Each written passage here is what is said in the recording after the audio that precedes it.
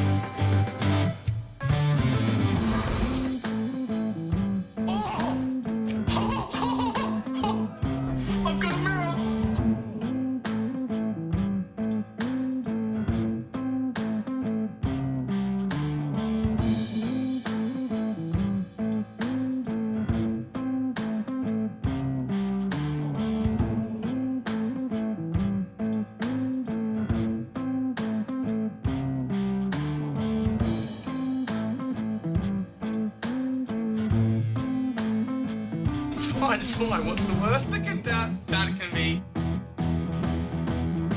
Oh, fuck, cunt.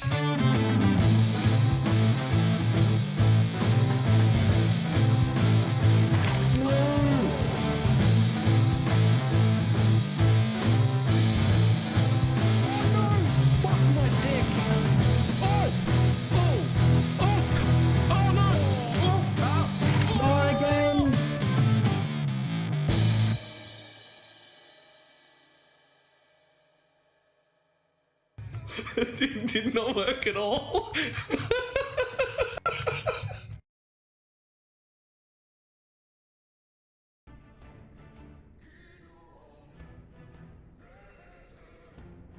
Well, hello.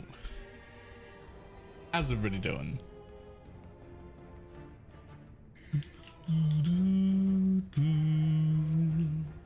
Alright, well I got this level 5 mage I made.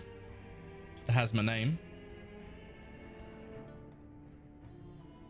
Leveling a rogue, it's cancer at the start. Ooh. I thought they were all pretty good to start with.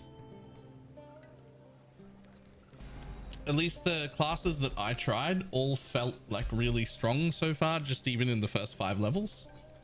Which I thought was like an intentional choice, so that you don't feel like you're a useless shitter. That's what I thought. Okay, well, I guess we're just fucking fireball or something.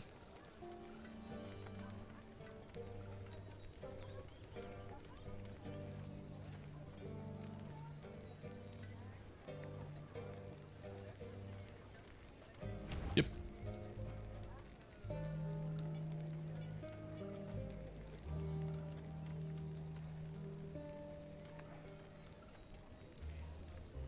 I cannot do that. Cool. By the way, I'm doing a story charm, a wham a bam. So fucking, do you want to try that in English? What? Oh, Black Betty, bam blam. Whoa, Black Betty, bam blam. Black Betty had a job, bam blam, but damn thing go out, bam blam. That's what I got out of that.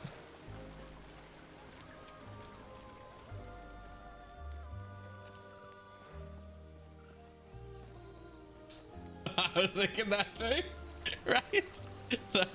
That's I read that sentence and that's all that happened in my head.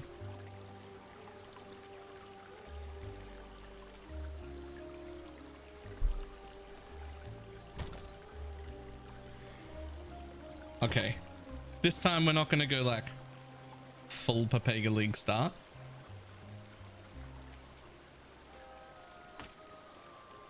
I am just going to put on some random shit from in here. I have no idea what's good. I'm just going to like look for something usable. Bow, bow. Ba-da-ba-down.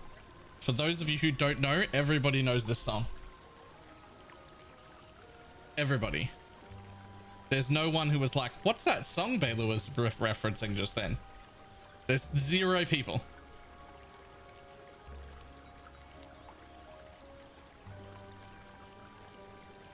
Hey yo.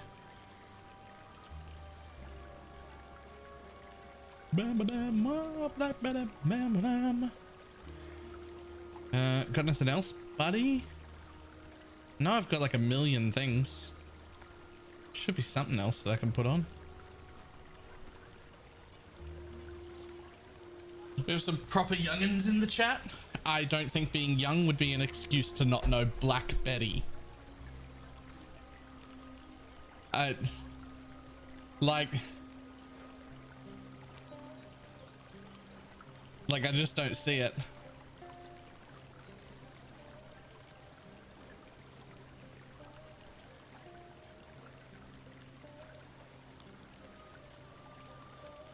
You know, I don't appear to have any organization structure in my tabs at all. So I have no idea where the fuck any of it is. Like, what are the names here?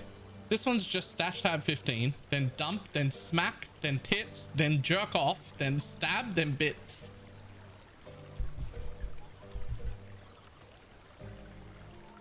Like, what am I, what is this?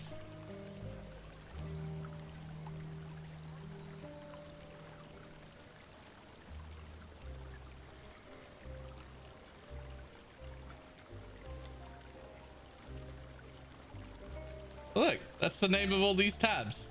Stash tab 15, dump, smack, tits, J off.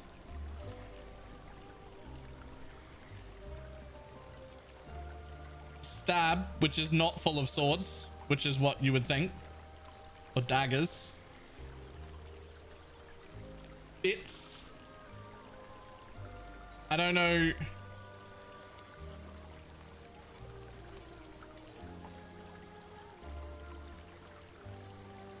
I don't know. Couldn't tell ya.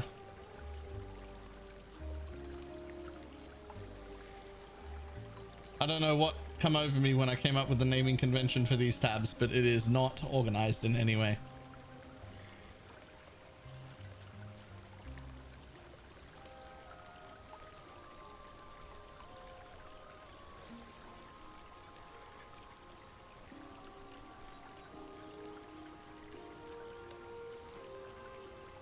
As a side note, Viper Straight makes player model T-pose.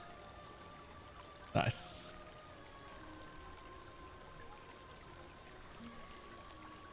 Alright, well, let's just not worry about anything that's in any of these tabs, eh?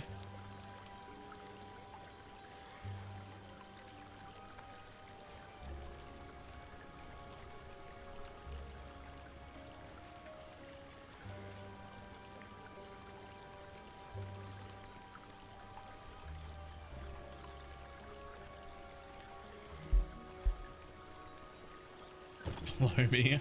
So the blow me is the only one I recognized, and I'm pretty sure that the tab labeled blow me is meant to be for things that I wanted to blow up later in the forge, because I had run out of Rune of Shatterings.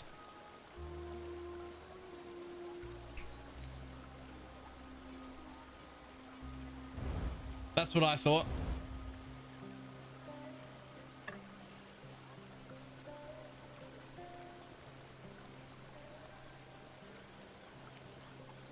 Run any keys yet? Nah.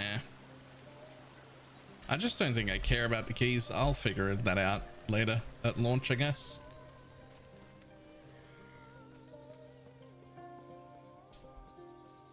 Where am I going? That way.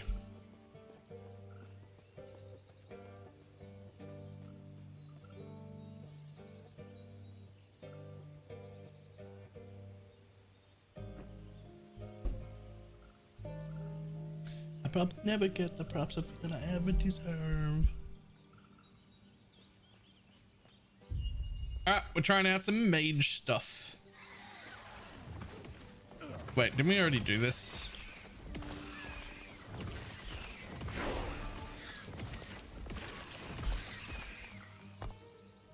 Yeah. You're wrong, I did. Falconer full reveal should be today? Yeah, at some point today. I mean, this isn't like the best for clear fireball.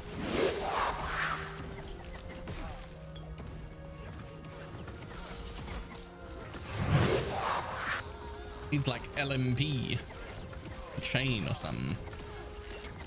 It doesn't even appear to cost mana.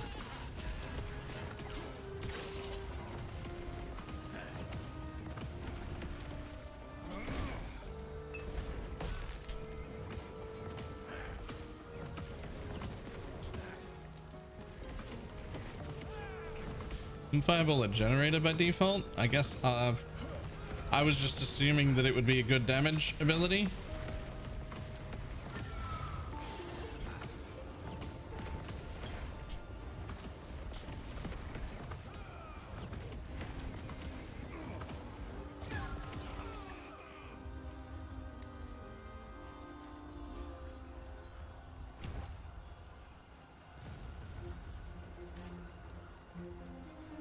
I gave it a pierce.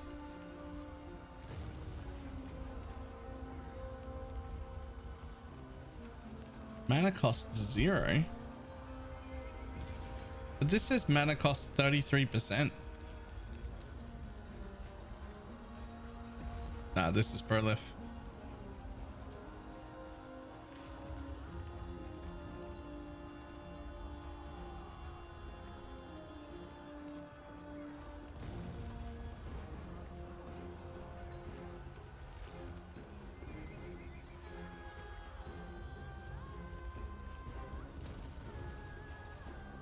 That's where I want to go. I think I have just this wand on that's -3 flat, so it probably only costs 3 right now.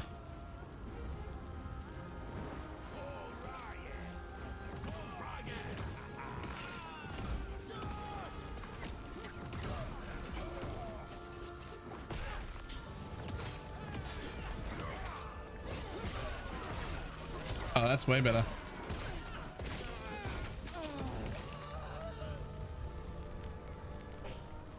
That's way better.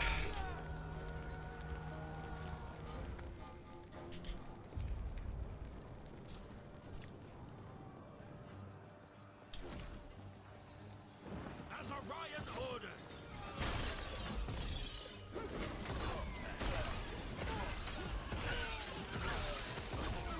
Okay, I'm a melee mage. I have the world's tiniest ring.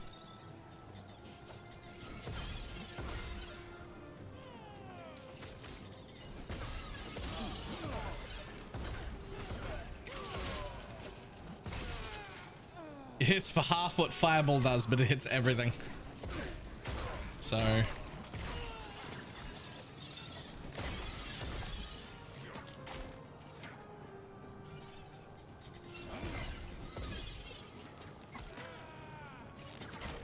I've been on up chat. Why, hello. Also, what a matrix. I didn't even see that. Thank you very much for the gifted sub. Why didn't I hear it? That's a better question.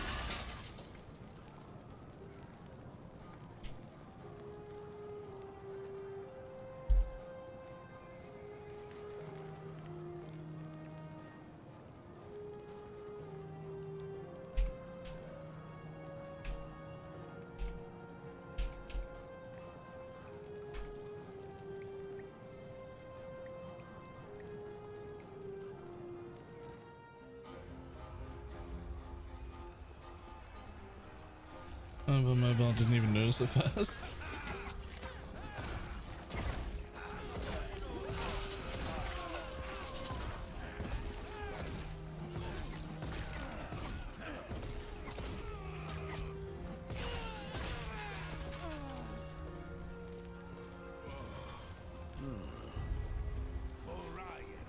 Realize one account onto one specific browser. I mean, why don't you just have just one account? Like, I don't have any backup Twitch accounts. Like, if you want a tier 3 sub to Pokemon, just do it. Don't fucking be embarrassed.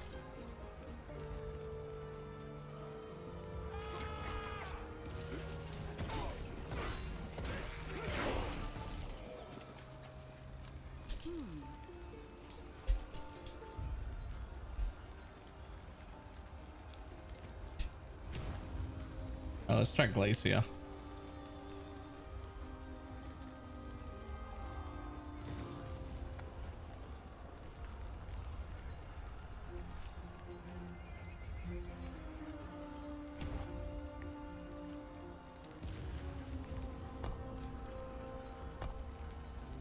Fireball seems kind of shit.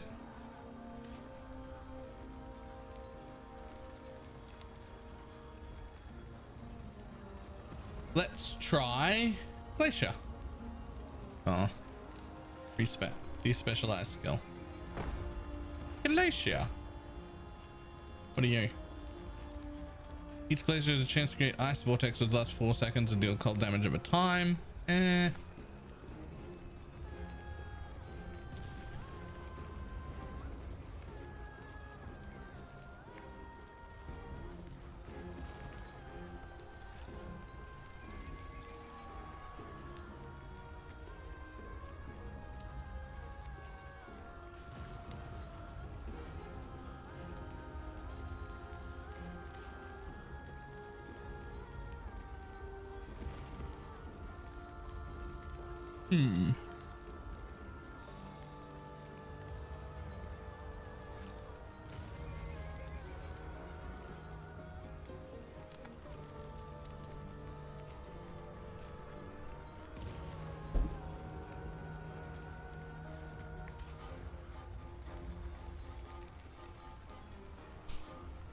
mean, YouTube stuff is vastly different between the two channels I have. Huh. I just own everything at the everything I do, everything I follow. Not gonna be I'm not gonna be embarrassed about nothing.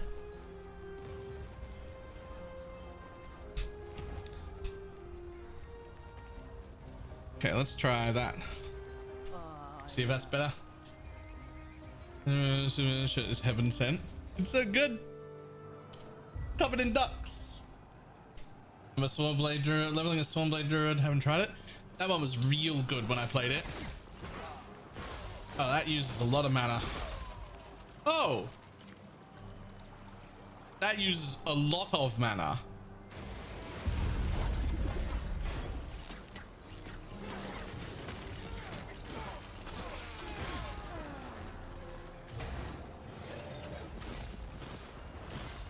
It also does a lot of damage. Now I'm out of mana.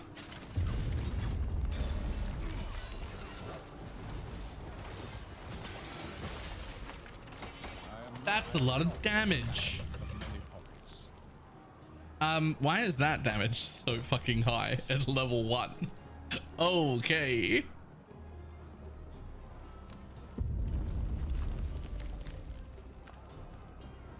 Okay, in that case, I need something back on my bar that costs 0 mana again. So we'll just go back with Fireball, I think. Yeah.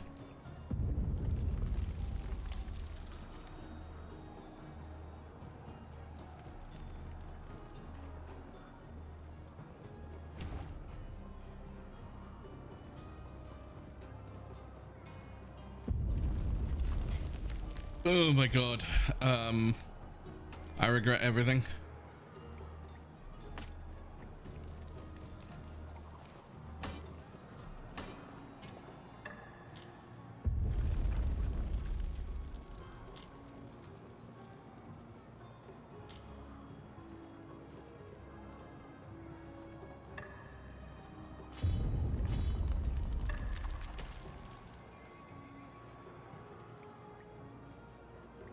It's actually a pretty good amulet. Let's get rid of all this shit.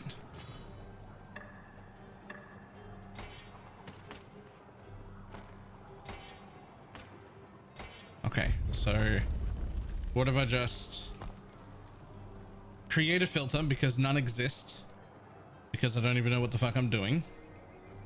Start here. Skull, this, whatever, add rule, hide, add condition, rarity, normal. There we go. Just let's start with that. Fuck off every normal piece of gear. I have 0 interest in picking up a white piece of gear. You're here. The drink. Tread carefully.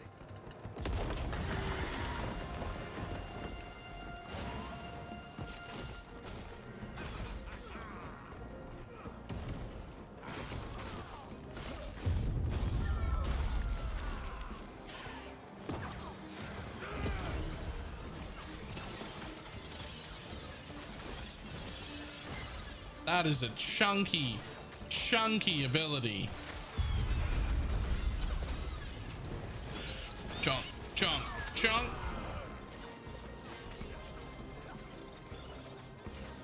Boom, boom, boom. What the fuck?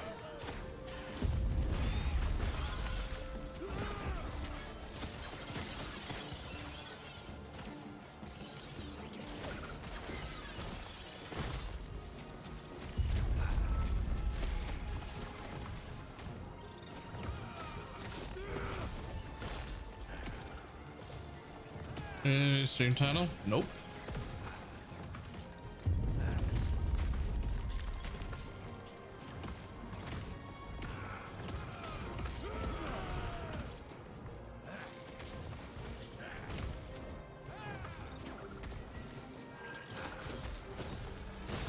Ooh, yeah, well, run that game. AJ, I love that name. Love that tattoo. What's that say? Rotten pizzas. That's great. Let's get out of here first, and then I'll explain more. These beastalks are hardly worth it if you don't know why Orion is after us.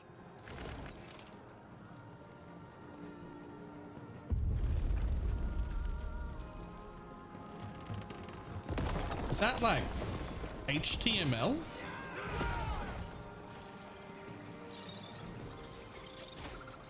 Let's look. LA leveling practice? I don't know what that.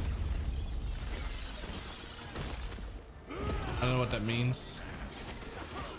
I don't get it.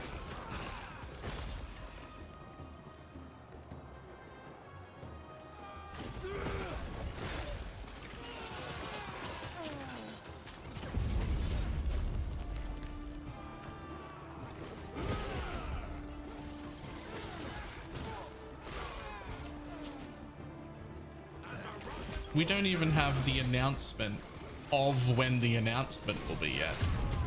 We don't even have the announcement.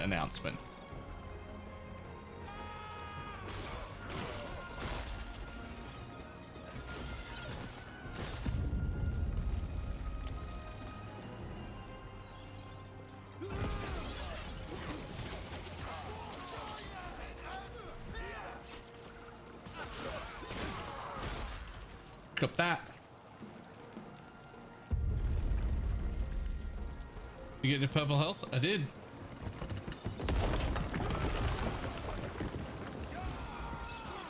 We should get the announcement this month, I think. I think it'll be next week. I'll go one step further. I think we'll get the announcement next week.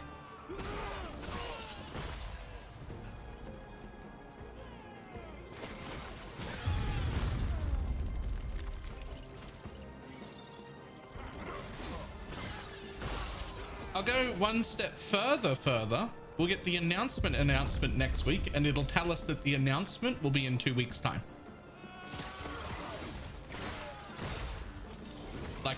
Like 2 weeks after the post, not like 2 weeks from now. And we'll get an announcement, and then we'll get the announcement in 2 weeks.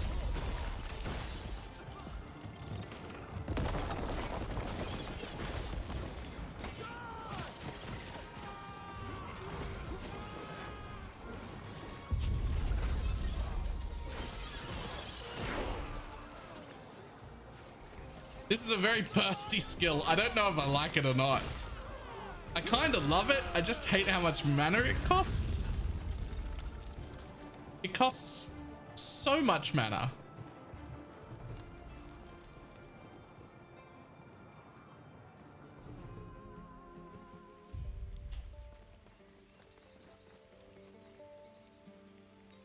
At him because of a bitch will quit barking.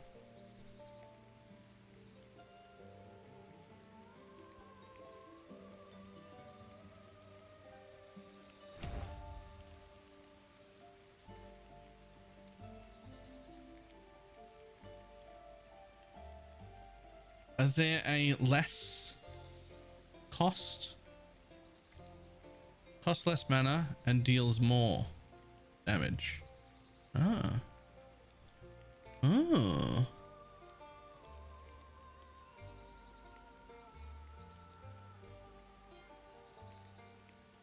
Yeah, let's max that out actually. And then you, I don't really care about that.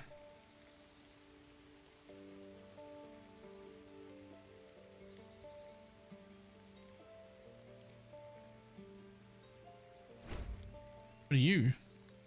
Grants a burst of 400 ward, then for 3 seconds, hits deal 30% less damage to you, and causes a retaliatory burst of flame.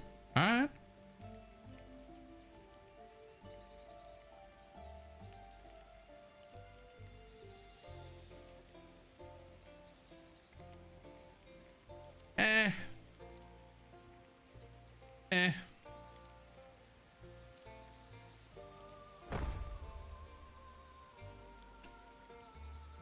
I think I don't care about any of them.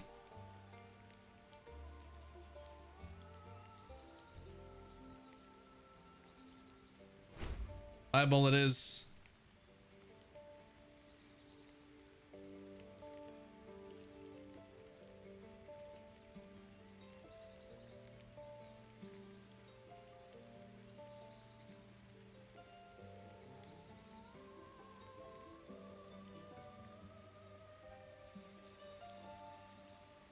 Yeah, I could look into that.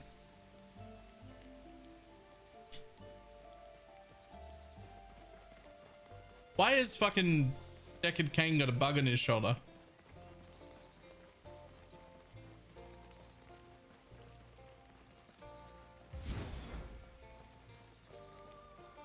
I'm sure you have questions, but let me first check and make sure the epoch's safe. His pet? Fair enough.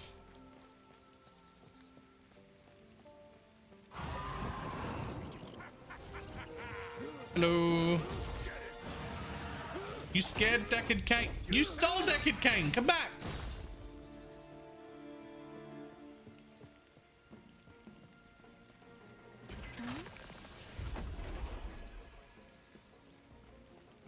Get kidnapped, noob.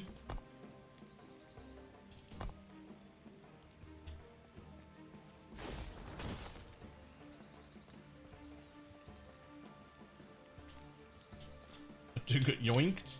Yep. Old man couldn't even fucking defend himself. Well, the thing is, he was real good in combat just a minute ago.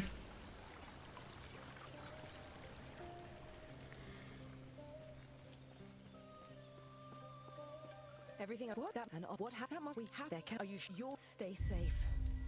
Stay alive. Just a reckon I don't know why the fuss about me. I give a fuck before all they did was doubt me. Increases your chance to freeze, converts lightning blast and voltaxic orb into cold spells. Ah.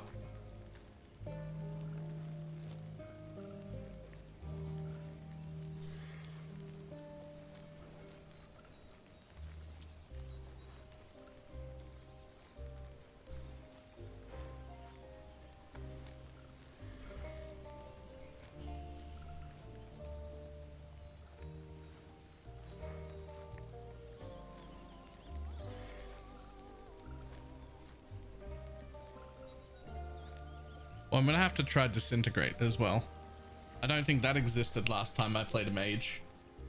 I'm not gonna lie, it looks like it's just gonna be Scorching Ray, but I gotta try it.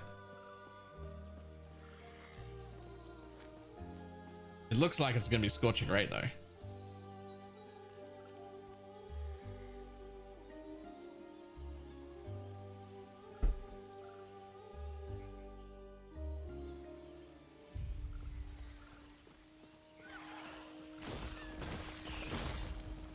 Stop that.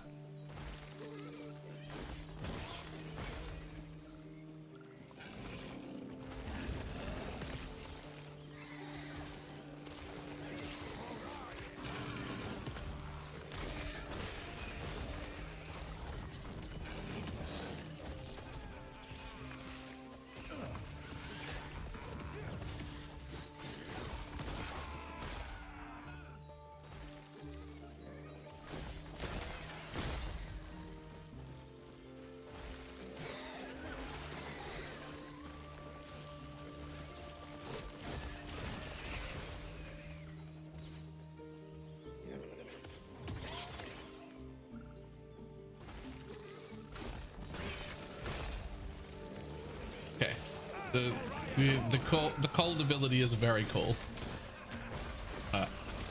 Cool. It is though.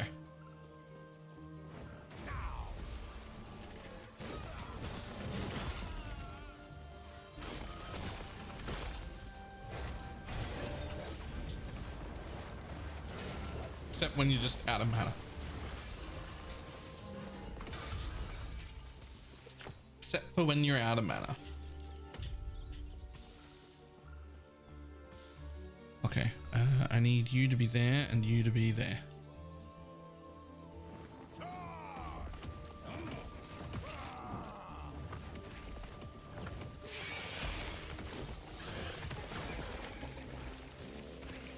Okay, new problem.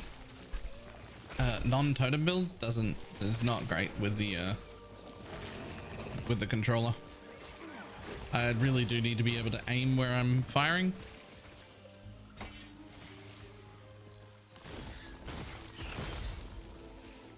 The controller support in this game is a little too heavy on the like aim assist. You know, like all controllers in games like this have like a little bit of aim assist, so that like if you're facing in the right general direction, it will cast the thing. These go a little bit heavy on that. They really like correct too much.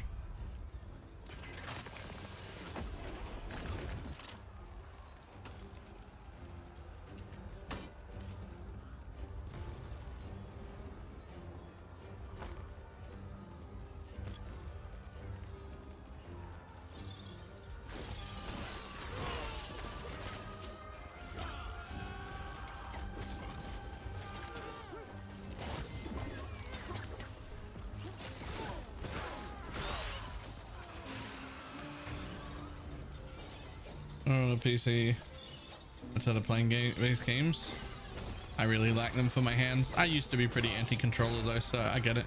And you definitely have a lot less control with the controller than you have with the keyboard and mouse. The main reason I prefer it nowadays is just because it's easier on my hands. My hands hurt, right? Like it's not like everyone should play on controller. It's more like, well, but if your hands hurt and controller's an option, it'll be much nicer on you.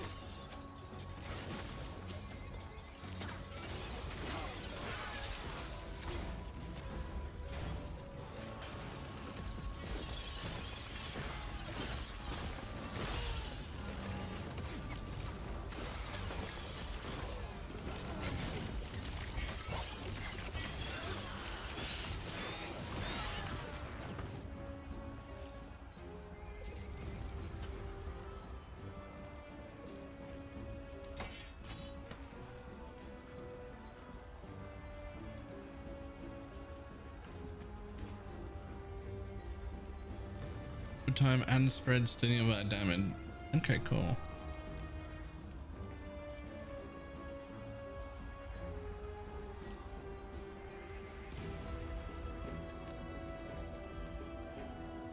Fireball now seeks out targets. Okay, that could be cool.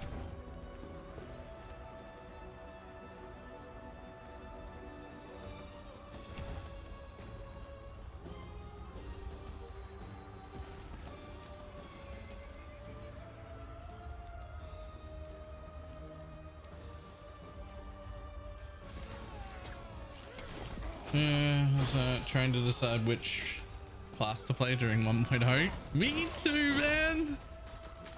How do you pick though? How do you pick?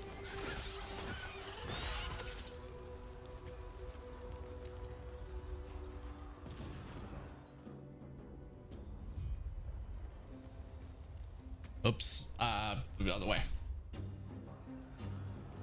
Falconer looks pog, that's what I'm doing. And if not, it's Warlock.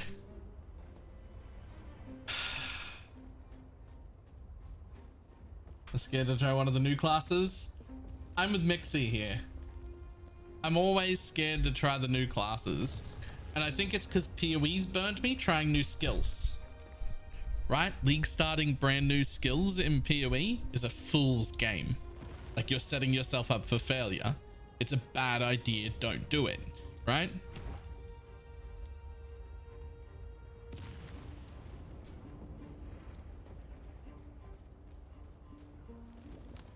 And we know that. And so like I don't know. Impressive, but it's mine. Core member wing.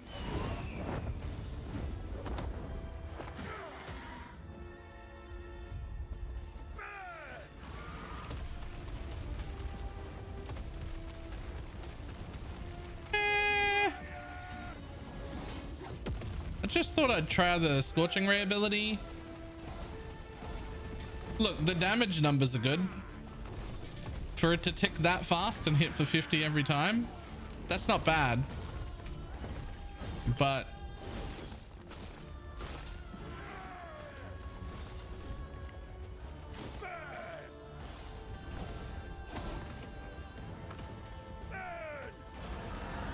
you have to like stand there. And I don't want to stand there. The epoch is ours. Raya, aid me.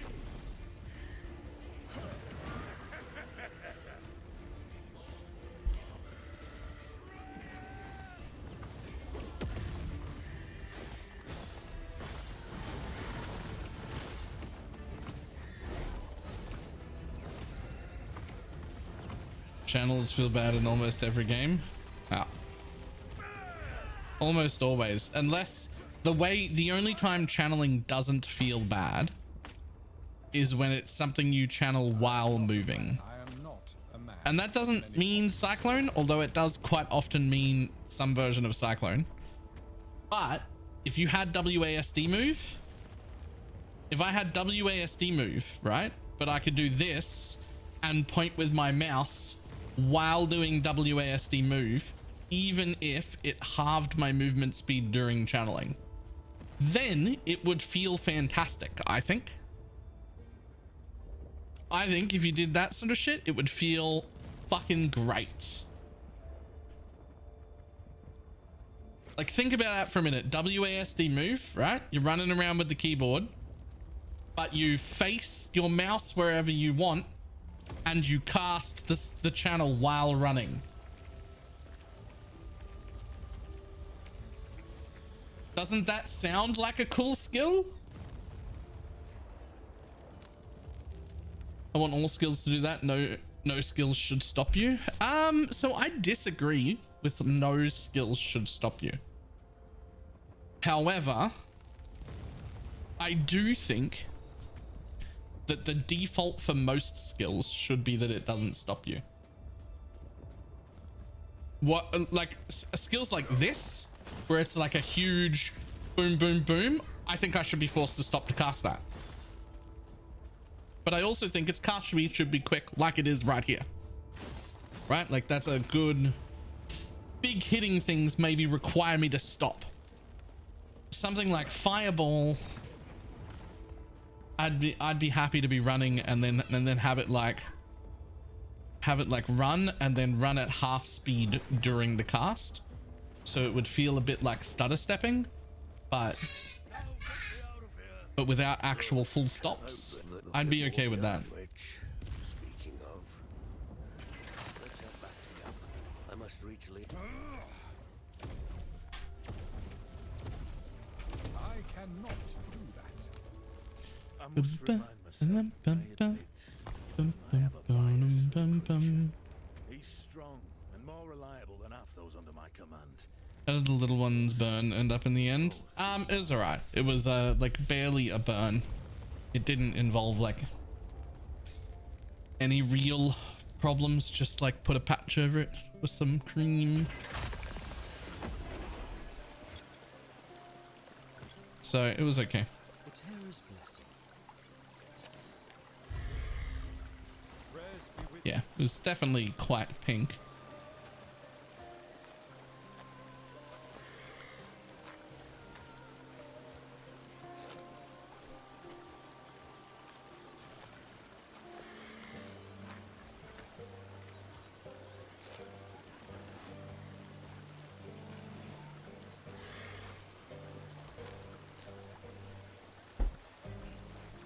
It deals more damage, deals more damage.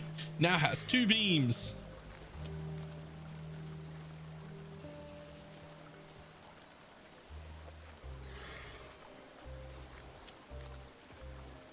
I don't know, but I didn't call a life lesson. I mean, that's also what we'll call a life lesson now. Now that we've confirmed everything is fine and that she's not hurt at all and that there are no serious problems. Okay, well now it's a life lesson.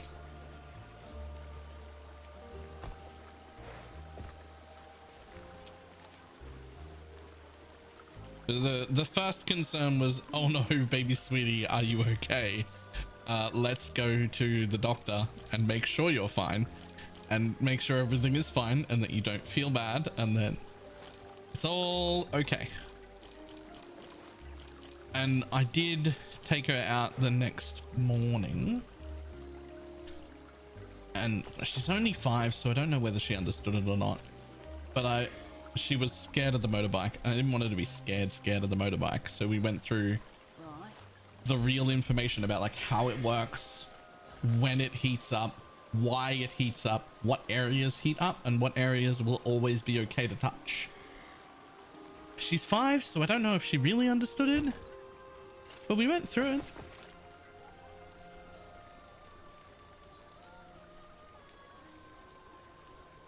I don't know. Seemed worth to try and explain.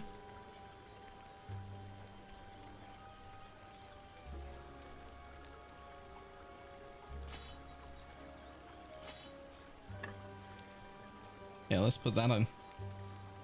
See how that does.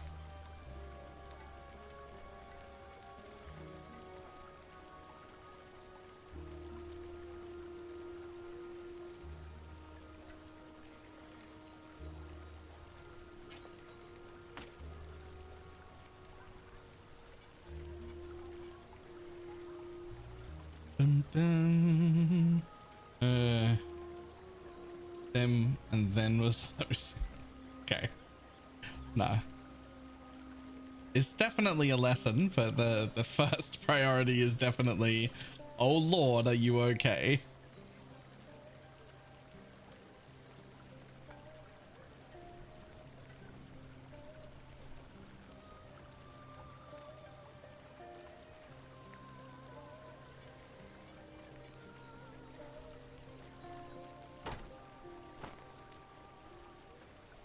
It'll do. I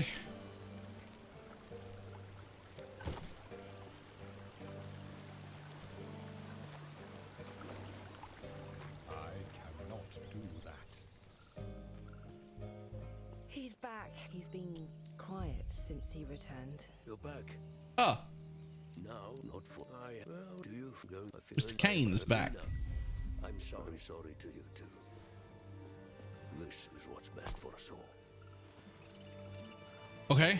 With the epoch's Well, hang on, I ran out of quests. Oh, something's happening. Bye, bud. See you later.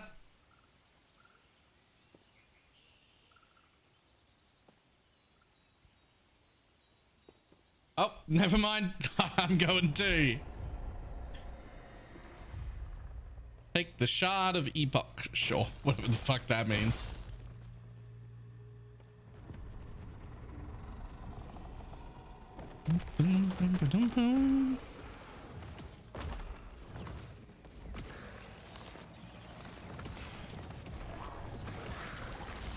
Yeah, as cool as this big cold thing is, I think I just like Fireball better.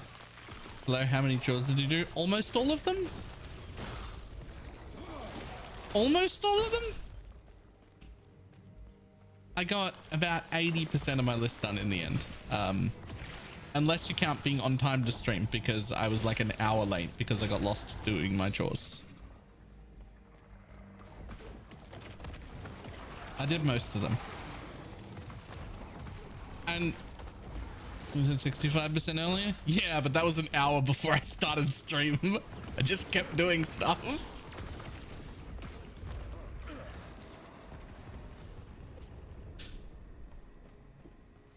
Bless Sotero's name.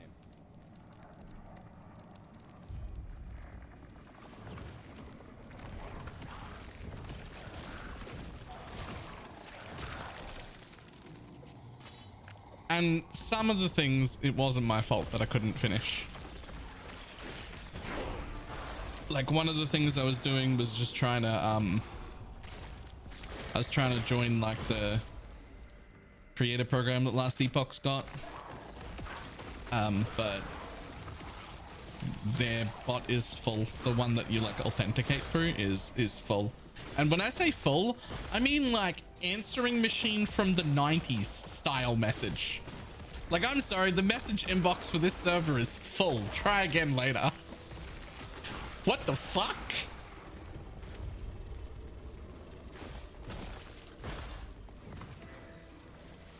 And so that's not my fault. Like, there's nothing I can do about that. Like, what am I supposed to do about that?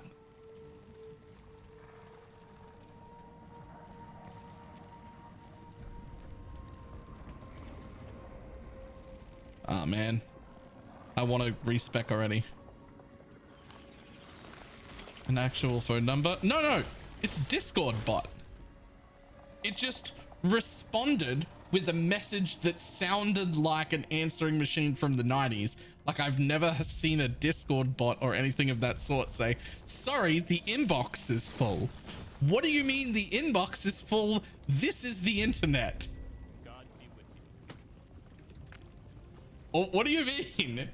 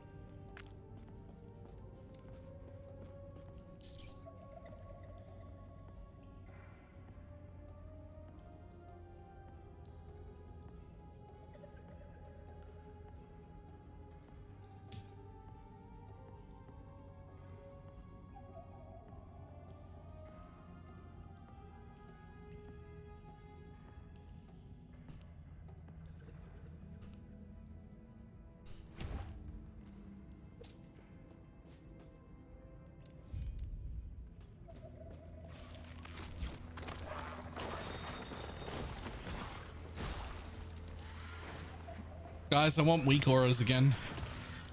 I have a problem. I like played WoW for like a day. And I remembered how nice it was for me to be able to put my cooldowns wherever the fuck I want them. So like when I use teleport, I want a little teleport symbol to appear here and count down until I can teleport again.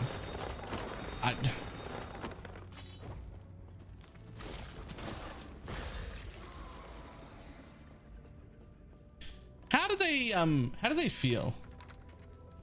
How do they feel at 11th Hour Gaming about me, say, adapting the overlay script that I use on PoE to be able to capture this part of my screen and put it where I want? Like, I'm not interacting with the game in any way. It's just an overlay. Like, it's just a screen capture.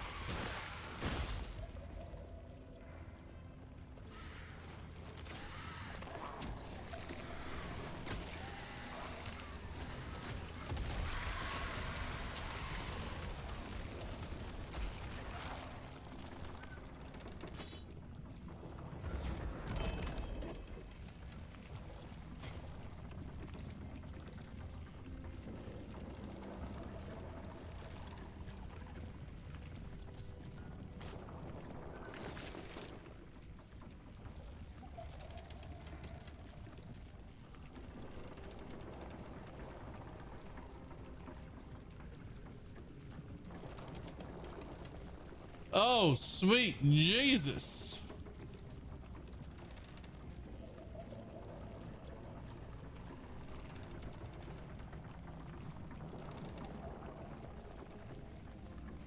That was me. I did the thing.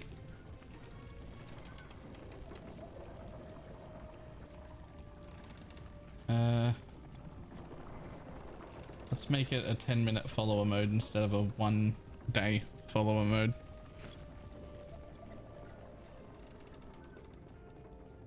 Clearly it's time to subscribe to some viewbotting services. It's time to Twitch Prime subscribe to your favorite streamer, or if they're not on, me.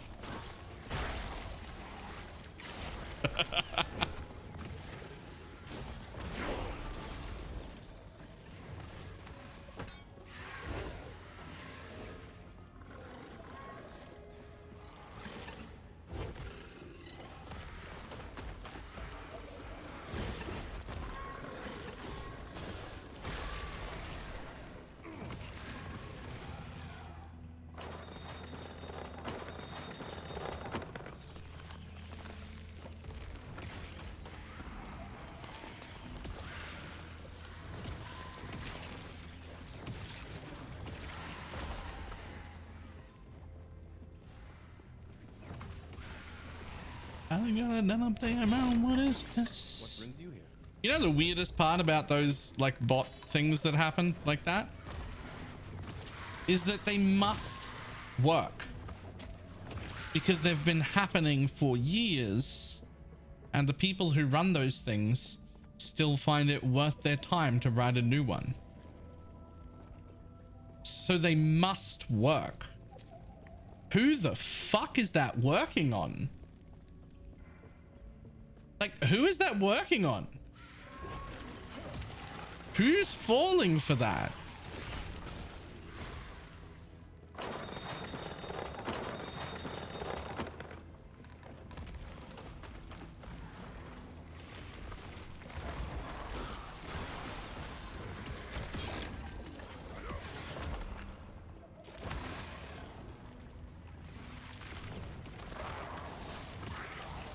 Nah, it's definitely not dumb people. It's desperate people. Those are very different things.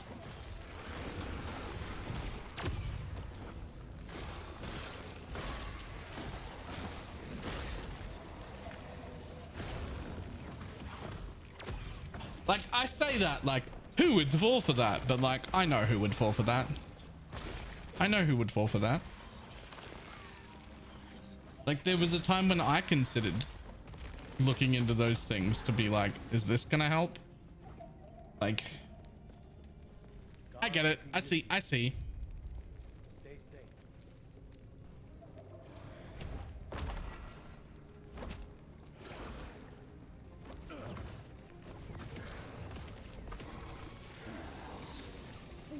Make it get that breakout moment. Yeah. And like, and you pour your heart and soul into it for like 2 years and go nowhere. You know, at some point you'll start thinking, I'll try anything. I'll give anyone some money. I'll do anything. What else can I do? Right? I get it. But that's not it. That doesn't actually help. That doesn't actually help. Like at all.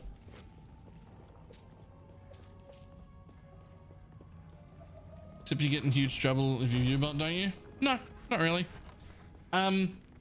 if you get caught directly doing it, then yes, but there's also no way for Twitch to know, because like for instance, most of the time viewbotting isn't actually done by the people streaming. Most of the time it'll be someone's a really big fan in your chat and they've been around for a while and they just want to like help. And so Freak Beast here, just theoretically, decides he's gonna help. He's gonna go pay for a little viewbotting thing to like up your numbers, right? Like that happens a lot. But then that wasn't the streamer. And so because that happens a lot, it's real hard for Twitch to do anything about it unless they like catch you. Unless they like catch you doing it. Because like, how do you tell? What's the difference? On Twitch's side, what's the difference if I do it or if somebody else does it? Right?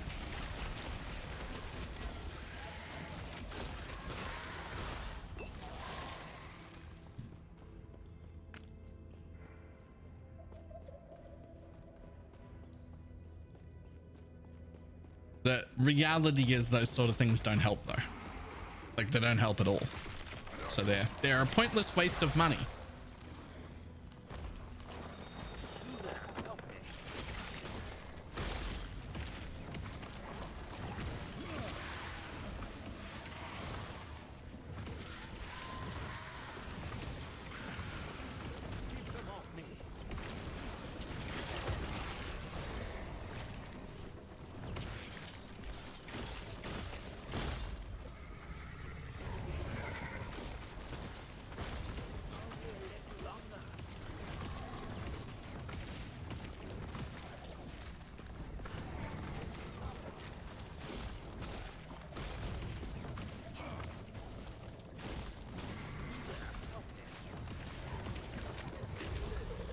Comcast cable. That's it. Go on. I'll be right behind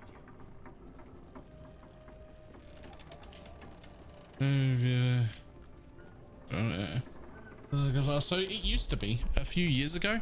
It was pretty good. Their Twitch's detection system for it has gotten pretty good, and so they don't actually like. You might notice if you go to random categories and you organize by viewers, that some streamers will be higher on the list with lower views. And it's because Twitch basically has figured out how to identify most of those bots. And even though you're organizing it via views, aren't actually putting the ones with like view bots up higher. But they're still letting it show in your view count so that you don't know anything's wrong, which I think is very clever. I actually kind of love it. They're still letting it show so it looks like, so you're looking at it going, yeah, that's working, but then nothing happens. It's just fucking, you're actually down the list when somebody else looks, you're like way down the bottom because no one's actually there.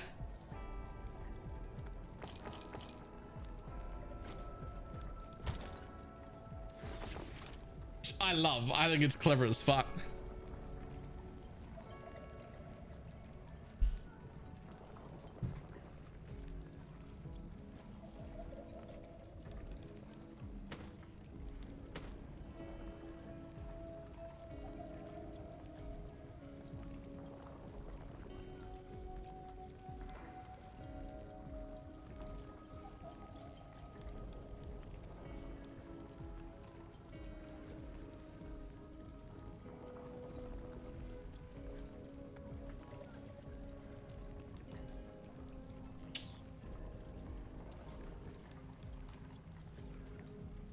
Do you reckon that's long enough? Can I turn off shield mode now? You reckon? You think they're all gone? I have no idea how long they stick around.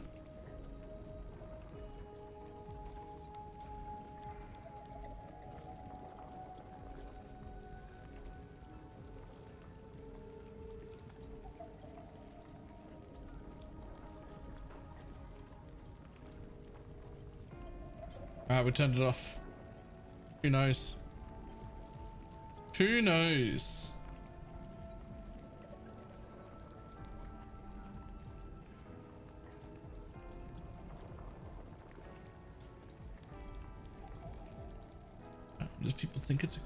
tell him what's on my mind.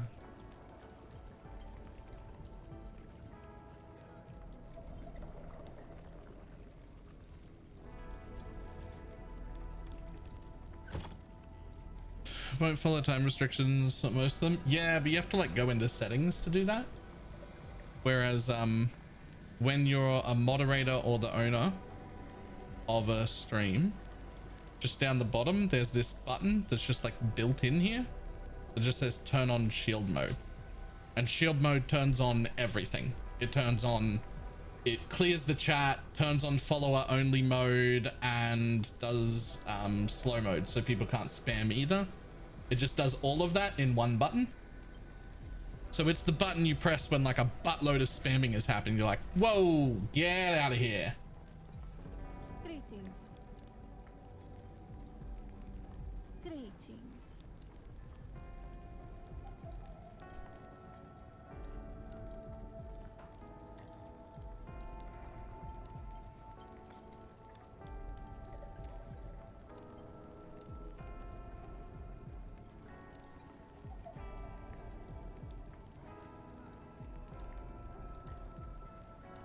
Surely there's a better way than doing that. Do not dwell on regrets.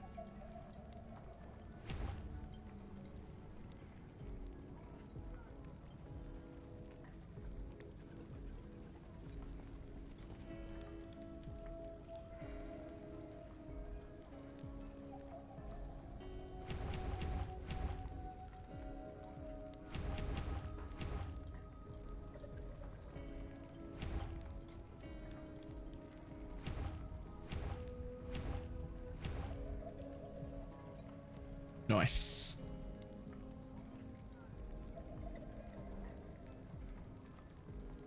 Very good. OSP, we work like this.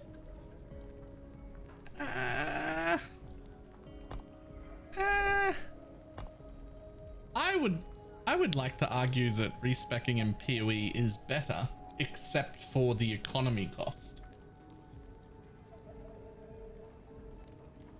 I would argue that it's the economy cost only that causes problems for PoE.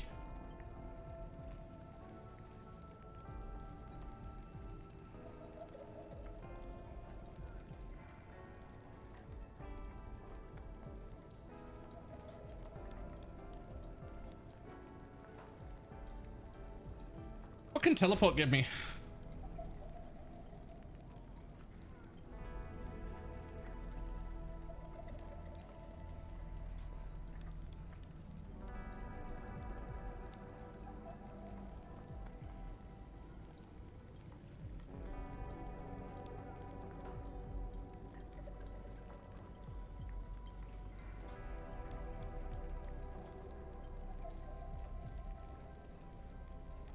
We'll do that.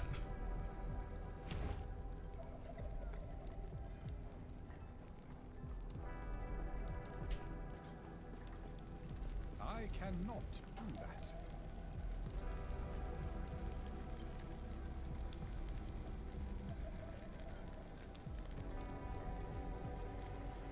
I cannot do that. Okay, cool. This is gonna be a Sork. Probably the Rune Master thing, just to like test it. I've looked up nothing.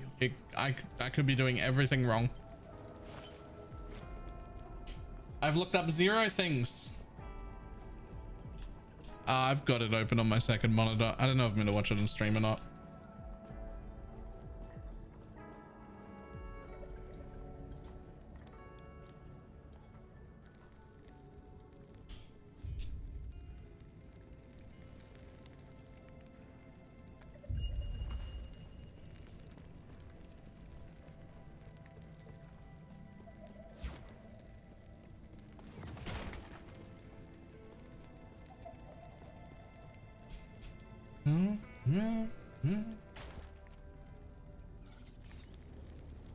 Hey, there I go.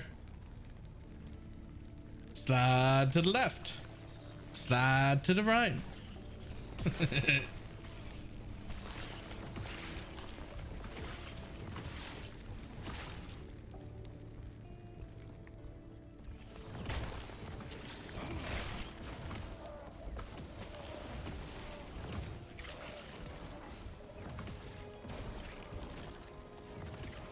Okay, the ignite fireball thing is kind of pretty cool. Like it spreads real well. It's like fireball mixed with ED contagion. Look at it go. Look at it go. What the fuck is that?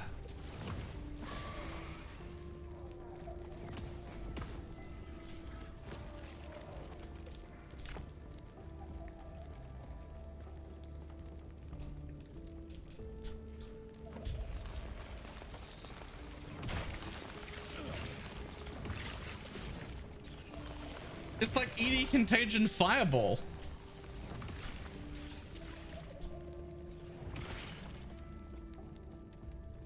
That's pretty cool.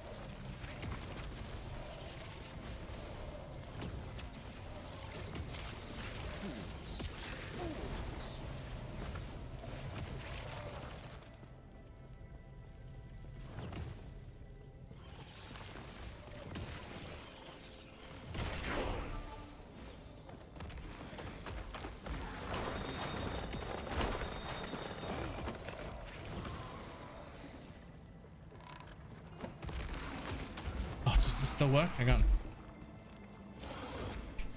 Aww. Aww. Okay, so it used to be if there was any traversable terrain, even like that far away with teleport, you could just press the teleport button and exist there. I guess you can't do that anymore.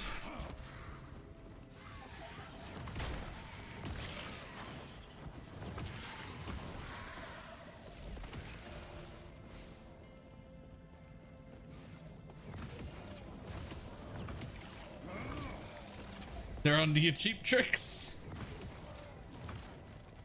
Great tricks is what those are.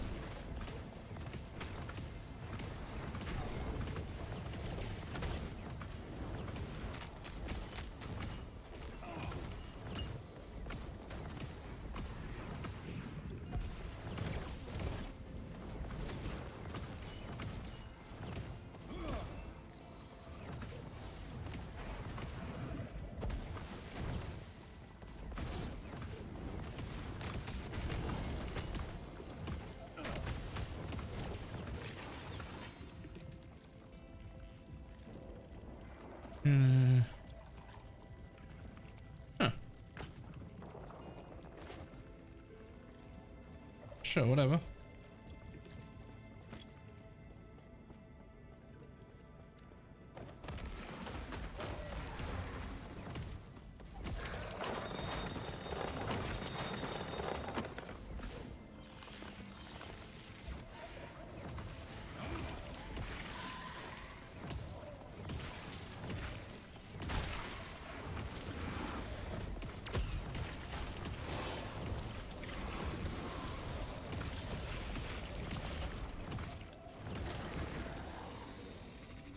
Are you ready for launch? No. No, I have no idea what I'm gonna play. I'm like continually excited by a bunch of different skills and classes.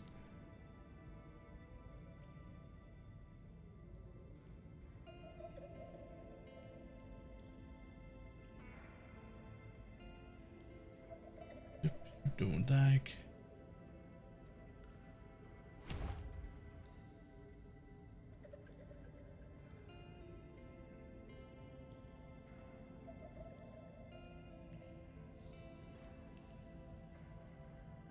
Minion Golemance into Fire Ace, I think, what I'm going, or Squirrels. I mean, if I get a vote on what you're playing, it's Squirrels, but you have to hunt the unique first. That's the problem with Squirrels.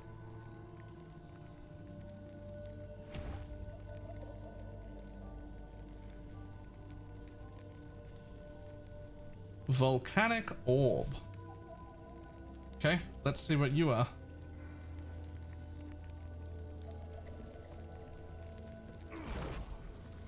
Oh. It's the freezing orb.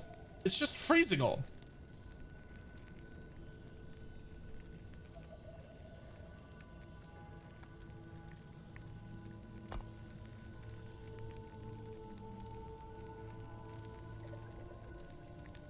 Nobody needs that.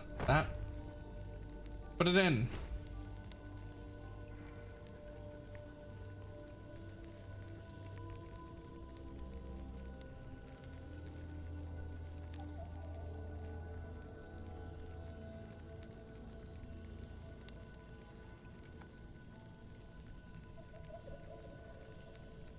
The volcanic orb is converted into frozen orb. Base fire damage is converted into cold damage. Frozen orb is skill effect that creates consequently scale with cold damage and not fire. Chance to chill. Okay, look, I'm just gonna put one in here because I want to see if it looks different. It does.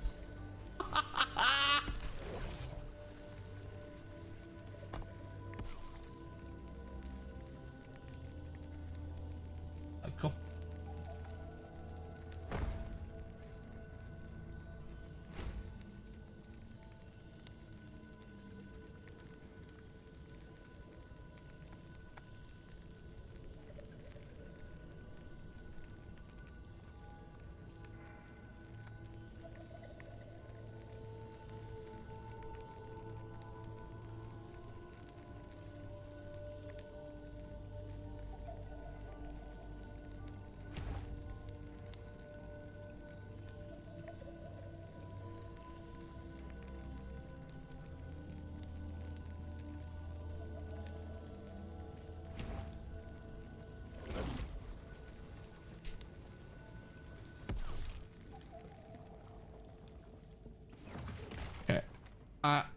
I'm a fire mage apparently.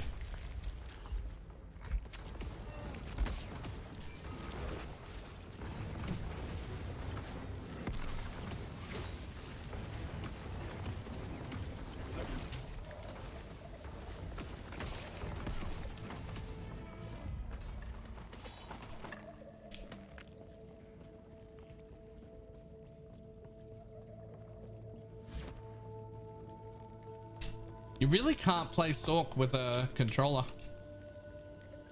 Teleport just like locks onto not just the nearest mob, but also the nearest breakable anything. So it just doesn't teleport very far. Companions, elder life, you please stop him. You may find a treasure, my friend. Whoops. What? Oh, whoops.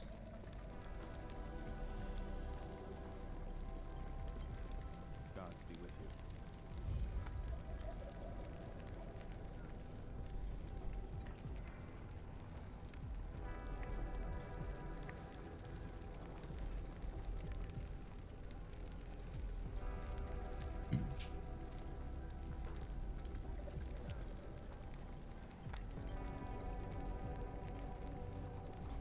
Huh.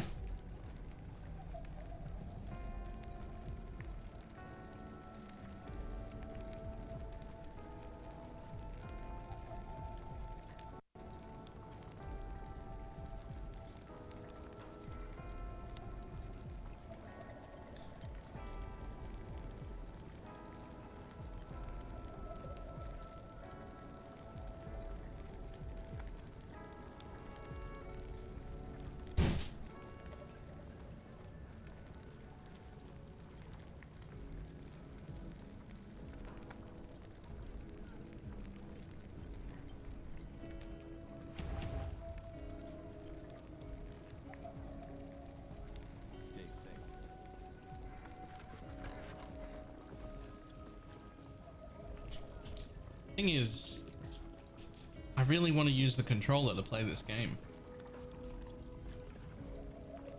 I cannot do that. I really, really want to use the controller.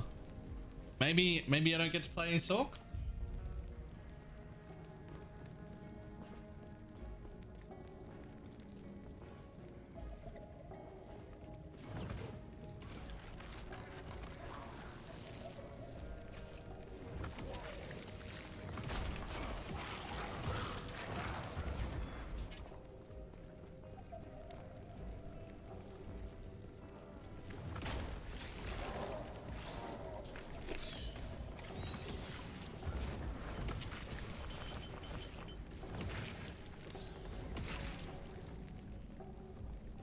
Luckily you're not starting Rune Master then. I mean, I don't know what I'm starting yet. It might have been a Rune Master.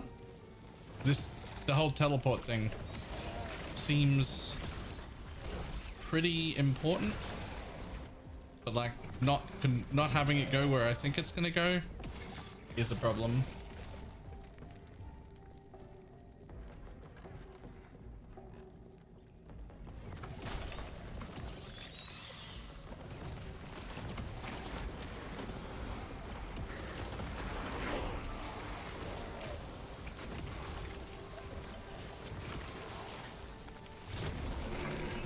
This whole Ignite Pro Lift thing is pretty fucking cool though.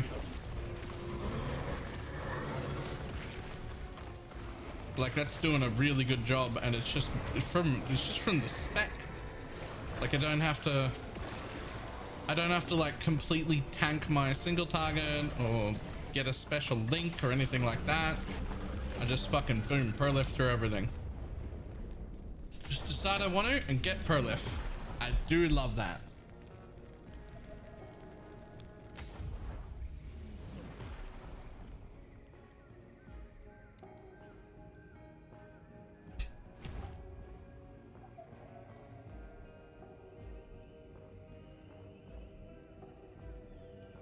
It's also my unique weapon. Yes.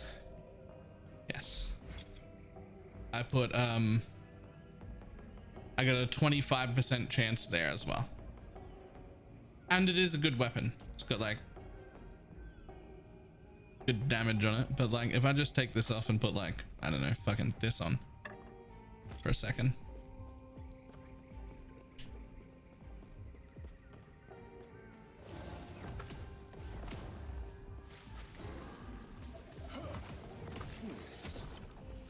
It's not that much damage right now. It will be later.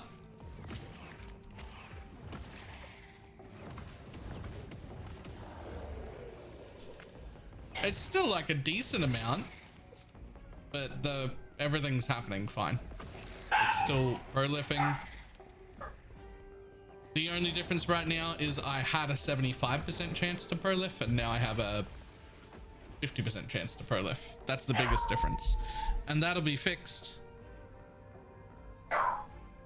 Well, so I'm pro-lifting two things. This is guaranteed, and it's pro-lifting to everything. And then this bit, right, is only 25% right now. So I had 50% and now I have 25. That's the biggest issue right this second, but like 2 more levels would fix that, obviously.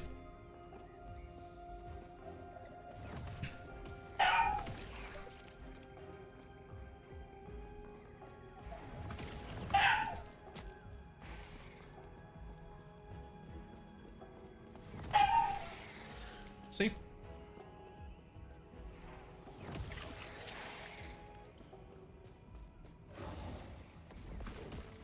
The best thing is you don't need internet to play offline, and that's amazing. I know that they wanted to make that happen. I didn't realize they were able to make that happen. I thought you were still going to need to authenticate.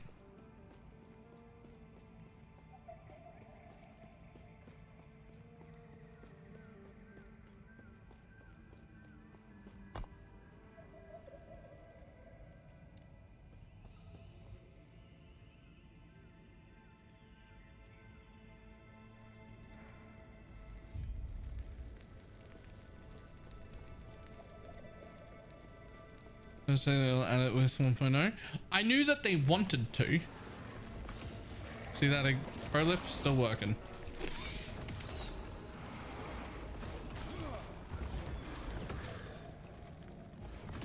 Now, can I put my unique weapon back on without there being a misunderstanding that I have to have this unique weapon for this to work?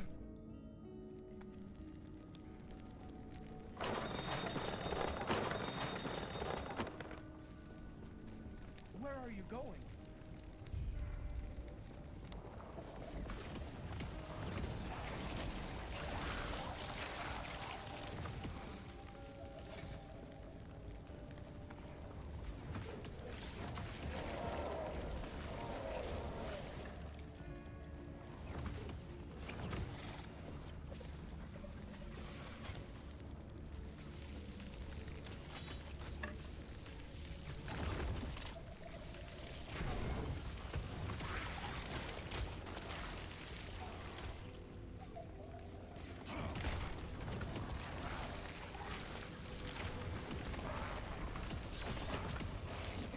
Still only a 50% chance to spread frames even with this weapon.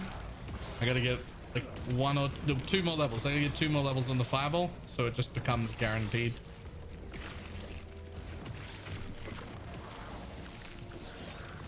And then without this weapon, it'll be 3 more levels to be guaranteed.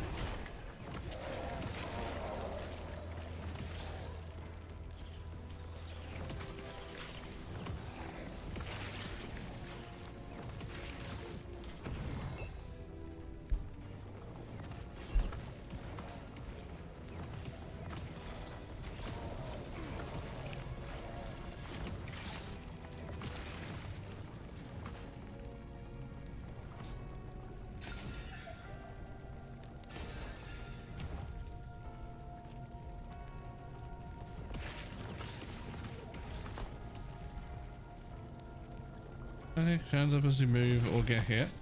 Static charges up as you move or get hit. Activate static to discharge what you have built up and strike 5 nearby targets with lightning. What?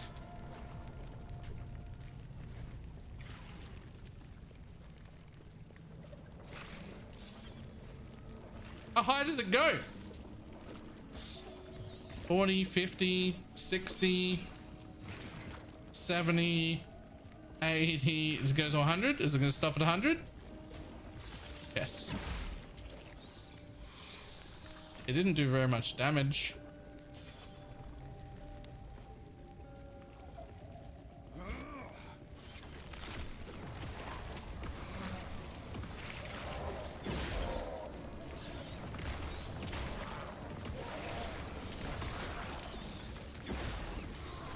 Looks fucking cool though.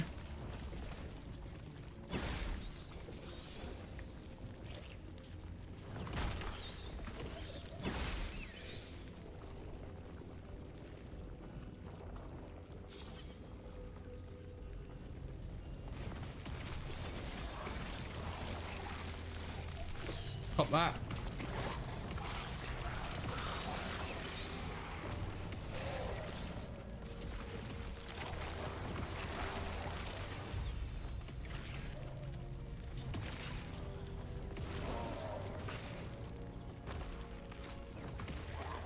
Wonder how long the LE cycles will last. Me too, but I know the most important bit. So I'm okay with not knowing how long they'll last because I know the most important bit. The most important bit is when will it launch? And the answer to when will it launch is it'll launch not in sync with PoE.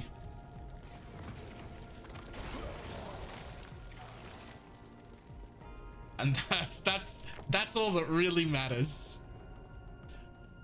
I'm not gonna have a PoE League launch and a Last Epoch League launch both vying for my time. It's not gonna happen. Which is great.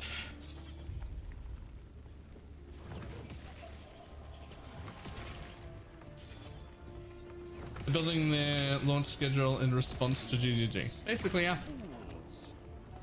They're also very friendly. Like the companies talk to each other, the people talk to each other. And basically Last Epoch outright said, we don't want to launch when PoE does. For two reasons. Excuse me. For two reasons. One, they know that they're in competition with a lot of the same players, and that those players would love to play both games, and that launching at the same time only hurts both games, although probably Last Epoch more, to be honest.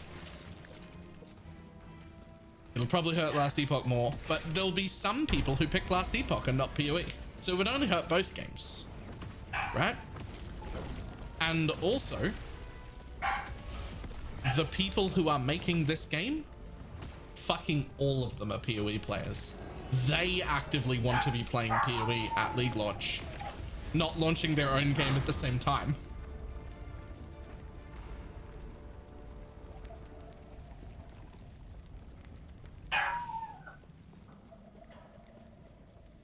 Last Epoch attracts a lot of the Grim Dawn loyal player base who hate PoE, but all 60 of them will also be quite happy then. Terra's grace be with you. Take care of yourself.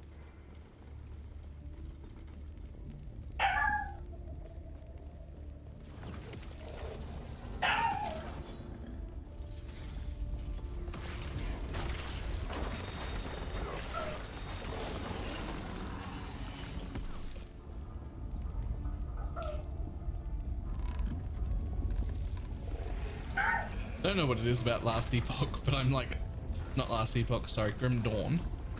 But I'm just like entirely uninterested in Grim Dawn. It's so fucking slow. It's so fucking slow.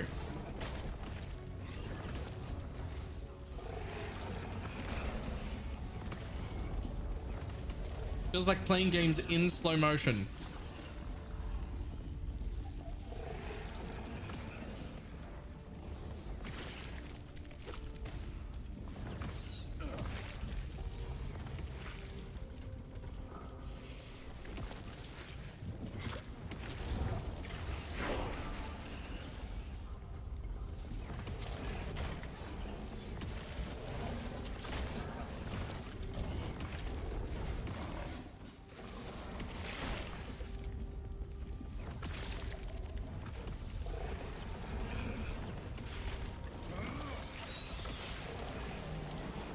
I think maybe that the people who like Grim Dawn a lot might also like I don't know, like turn-based games and such, like things where you get like plenty of time to think about your decisions and make them, and it's not like live action. That'd be pretty good for the Grim Dawn players.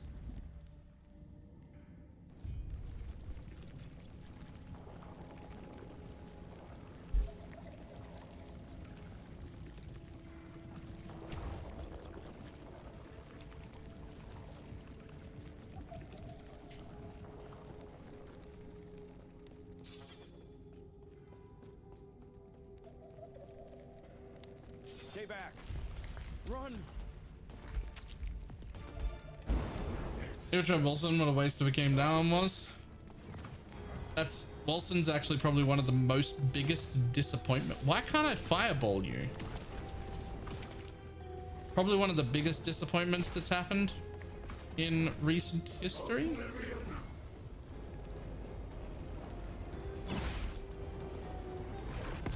Because it was actually had some of the most fantastic ideas I've ever seen.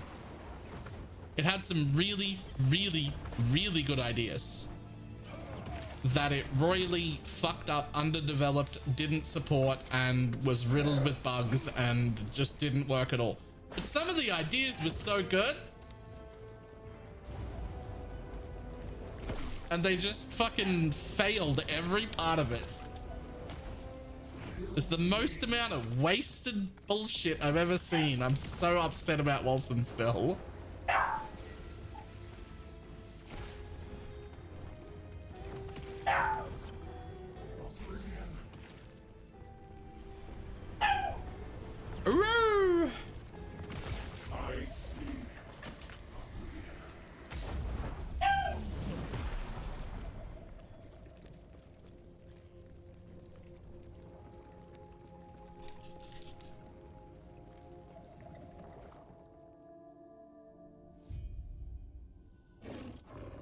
No chance. Grim Dawn is good in its own way.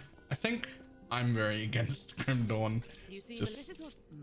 I don't actually think it's a bad game. I've played it. It was fine. It just, for me, it doesn't work. It's way, way, way too slow.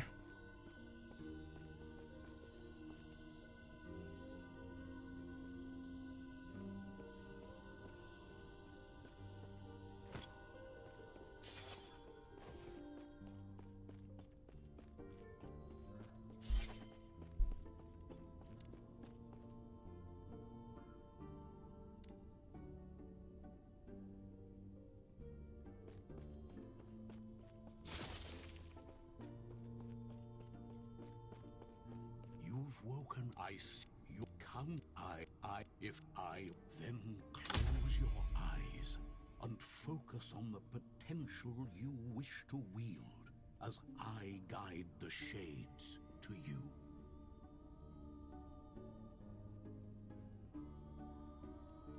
Okay.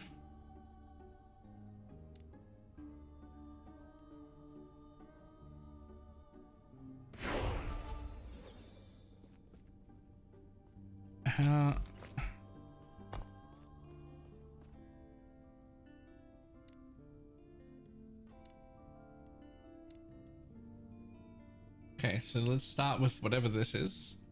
I cannot do that. I see that you are still you. That strength will be necessary if our world, our reality, is to have any hope.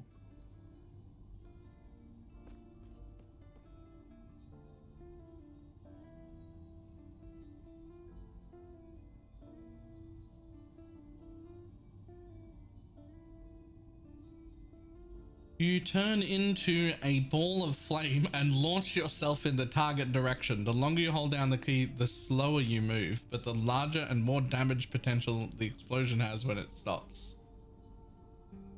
Hey Bella, is Last Epoch worth trying? Absolutely. Yes, 100%. It's incredibly good. I think even before release, which is happening in 2 weeks' time, Last Epoch is probably the second best ARPG on the market.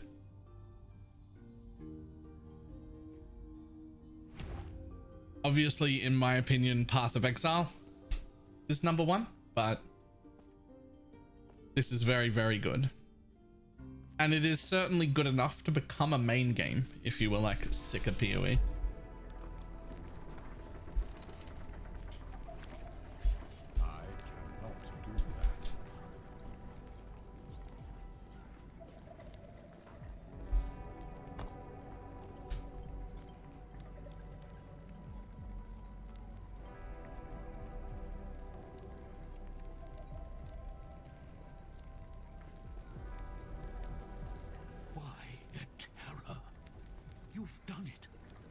Last Epoch. What about Panion? Last Epoch completely now. Yes. So it's in the beta phase still right now. It releases in 2 weeks. It also, right now, it has an offline mode, but that offline mode still requires connectivity. So you have to be connected to the internet still. But apparently, I know that they were planning on it. I don't know if they've managed to get it in for release, but they have every intention of allowing it to be an offline game, like an offline game. Like no internet connection required at all to play in the offline version. I'm not 100% sure if that's going to make it at launch, but it is part of the plan.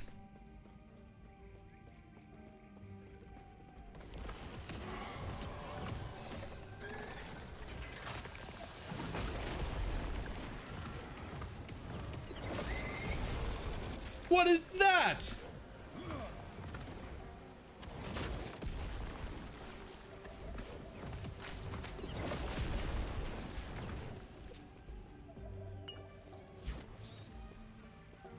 Okay, but now I need more like...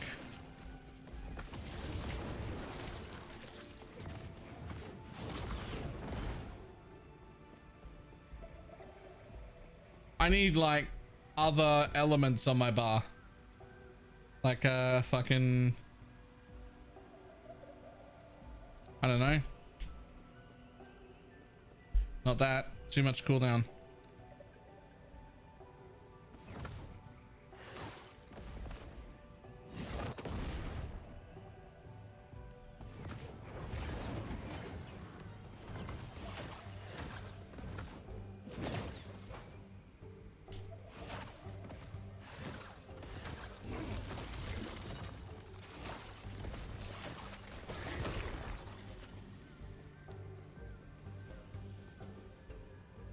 Do lightning, fire, lightning.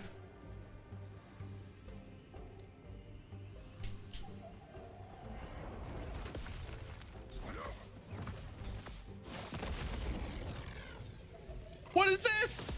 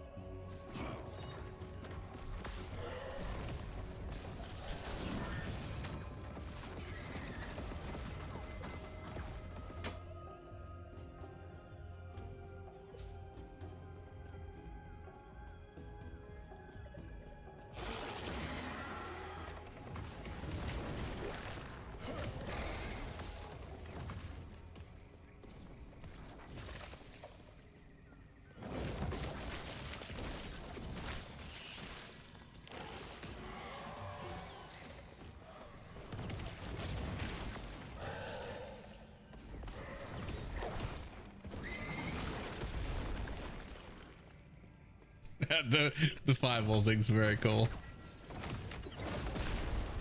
Hold on.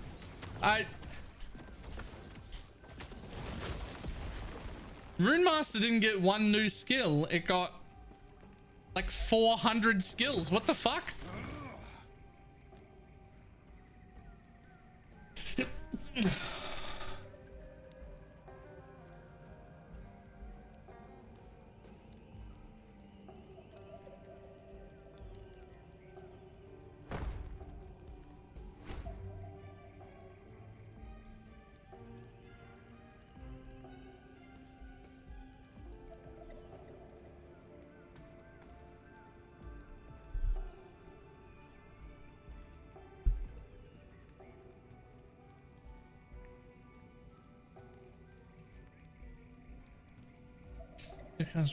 Buster skills with amount of rune consumed, 8 per and cast speed, more damage per rune consumed, leap backwards a short distance, leap forward a short distance.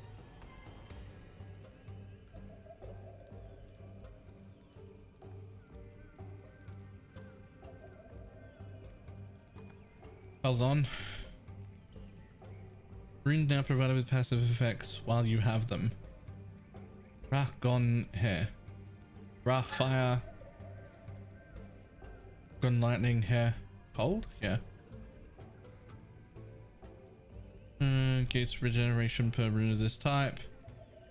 Grants ward per second. And a chance to freeze. Okay.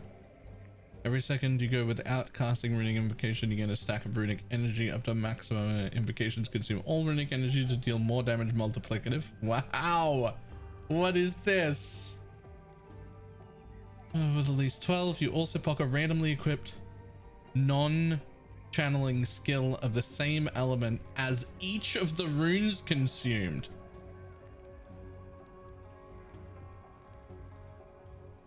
Runic invocation now has a chance to repeat per stack of... Wow!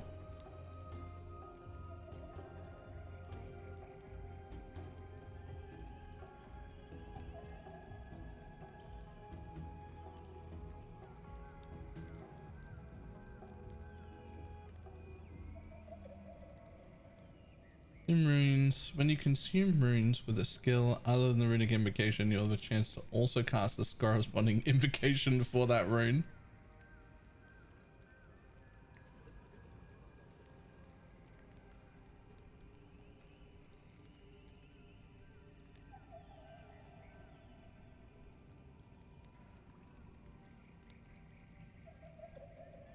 When you gain a rune, instead of it depending on the type of skill you cast, it'll always result in your sequence of runes mirroring the first 3 skills on your action bar from left to right. This effect ignores skills that don't have an elemental.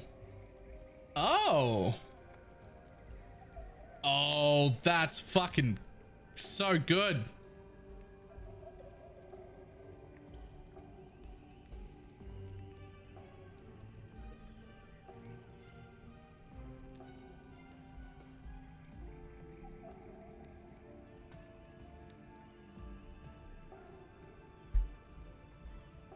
Hunting ruining invocation now refunds its mana cost and it does more damage, but it now has a cooldown. A 12-second cooldown.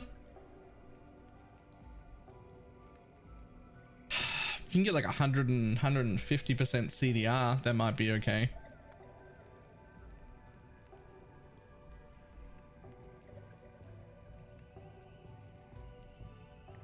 Well, there's some CDR.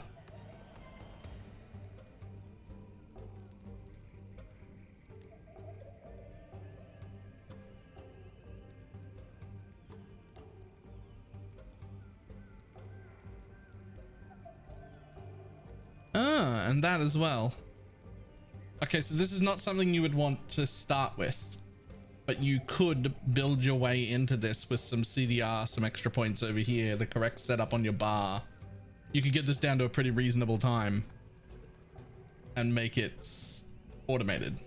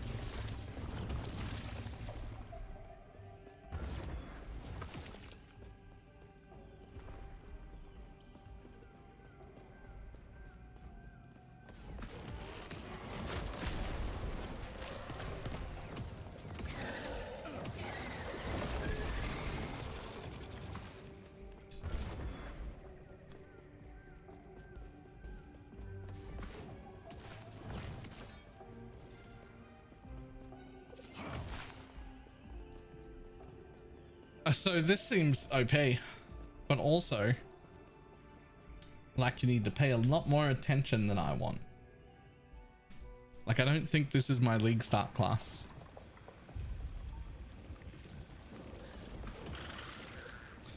This feels like a class for people who are good at video games.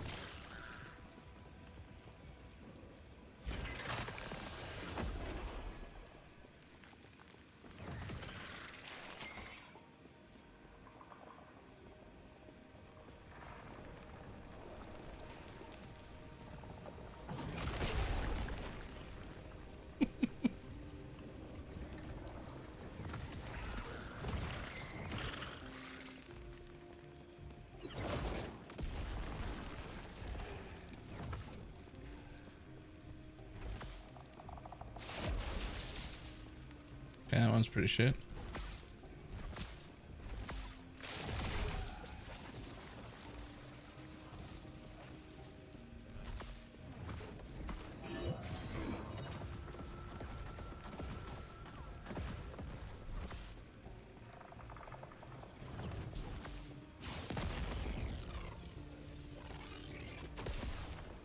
I love this one.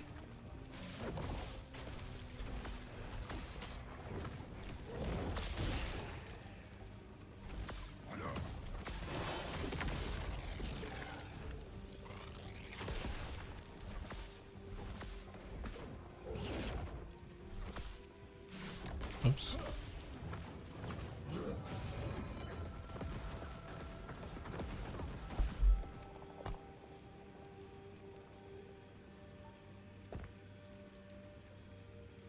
Anonymously.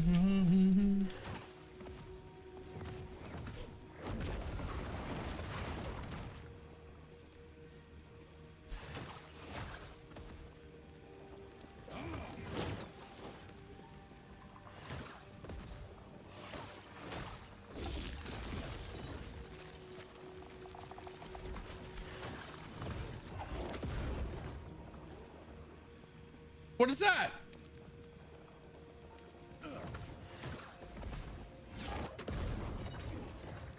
I've looked at nothing beyond the basic class. I've used getting mostly by Sims 1. Yes, I agree.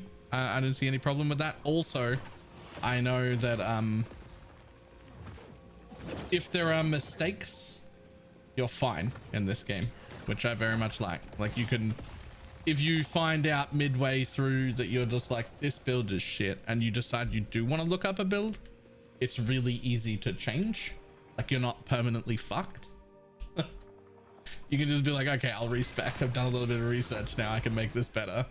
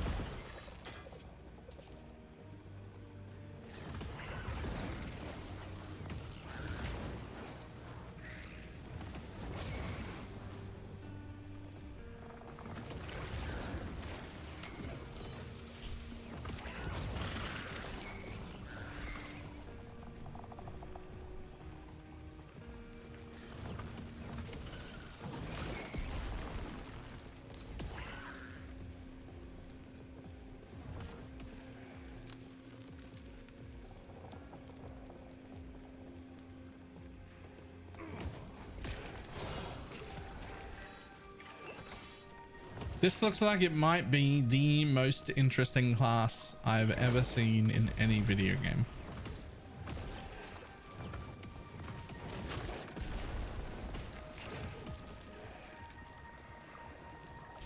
I understand why something like this would appeal to Mug and Shads.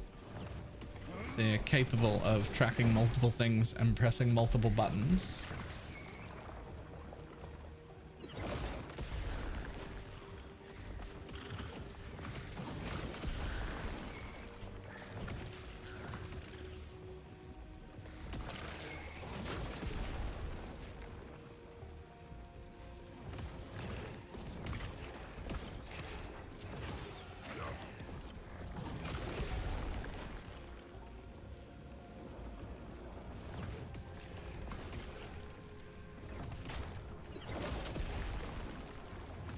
Fucking boom.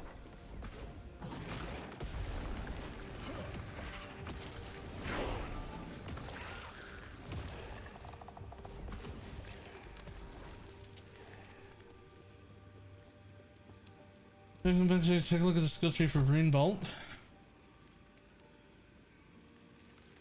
Rune Bolt.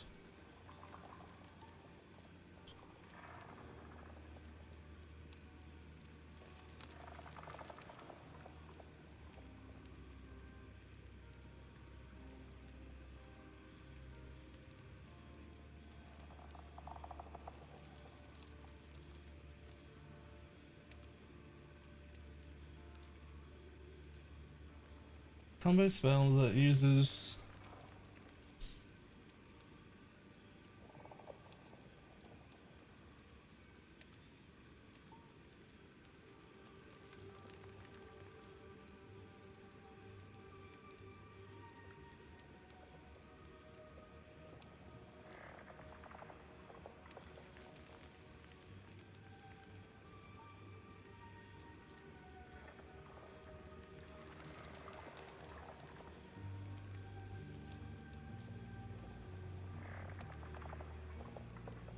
casting Rune Bolt now randomizes the runes of your runic invocation. So you don't even know what spell you're gonna cast.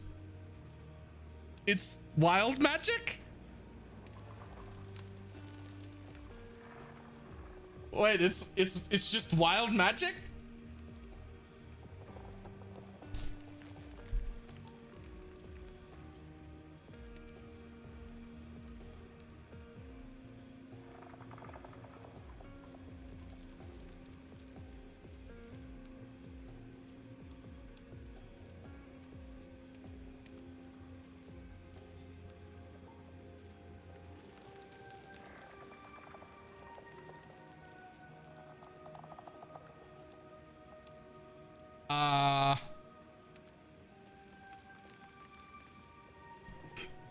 Excuse me.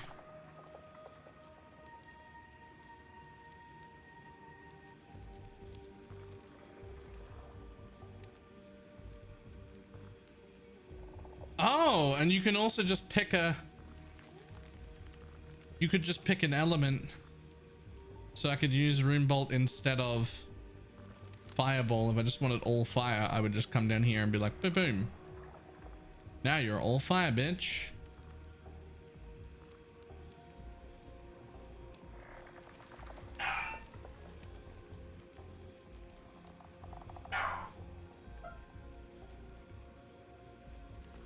Okay. I mean, the idea of it being wild magic is really appealing, actually.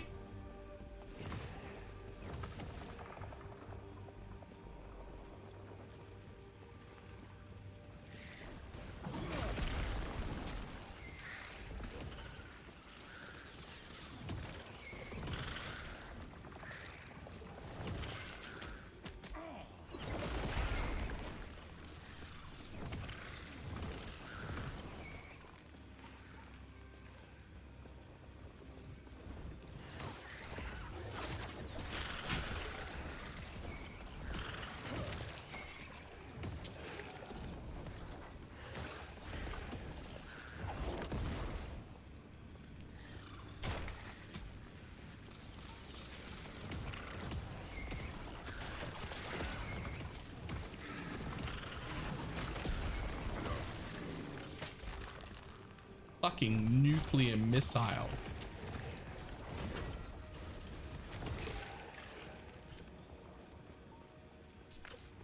Okay, then.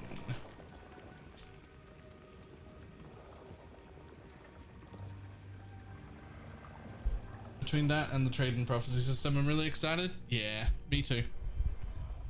Me too. I definitely want to make this class in live, but I definitely won't be league starting it. Who are you? Go on.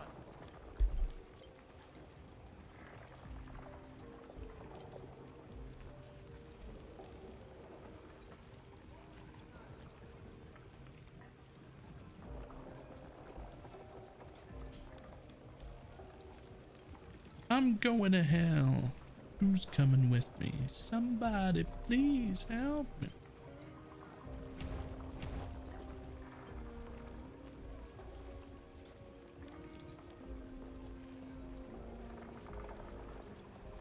What do I do to get through to you to tell you I don't have nothing that can't take this chainsaw too?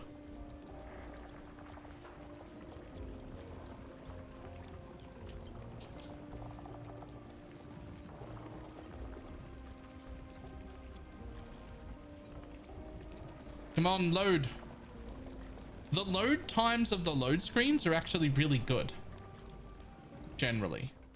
The amount of time it takes to start the load screen is insanely high.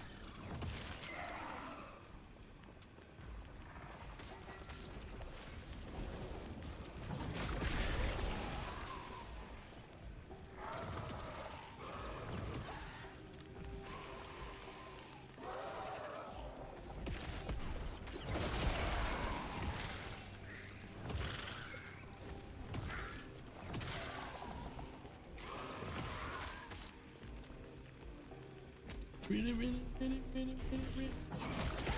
Go down and goddamn it, you little motherfucker. If you ain't got nothing nice to say, then don't say nothing.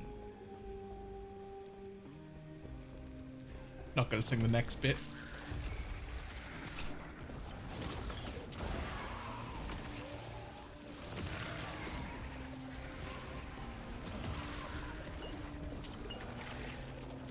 Thanks, trade or no trade for us. We'll be doing the other one. Its name I've suddenly forgotten.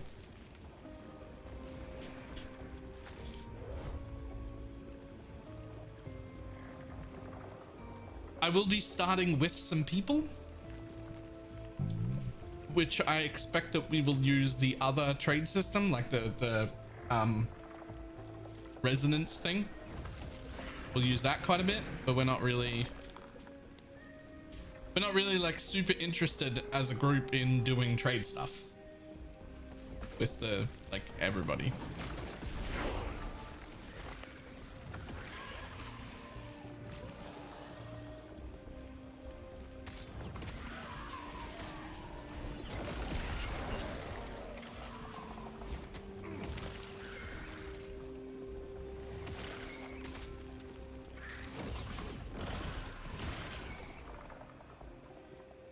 You played much of LE? I played like a lot of it during like 0.1, 0.2 days. I don't know, like years ago when it was like first playable to the public.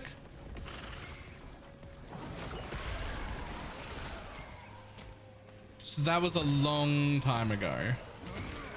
Oh, I've played like a little bit since then, but like not much.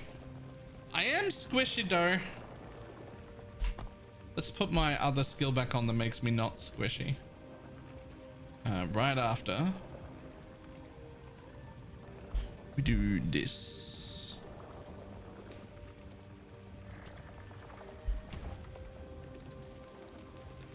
It was a very different game back then. It was a very different game back then, yes.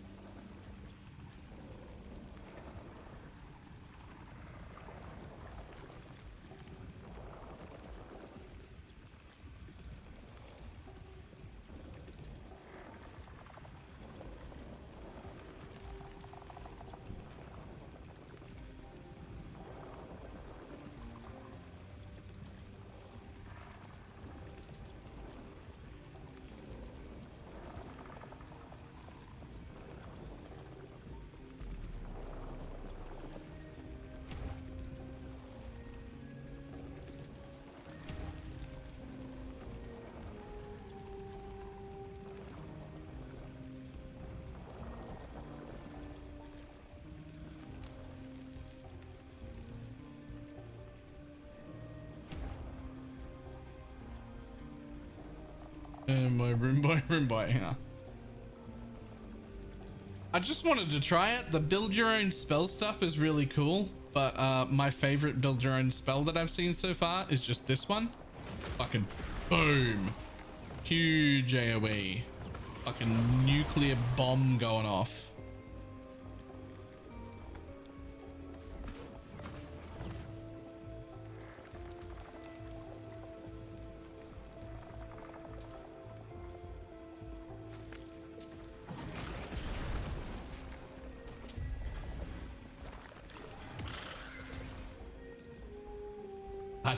I love that one.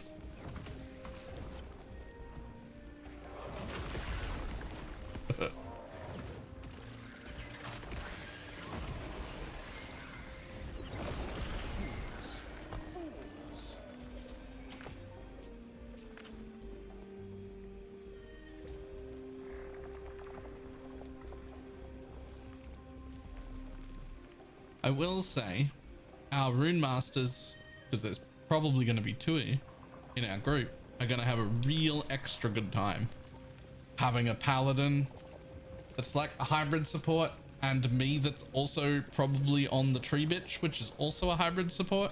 You'll just have a bajillionty increased damage and constant AoE healing.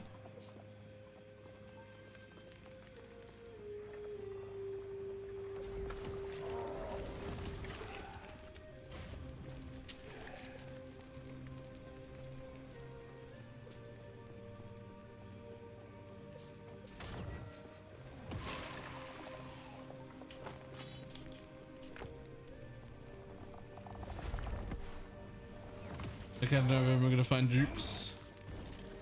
Don't find groups, just like in PoE. Either you have a group you play with or you make a solo build.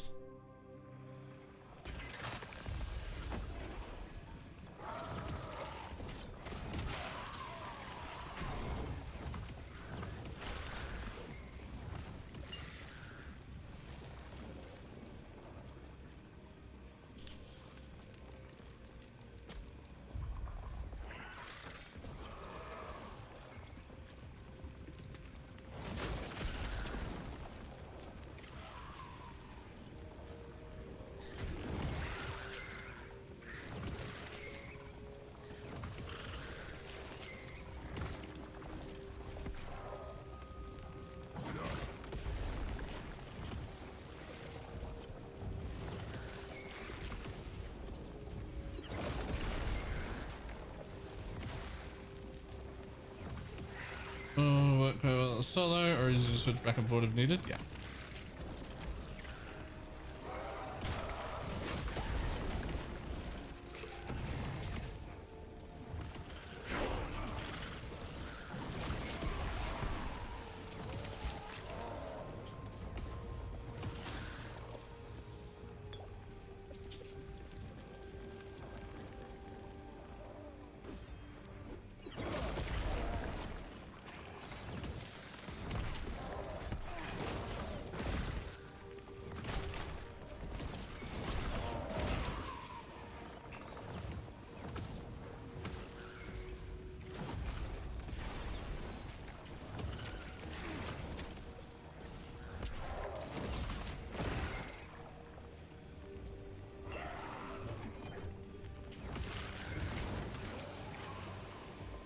Hold on.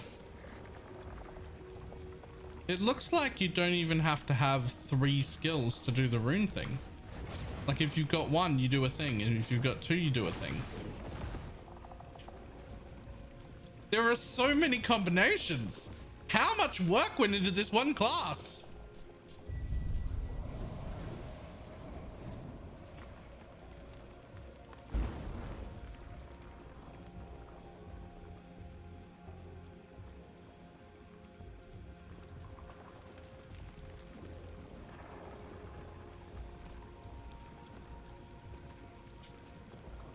The answer's a lot, right?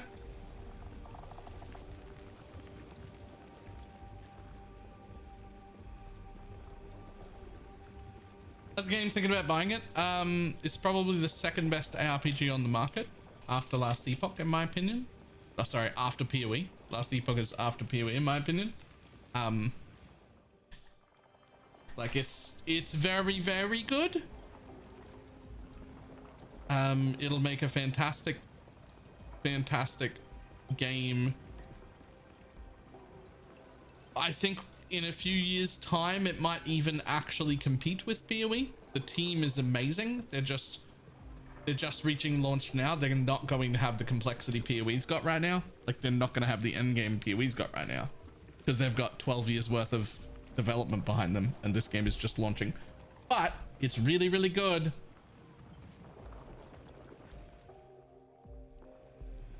Play it pre-launch or wait, so that depends on you. So first thing is if you're gonna buy it and you don't already own it, !Nexus, you can buy it from my Nexus store and then I get the cut Steam would have got. Developers get the same amount of money. I get paid what Steam would have taken, and you can just link it with Steam anyway to play regardless. So if you're gonna buy it, I'd love it if you do it there. Second, up to you whether you want to play it first now or wait the 2 weeks until launch. What I will say is the only thing that you can't respec is basically your ascendancy. They call them masteries, but like if you pick mage, I picked mage, and then you ascend to a Rune Master, you're always going to be a Rune Master. So you still get access to the first half of the other two trees, but they remain locked. You only get full access to the one you picked. You're never able to respec that. However, you can respec everything else in the game very, very affordably, often cheap, very easy to fix anything other than that one thing. So it is very, very friendly in the way of going in completely blind if you want to. It's way more understandable than PoE, so you will be able to figure stuff out on your own. And if later on you're not happy with it, or you see a YouTube video that's like, yo, what they're doing is way better than what I'm doing, it's real easy to change. Real easy to change.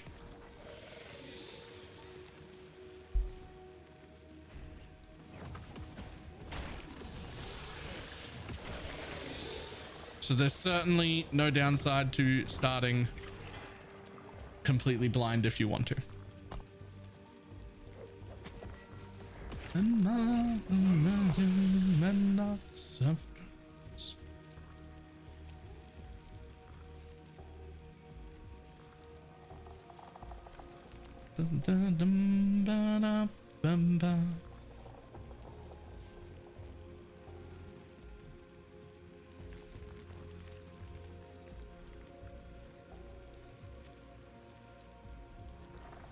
And currently it's just this just the ignite rune. Yeah, because it's the one I like the most, but I can show you the other things real quick if you want, or at least some of them.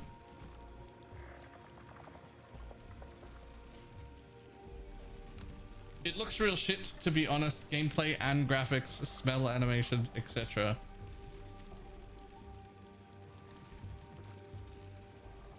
It looks better than PoE does by a long shot. It doesn't look as good as D4, but looks as all D4 has for going for it, so I'm okay with that.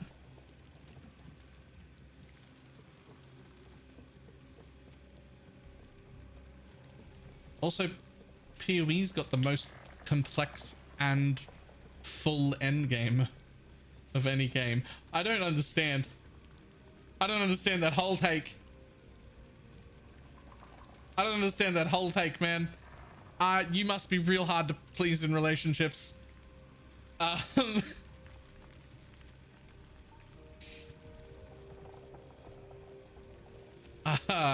Anyway. Right, so let's see. Fire, fire, lightning. Oh, where did that go? Okay. Let's do that again. Fire, fire. Lightning.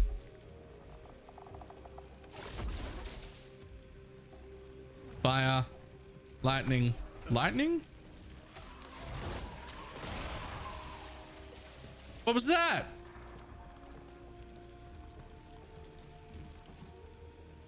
Fire, lightning, lightning? I'm sorry.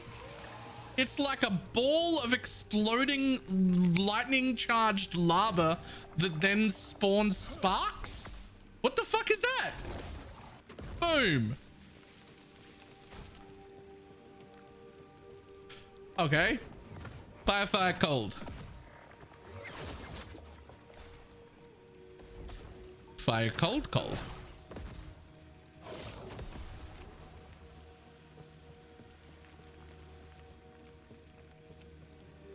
Fire, cold, lightning.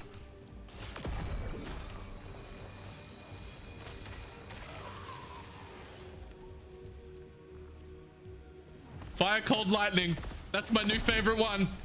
What the fuck is that?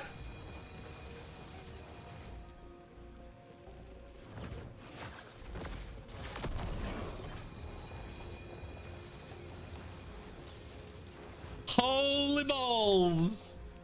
What is that one? All right, fire, lightning, cold.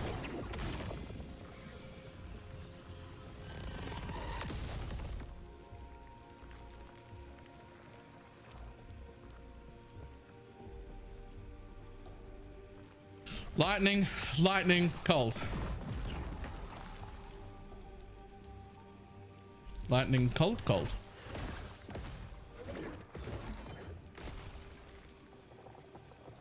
Lightning cold. Oh, sorry. Lightning cold fire.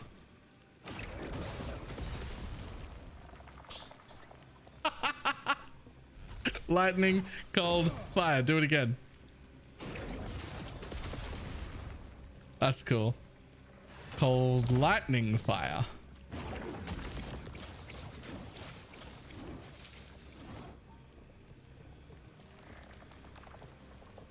Cold lightning. Cold lightning cold. Lightning cold lightning.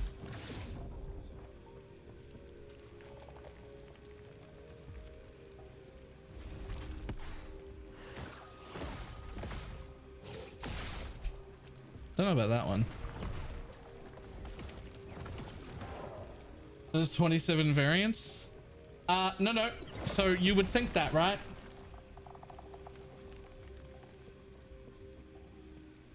Is the number of them not the sequence? I don't know. Let's see. Cold, fire. Cast. Oh, no, okay. Hang on. Fire, lightning, cold. Does that. Fire, cold, lightning. Which is the same combination but a different order. Does that.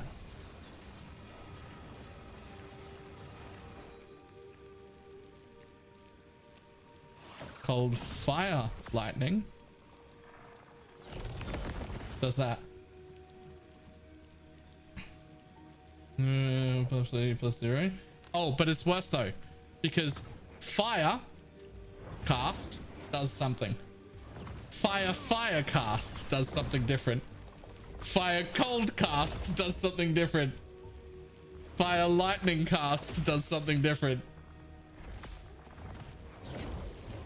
So there are ones on each single rune, ones on all the double runes, and ones on all the combinations of triple runes.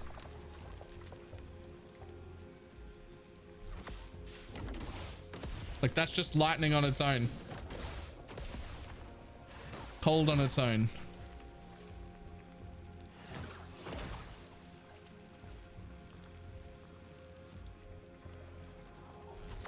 Lightning cold.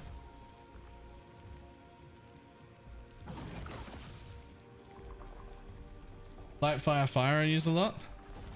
Light, fire, fire. Oh yeah. Honestly, a lot of them are really cool. This one's my second favorite now. Just fucking nuke. With this one being my absolute favorite. I don't know if this is like really good or not, but I just want to do this all the time.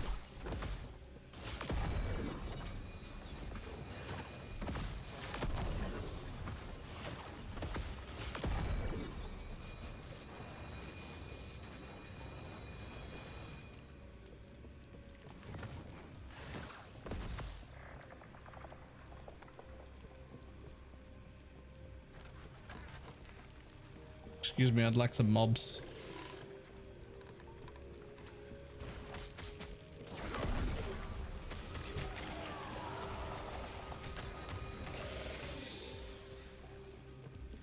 That's very cool.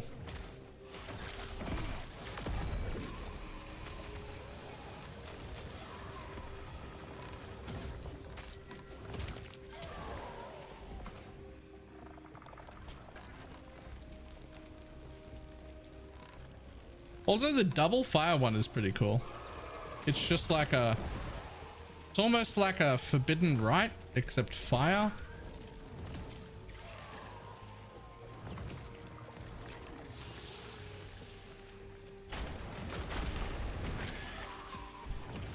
I suspect that this one that I'm using the most is not the best. It's pretty good, but I'm assuming it's not the best because it's the simplest. Just spam fireball.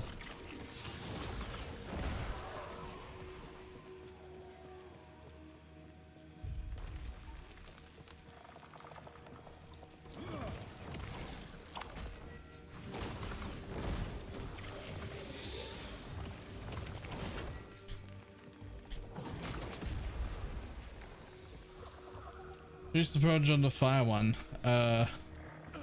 On the giant nuke one? On that?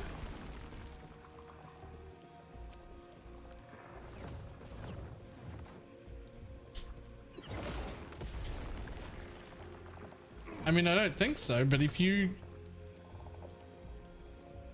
miss with this, you're in trouble.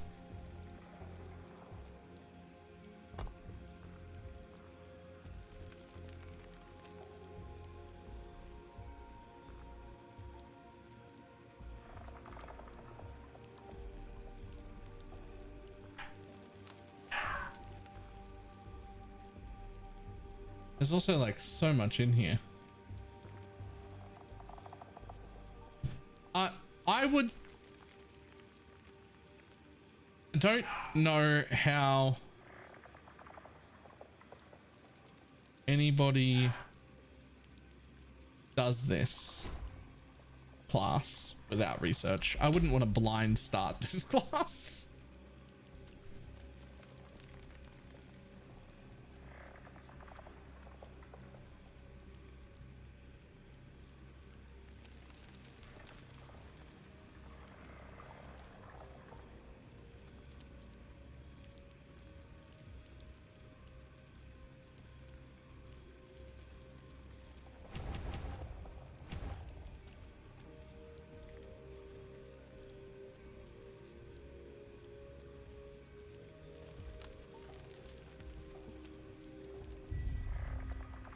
This is definitely something I will play.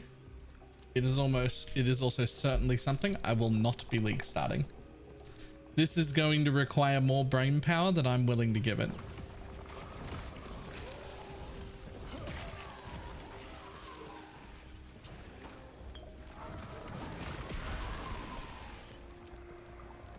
Unless I just exclusively use this big giant fucking nuke fire skill.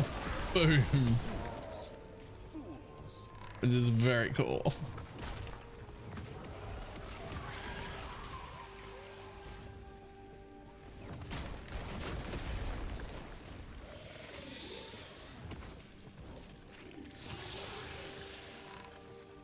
It's beautiful kind of way.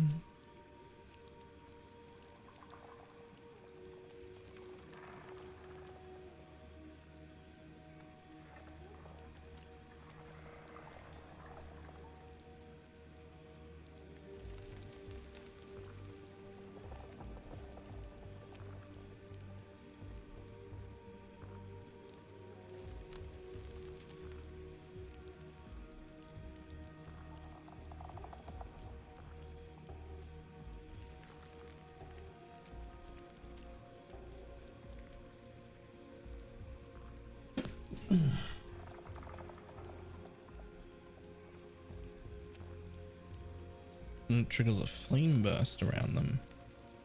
Huh.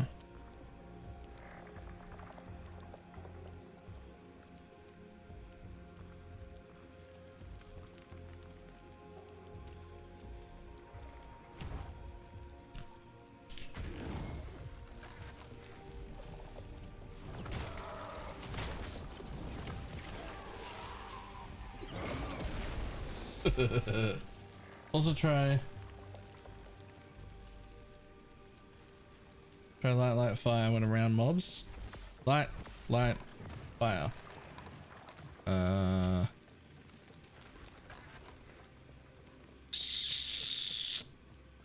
Okay, I'll have to do that in a minute.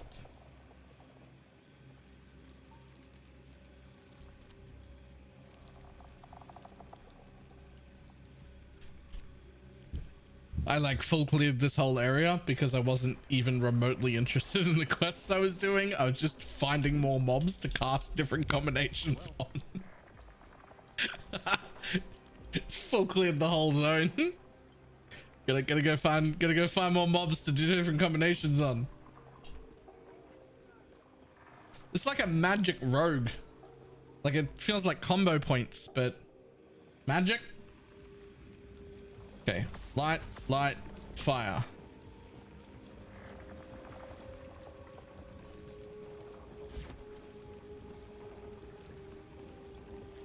Excuse me. One mob, please. I've ordered a mob. This might not be good. I think it's a boss area.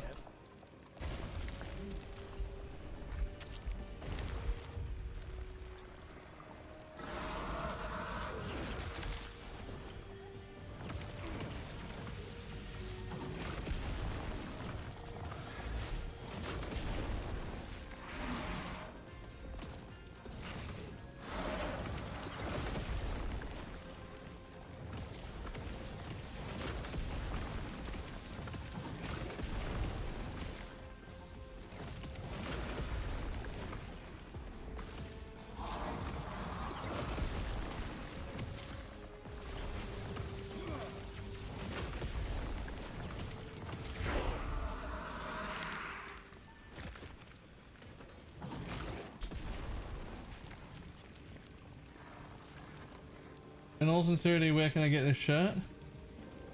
Oh, bad news. I don't know specifically where this shirt came from, but most of my shirts come from op shops, thrift stores, if you're that kind of person.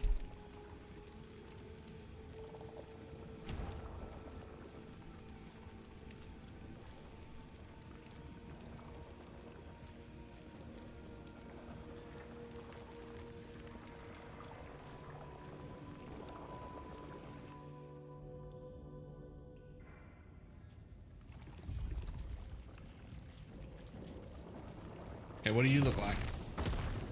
What is that?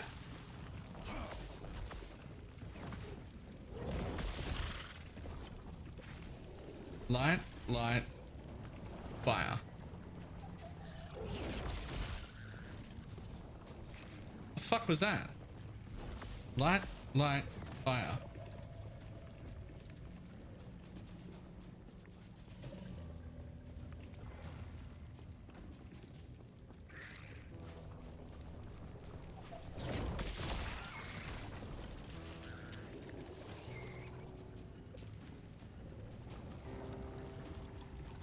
Yeah, I can just cast Fireball and it ignite pro lifts whole groups. I don't know about that one.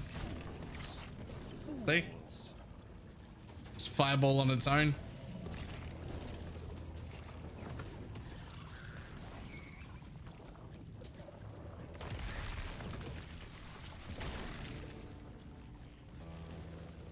Or that one.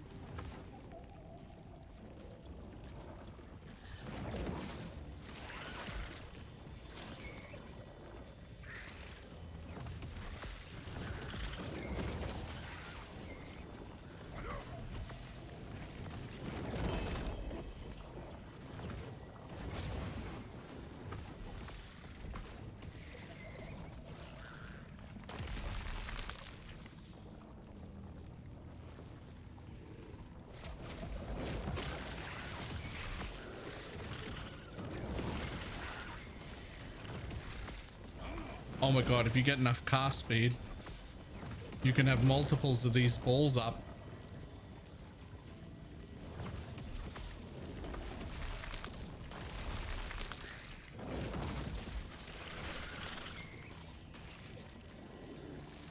Yo, these balls are real cool.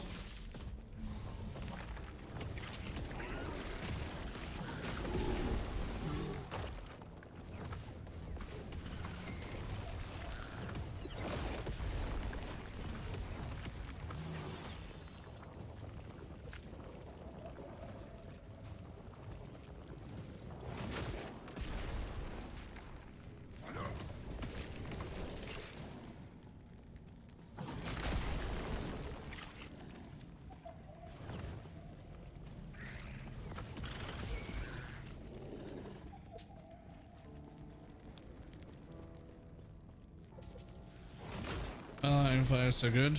fire, lightning, fire. Right, the ball one. Yeah, that one seems really cool. Or light, fire, fire.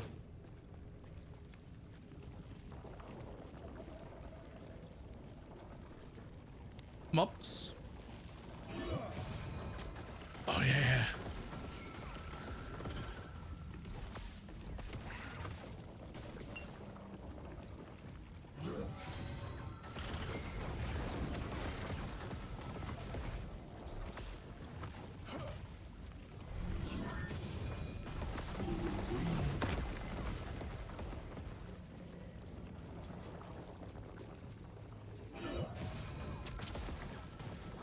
That is pretty cool, that one too. Man, there's like a bunch of really good, they've done a fucking great job with this class. Holy balls.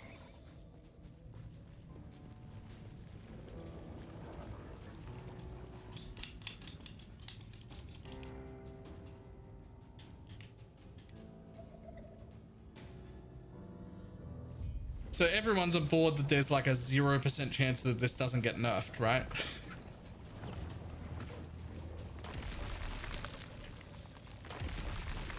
Like 100% nerfed.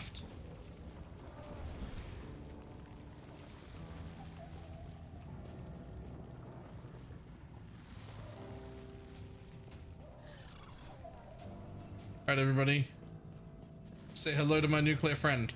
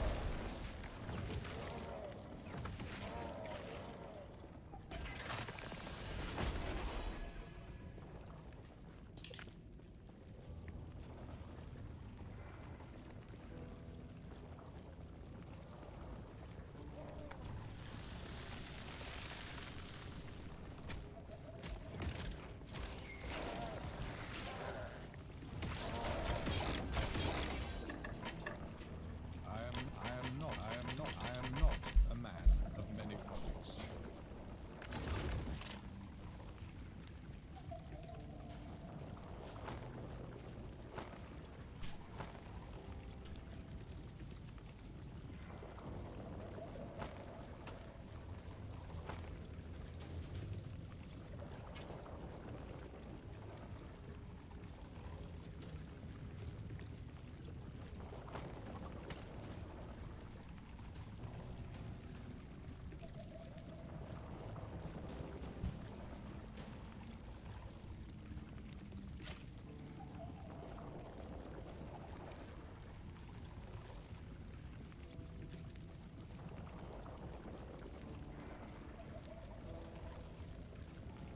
Quick question. Will there be a guild in LA? Are you talking about like a guild like a guild?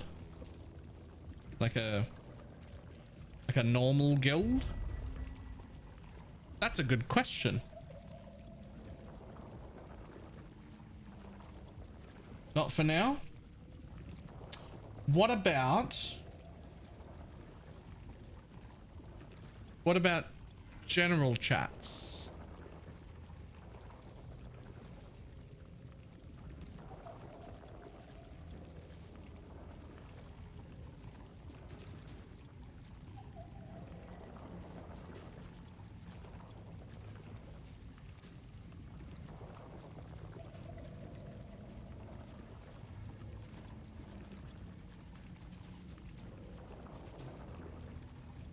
When I say general chats, I mean like an ability to join a general chat channel by numbers. Have we got one of those? Can I do like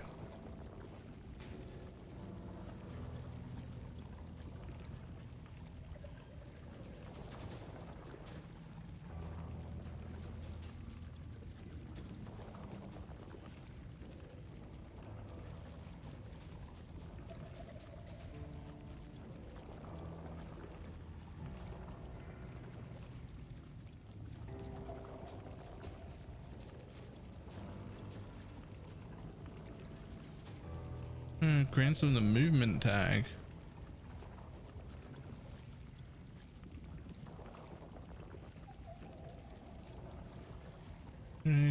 Color and cast speed for a short duration.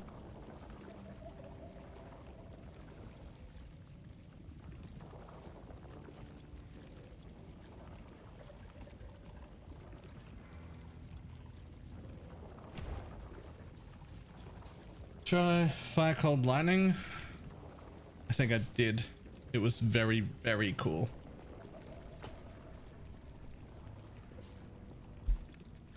I don't see this being something I'm interested in doing in the league though. Like as a league start is what I mean. Not in the league at all, just as a league start.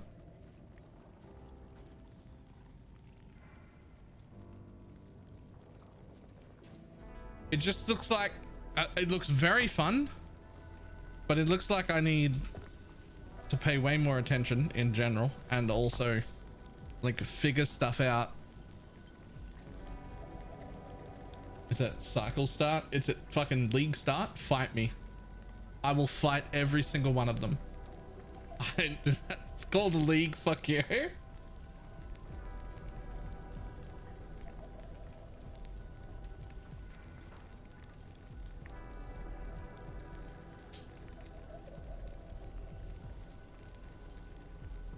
Calling it a cycle start makes it feel like I should like wipe my brow and be like, oh good, not pregnant.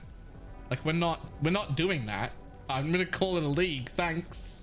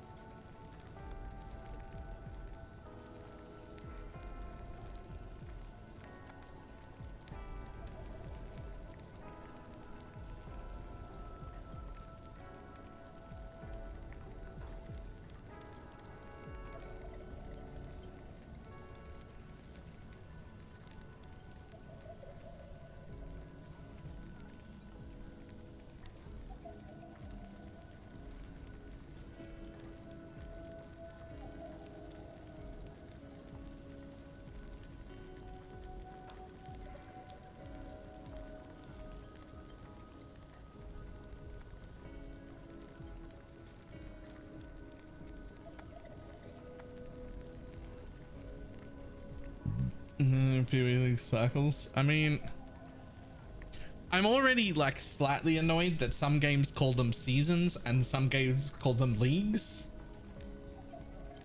And I've gotten used to both of those existing, but I'm still annoyed that both of those exist.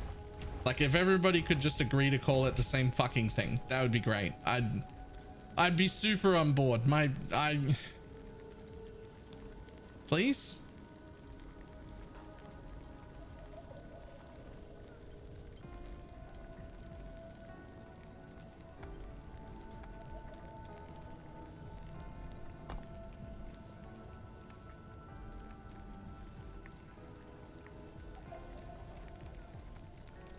From the ground that grows in damage over time, deals lightning damage over time in an area. At full size, it detonates, dealing a large amount of lightning damage.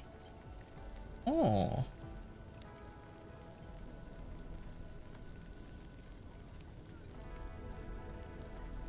Okay, I feel like I already feel like I need to do hundreds of hours of just Rune Master. Okay, this is not it for my league start. This is it for smarter, better gamers. Okay? This is not my league start. Right. I need a coffee. My brain is shutting down just trying to understand it. But I'm very excited to play this later on during the league. Yo, you heard it? We're better than him? I mean... Was anyone... questioning that? Was that a revelation to anyone, or we're all aware that I'm trash, right? Right, I'm gonna make coffee. I'll be back in a second.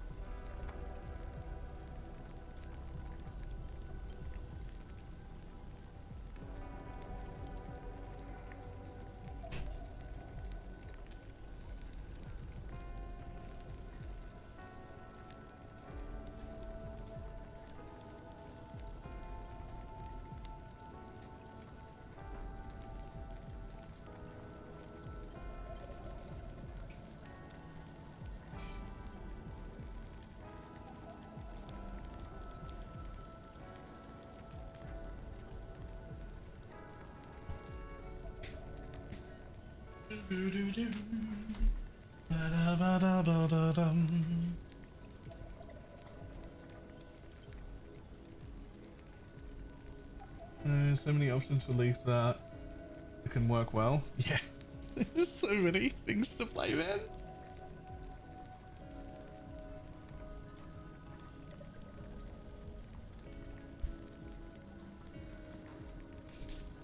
I cannot do that. May a terror smile upon you. Rat City. Okay, so not a fan for my league start. Very big fan of this class in general, but not for my personal league start. It's already too much for me. Can you add a loot filter for items with max implicits? It's so easy. Add a rule. Let's say show or recolor. We'll be like, boom, emphasized. Make it nice and big. Add a condition. Affixes. Advanced options. Tier of individual affix must be equal to or more than equal to whatever the maximum rank is. I think the maximum normal rank is 5, but you can get like 6 and 7s that drop. So you just say like 5, and then you pick the affixes you want, and it's that easy.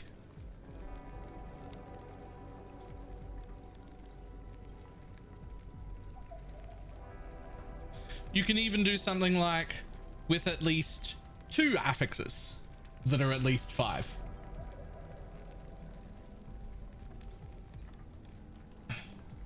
Wait, maxed implicits. Hang on. I don't think implicits have tiers, do they?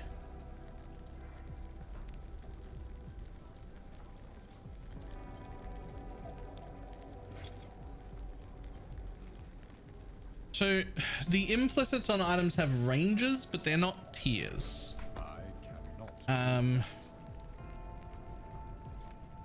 Pretty sure you can re-roll the implicits really easily though.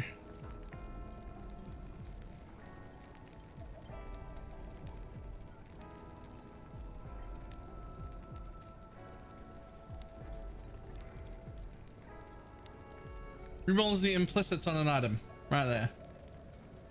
Runes of shaping.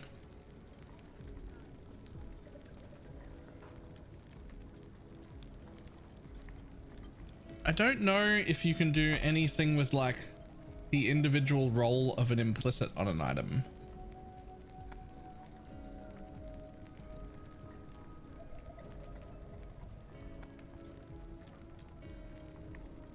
No. I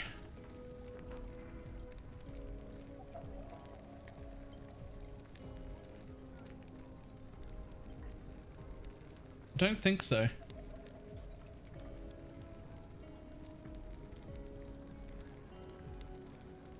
All right.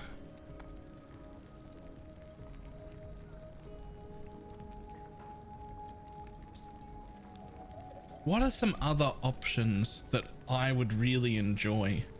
I feel really like not locked into, but kind of locked into this dude. Like, not like locked into, it's exactly the kind of thing that I like to league start in games. It's very strong and very easy and very simple, and it heals itself and it's moderately tanky and just everything about it. I don't have to pay any attention barely at all. I can spend most of my time looking at chat while actively playing the game. Right? And I love that. So it depends on, there are so many shaman builds. And this build that I'm playing could be done as a shaman or a druid.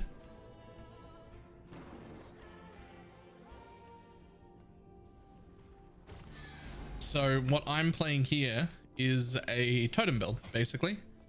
Except It's a totem build where I'm a giant tree.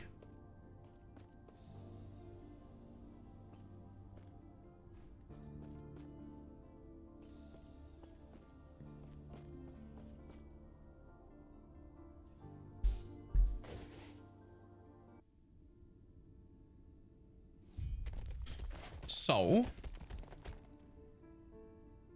this is my dude, right? Hey, remember that I have a controller put on.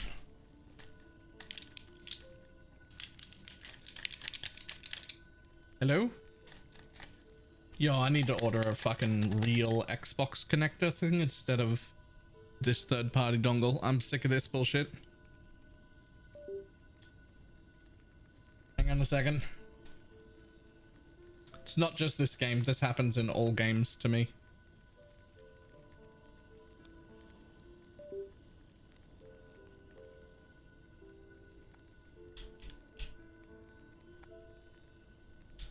I doubt the Xbox dongle will be any better. What, than randomly disconnecting? Right, here we go. So, in this one, I'm a tree. And I plant 3 totems at a time. And I can plant up to 9. Well, 8 right now, but 9 later. And so, it looks like this.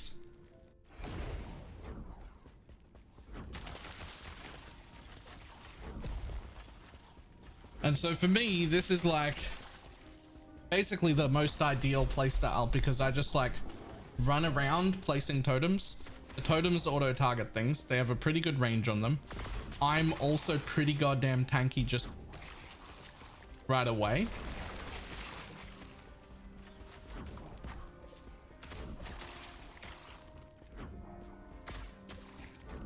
And I get to just fucking run around as a tree.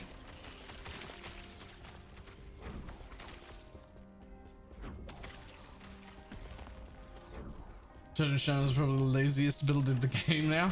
Yeah, it's fucking great.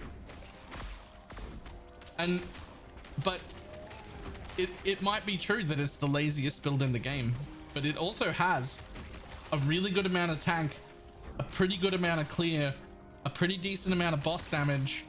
Like, it's not shit just because it's like, it's not shit just because it's low actions. Like, you don't really need to worry too much. It's not shit.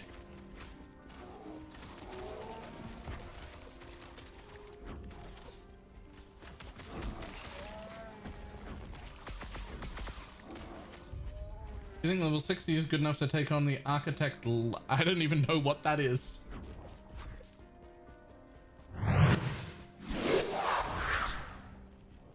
Turns out watching on YouTube means I also forget about this. Ooh. Hey, you can also just Turns out watching on YouTube means I forgot about this. Thank you very much for the prime. You can also sub on the YouTube instead, but that one's a prime, so it's free. It gets wasted if you don't do it, so you should do it. You should keep doing that.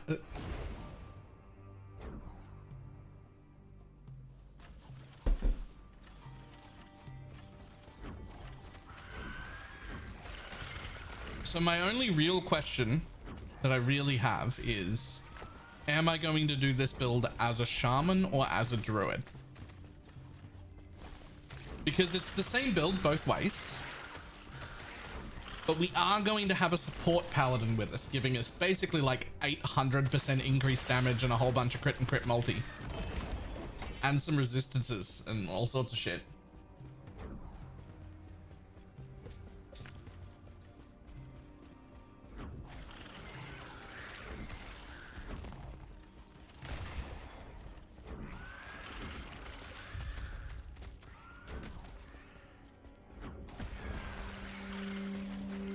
Baylor, what is this build? This is a Thorn Totems build.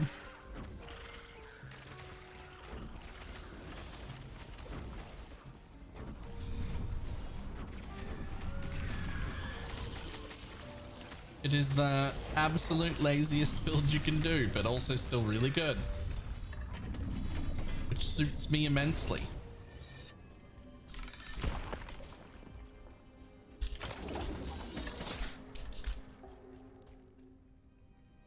So I'm just trying to figure out what the real differences are. So let's see. We get locked off here, right? We get locked off there from Shaman. We don't care about any of these Shaman abilities. We really don't care about Summon Storm Totem either. Not really. Like, we can get an item that makes it like automatically proc Storm Totem occasionally, and some Storm Totems would go down. But that's really not that impactful. Now, 16 flat damage for minions is huge, as is this resistance and elemental resistance per totem. That's also really, really big early. But I would spec out of this anyway. It's just early. That's a lot of resistance. Like 9% of whatever that is plus elemental per totem. There's fucking 8 or 9 totems out. That's a lot of resistance early, but we would skip that anyway. We would still get everything else in this tree. We're never going to use Werebear form anyway. If we pick Druid.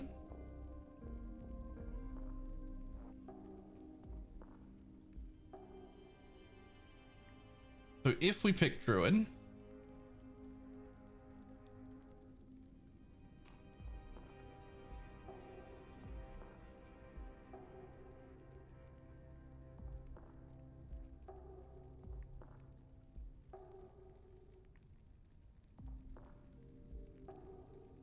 well, I'd be Groot no matter what.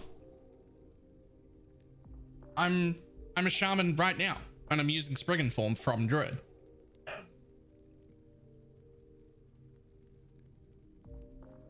All the skills that I use are available before the halfway part of everything.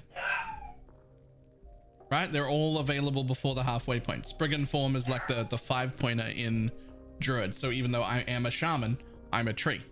And I'm using Summon Spriggan, which is also a Druid thing, but it's before the line. So I'm using both of these actively. Right? So I also don't need anything from here, and I don't need anything else from here or here.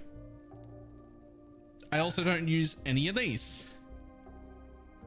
So it's not really about the skills that are offered, it's about what's in the back here. So we can get a lot of increased armor, minion spell physical damage, which is actually pretty good. Minion spell physical damage per point is 1. So it's half as good as this one, because this is just minion spell damage. So this one gives me 16 flat. The other one's only going to give me 8 flat.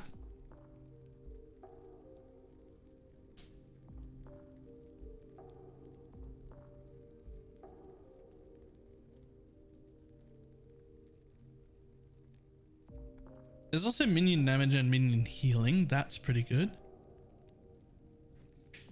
Don't need that.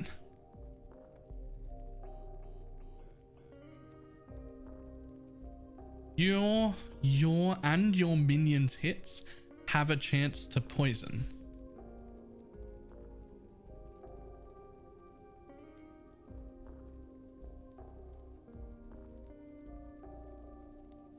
Huh.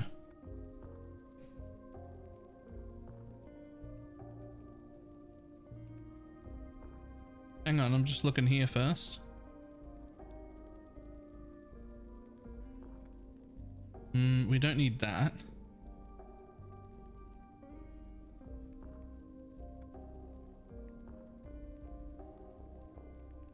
Crit chance, rage on crit. That doesn't matter because it's my dudes that do the thing. You have additional health and gain a percentage of your maximum health as endurance threshold. That's fucking huge.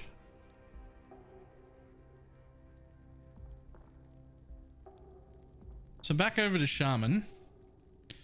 So this one is really only useful early, which is fine. New question: with the launch of the game, will there be a reset of the game if every progression be maintained? So, there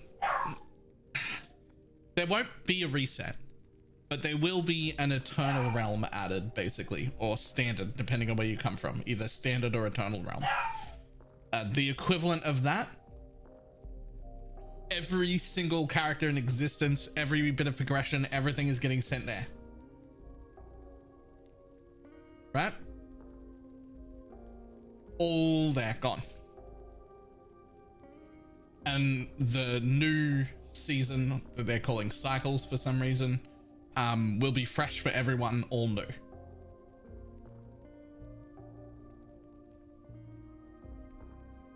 %20 increased health and mana. We don't care about leaving state because we'll never leave it. So this gets 10 attunement, -5 mana cost, and 50 elemental resistance. It's a lot of elemental resistance, especially in combination with this, which I have 9 totems that currently hand out 9% res each. So it's a lot worse to gear really early as a druid.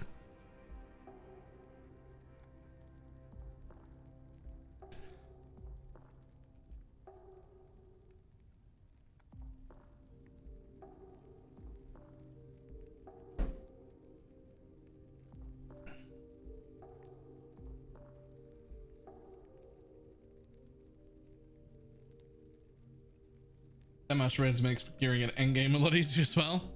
True.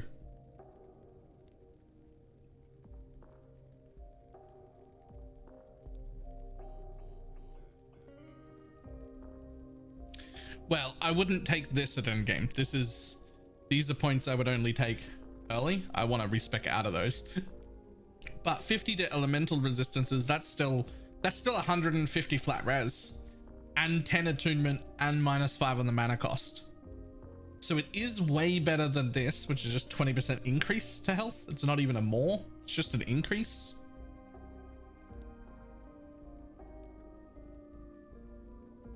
The difference, of course, is I can become a swarm blade. I can respec into a swarm blade later if I want to, which was also really, really fun.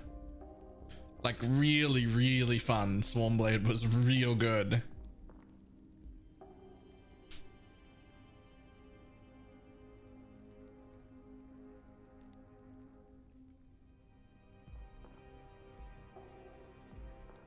But I don't think that's a huge deal. I don't think it takes very long to get like up to levels. My understanding is the progression of the endgame stuff here is actually going to be shared between your account in 1.0. Like we all think it should be, because you can just make it easier. You can just run lower level stuff if you need to.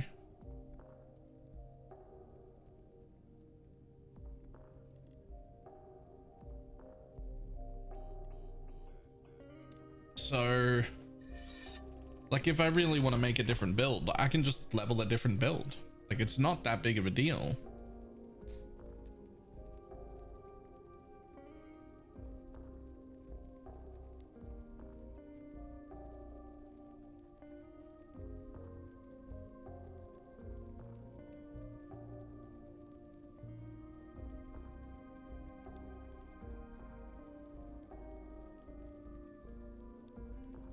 So it was just made easier, not shared? I thought it was going to be shared.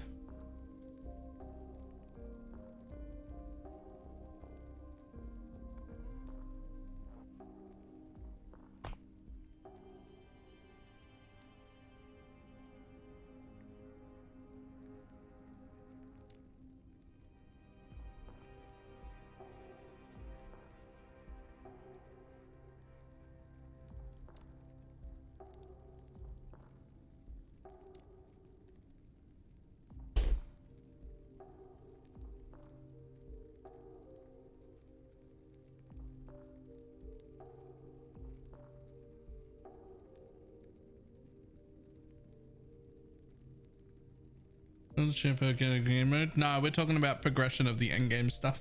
Like if I level an alt, can I just jump straight into like level 90 stuff or level 100 stuff, or do I have to progress through the whole thing every single time? The monoliths.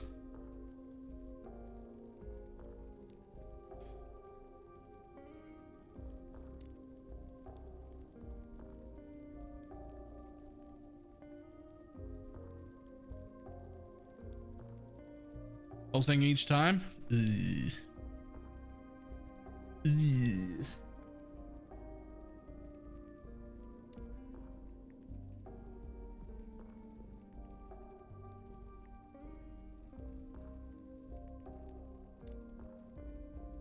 Gonna make it easier, but no, yeah. No, that's something that is making it in.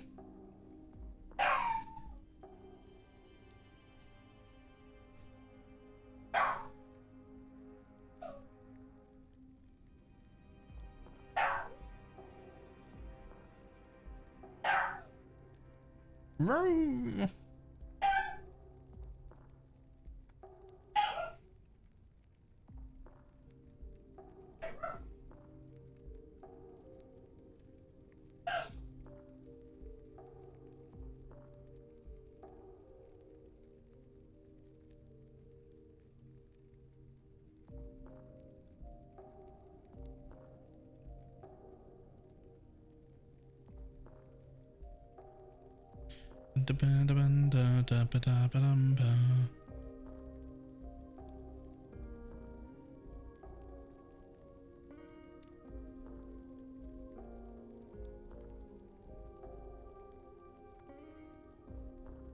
So I think the deal seems to be, at least to me, hang on.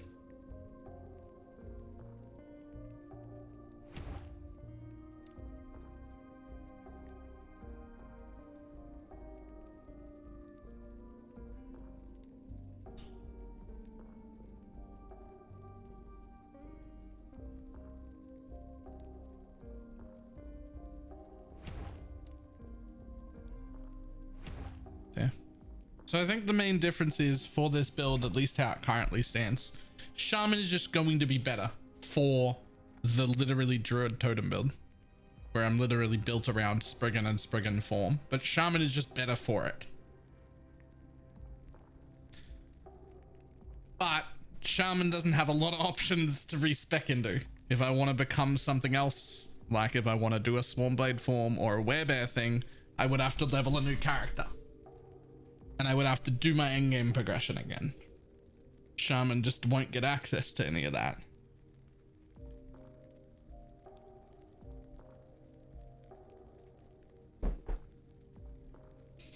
You hate swapping builds though?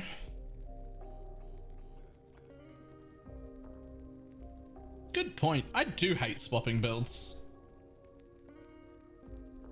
I actually really dislike swapping builds. We'll just do Shaman. Good point.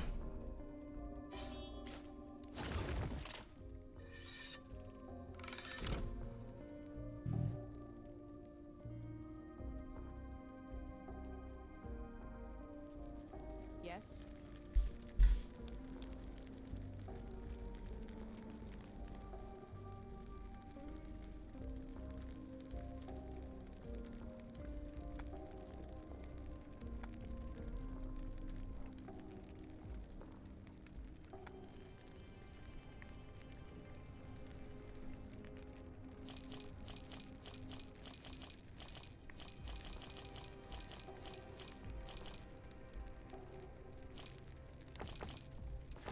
Take care.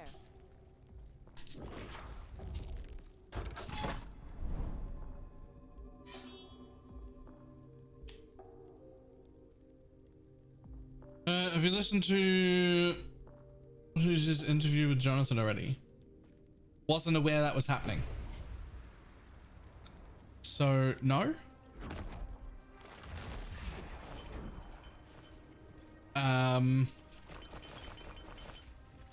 Like I'd heard it was on the horizons. I didn't realize it had happened.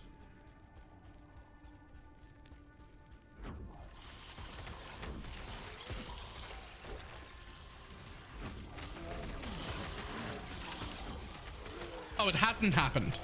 Okay, good. Whew.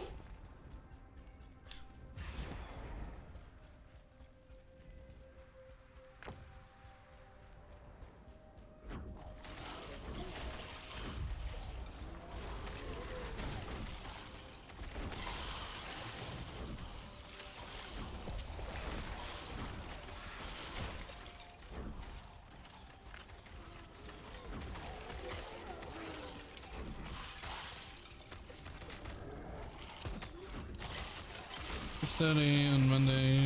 You're working, I assume. Actually, I'm not working on Monday, but I do have plans Monday morning. I was gonna go see a friend, hang out in real life.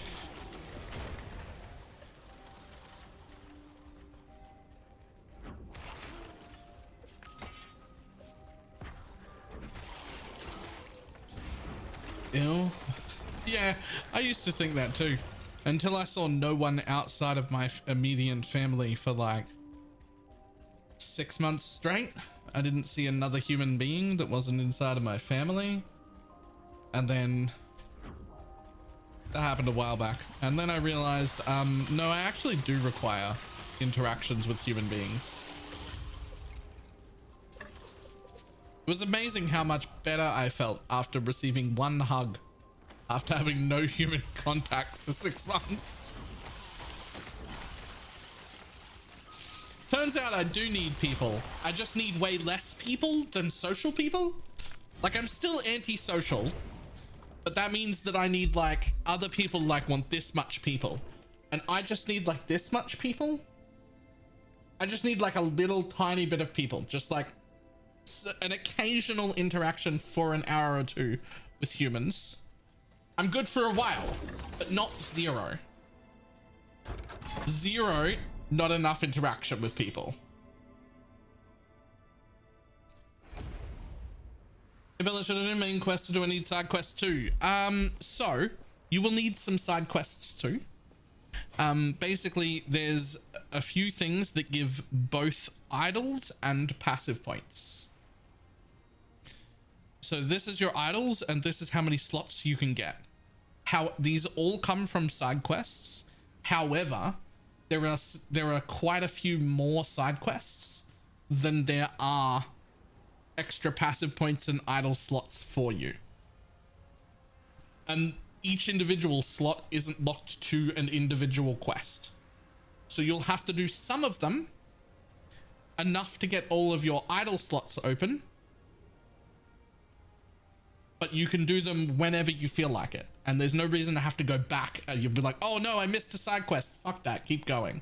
But you will have to do some of them. You'll have to do some of them. Good evening in the chat. Alexia, how you doing? Looks amazing on AMOLED screen. It also looks amazing on my body. I don't know why you're dressing up your monitor, but that's fine, I guess.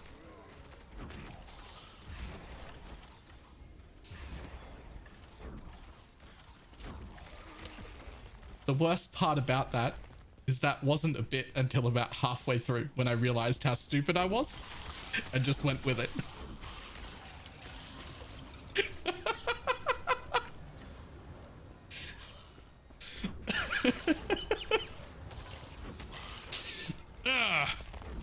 Anyway.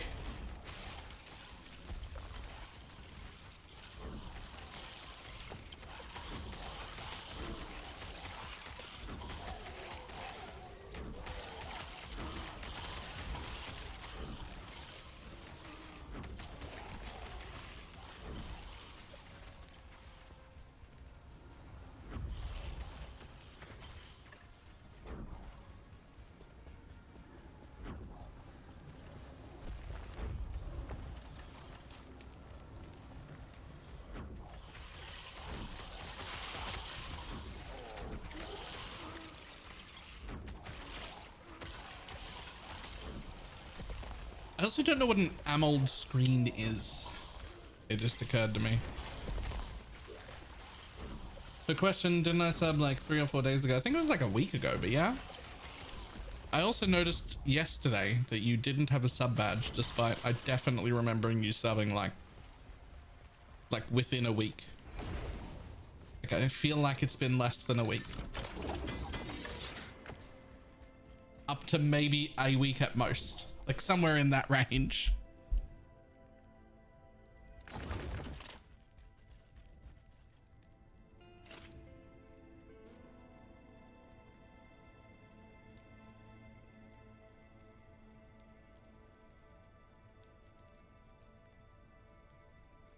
Today, great.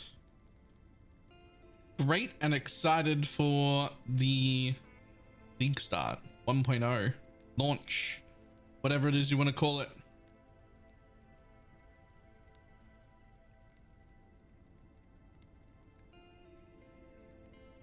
Active matrix organic light emitting diode. Yep, those are all words that I was able to read. Got it. Ha ha ha. Fucking what?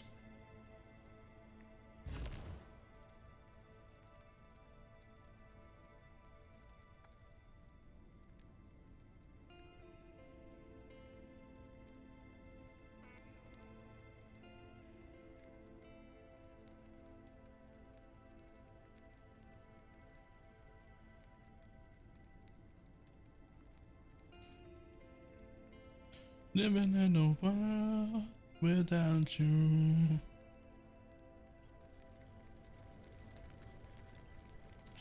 Yes.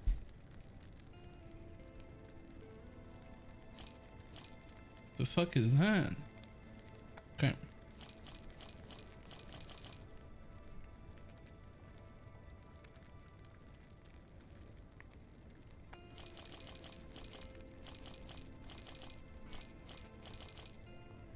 Take care.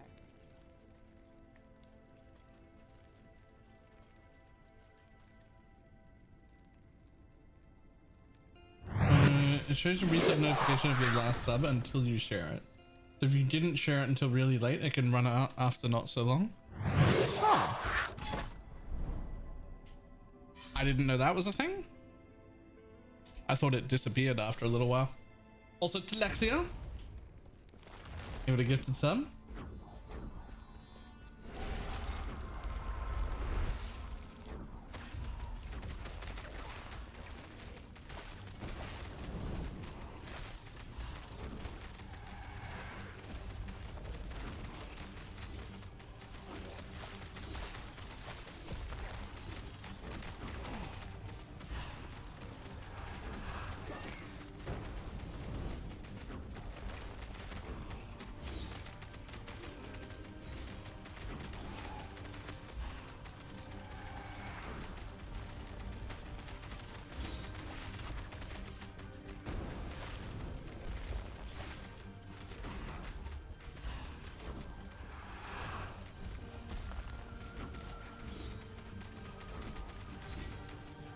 I'll never recover from this. I'll be alright. Break the containers in the corner first. I was wondering what was happening here. I'm just sitting here like doing damage, but not doing damage. I forgot about this.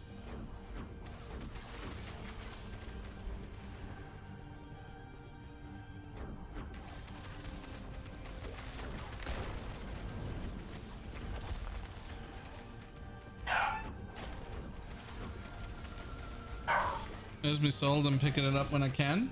Nice. It's definitely worth it. I think it's a good idea. Also, if you can be bothered, if you're gonna pick it up and you don't already own it, !Nexus. You can pick it up through the Nexus store. You can still link it to Steam, launch it like normal, buying it there. The only difference is I get the cut of the sale that Steam would normally take.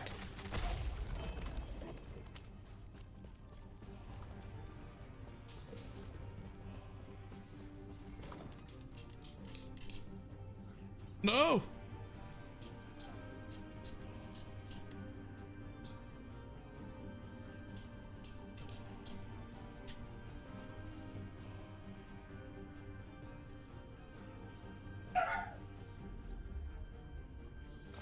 That one.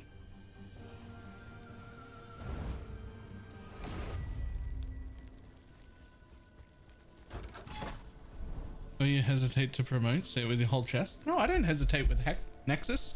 There are things I'm super comfortable promoting. Buying shit through the Nexus store? Great. Getting these gloves? Fantastic. Asking people to spend their Twitch primes makes me feel awkward. I don't really have an explanation as to why. It just does.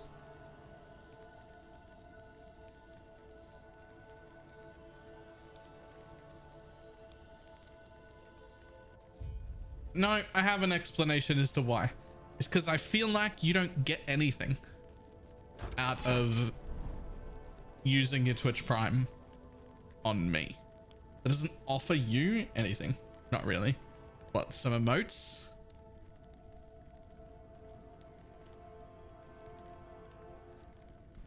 So like when I suggest people use Twitch Prime, that's just like, that just feels like me going, please sir, may I have some money? And I don't love that. I just don't love that at all. But when I tell you to use the Nexus store, or I like advertise these compression gloves, you're getting a thing, right? Like you're buying the game and I'm just taking the cut Steam would take. Or you've also got hand pains from playing video games too much or from anything else, and you're getting like a really good product that I believe in, and I get a cut of that sale. So those feel good, but Twitch Prime just really feels like, please sir, may I have some money? And I don't like it. I don't like it. It makes me uncomfortable.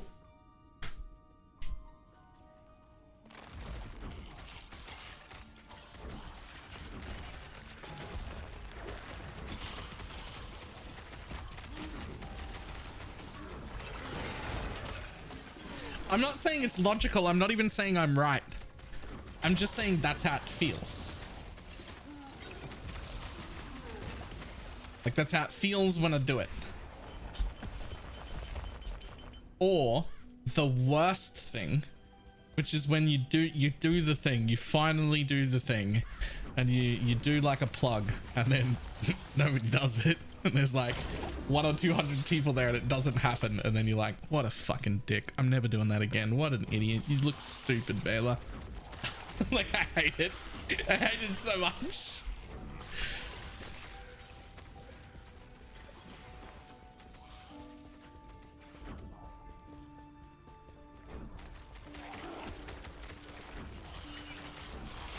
We should put that in the announcement channel and tag everyone, by the way. Pineapple.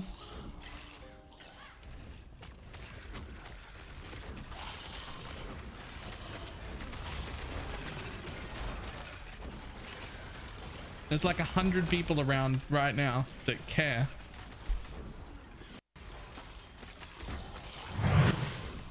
See?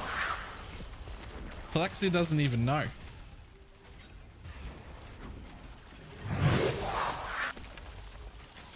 Think of it as if you're selling yourself to us, but not in a dirty way. I'd be more comfortable selling myself to you in a dirty way. Wait, what?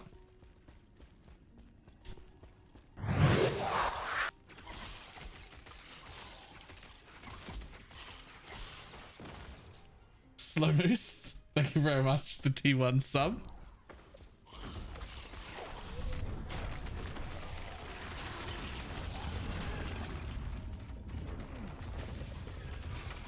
Why have I got a double notification for that in my announcement, but they both say the same thing?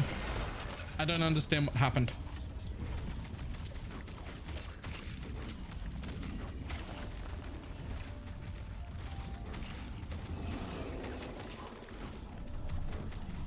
I meant to ask you if you were okay with me copy pasting that into the announcement channel so that it stays there a little longer. Because it's a 6-month sub. Ah, well, thank you very much. Those in my notification thing, it just says T1 sub, T1 sub. It's the same symbol. That's weird. I don't know why it does that. but it shows me twice, so I knew something was up. I was like, that's not normal, but also I don't know.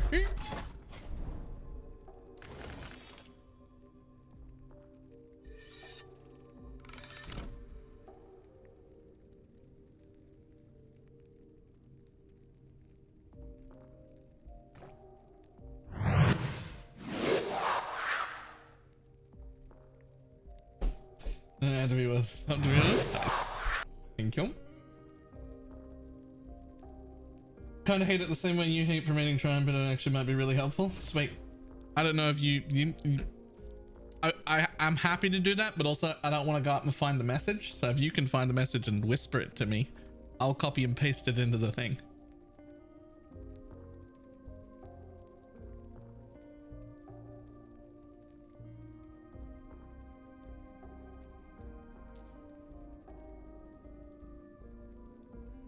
Another witty name tag. Nice name tag. Thank you very much for the T1 sub.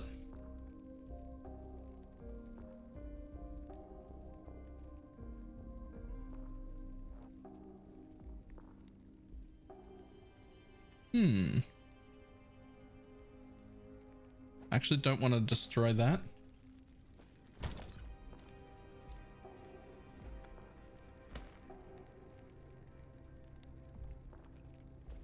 I'll do that sometime around like my earlier stream time tomorrow.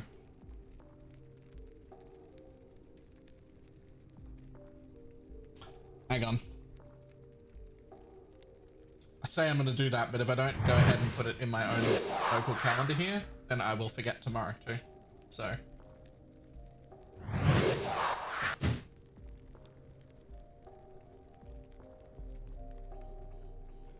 Calendar for everything. If it doesn't go in my calendar, I'll never remember. Oh, Telexia. Thank you very much for the 6 gifted. Oh, I see.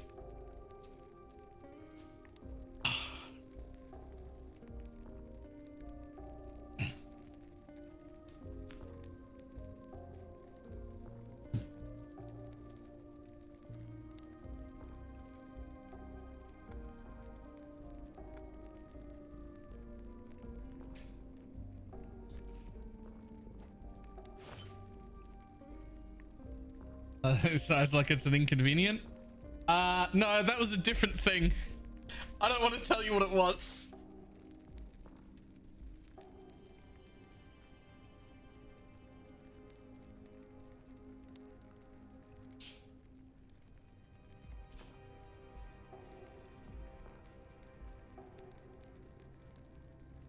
So here's the thing.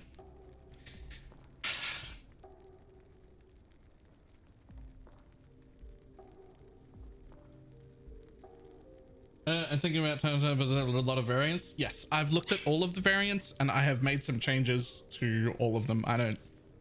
Most of them are pretty good, but I don't really love them. So I'll have my own version of what I plan on doing out a few days before the launch happens.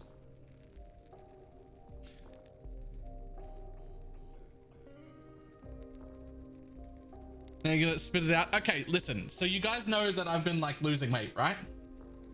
And that like I've lost a decent amount of weight. I'm struggling in the like early 100s to get down below that. Right? Like I started at like 130. I got all the way down to 104. I'm back up to 109 right now, which I'm not happy about. But I've been struggling to get below that. Now, here's the thing. I'm not worried about how other people perceive me. I got news for you. There are all sorts of people, guys and girls, actually just straight up into fat dudes. Like it's a thing. It doesn't matter. You can be chubby. It's not going to affect anything. That's not a problem. It's a problem for me. I don't like it. Right? And so something I did recently, which I don't normally wear on stream, are these compression shirts that are like the male equivalent of a push-up bra. And that side was me pulling down the compression shirt underneath my shirt so that I could open it without showing you the compression shirt stuck in my stomach in.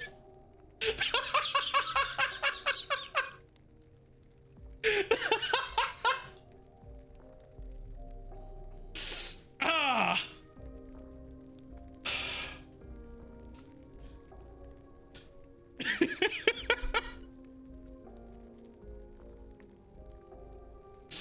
Ah.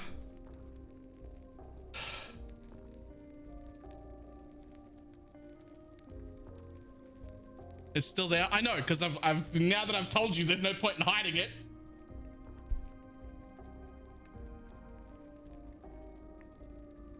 But like, it's not about how other people perceive me. I don't actually fucking care how other people perceive me.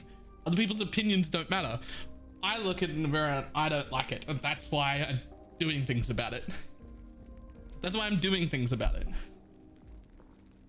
Right? That's also why I'm like trying to eat healthier. It's also I'm still struggling to get back down under 100. I want to aim for like 90, 95-ish.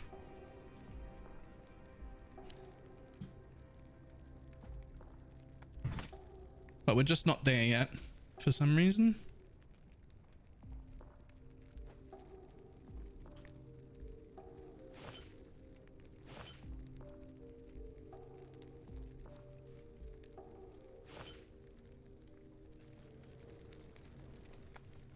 Where do I get these from? Yes. Listen, I got them from a TikTok shop, so... Take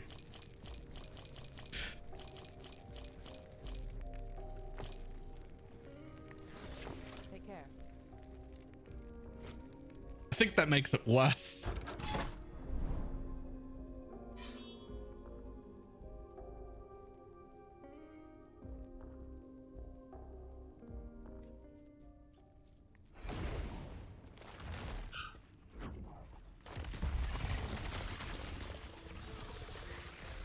The thing is, they work really well. Like if you put these, I put this on, and it looks like I've instantly lost another 10 kilos.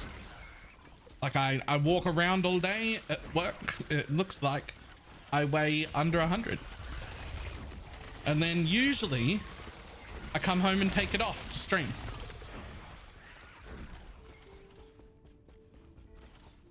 But today I didn't, and I got caught. And I'm gonna be honest, the reason I didn't is because the last like 3 or 4 days playing last epoch, I haven't made the daily sub goal, and so I wasn't expecting to. We're not playing PoE, it's towards the end of the league. I was expecting it to stay down, so I just didn't bother taking it off because it's quite tight, right? Like it is quite tight. That is the point of it. It's a little annoying to get on and off.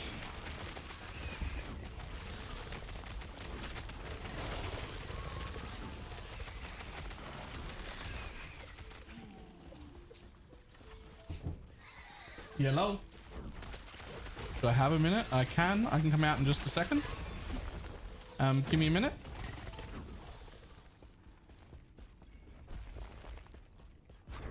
I'm caught between feeling a little bit bad and laughing. I mean, laughing. Let me turn that for you. I wasn't caught out wearing it. I volunteered the information on the internet.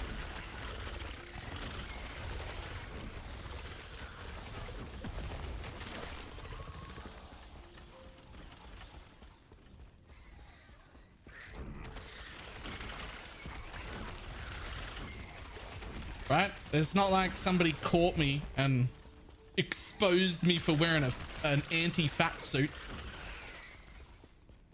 Like I had a laugh about it and then volunteered the information on the internet in a public forum.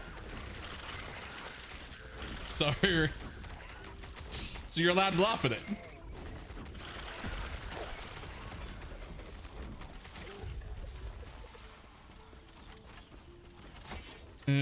Needs to be asked. Has a chat. Oh, it's just a shirt. It's not like a pantsuit. To see what uniques are wearing. I happen to have this thing, which isn't very important. It didn't make a big difference at all, but I found it, so I put it on. And I found this bitch while leveling, which is also not important.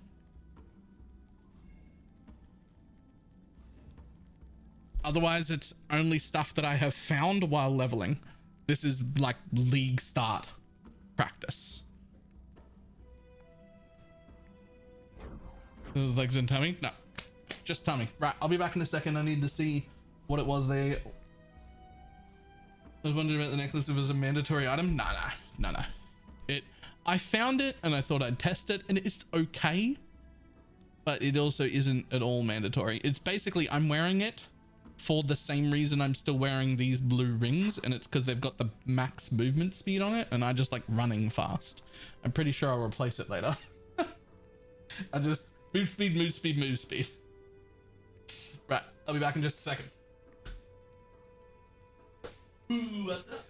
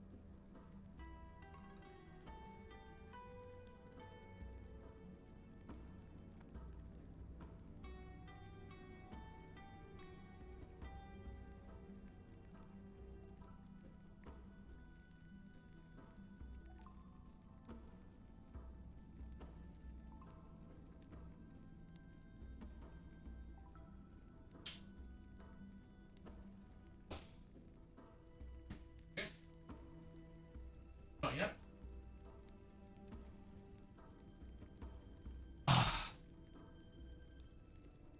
All right.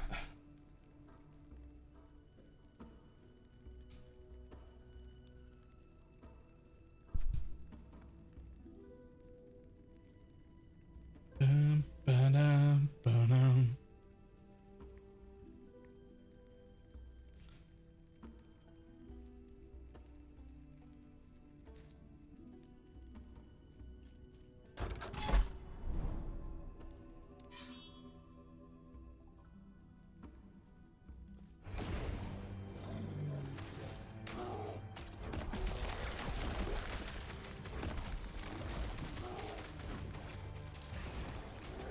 This must be the smoothest build to league start for me.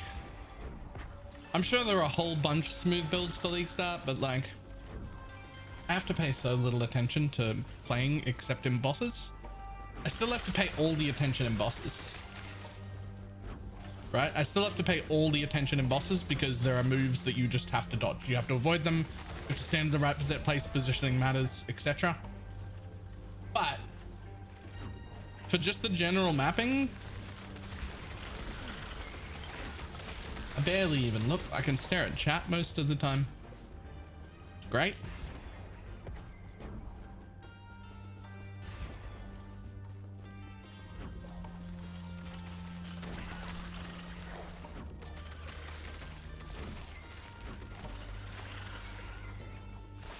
And it gets better when I eventually get that item that lets me have a teleport. There's an item that lets you teleport. I want it. What level are we at the moment? I have no idea, actually. 80.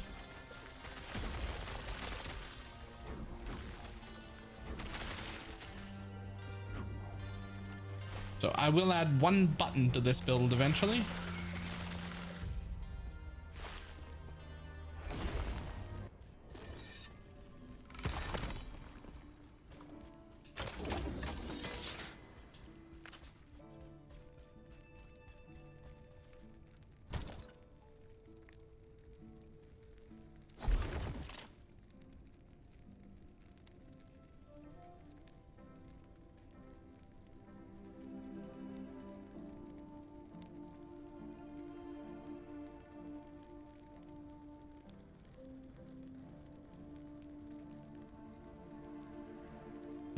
let's see if I have.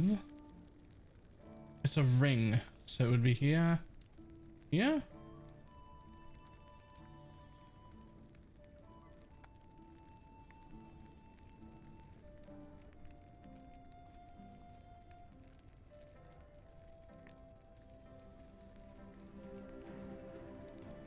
This thing. This is the thing I would be after. It comes with minion damage and minion critical strike multiplier. And when you directly cast summon vines, you are teleported to that location, but it adds a cooldown.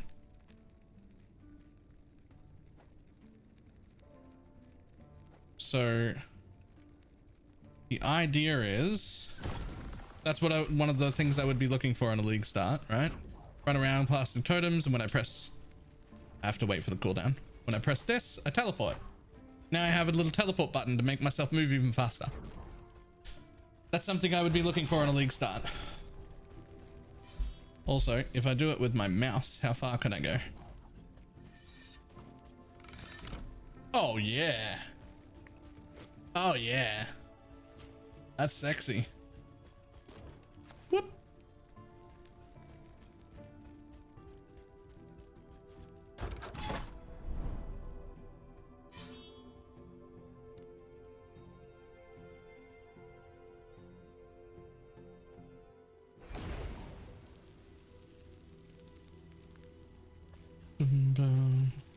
Ba ba da ba ba.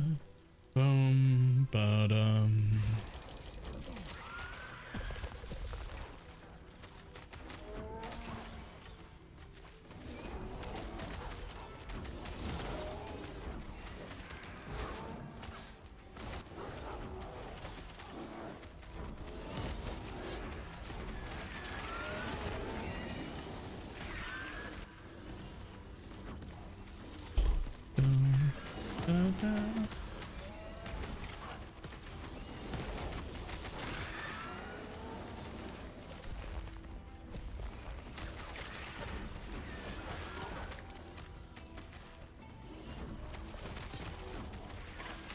Oh yeah, having the teleport thing is great.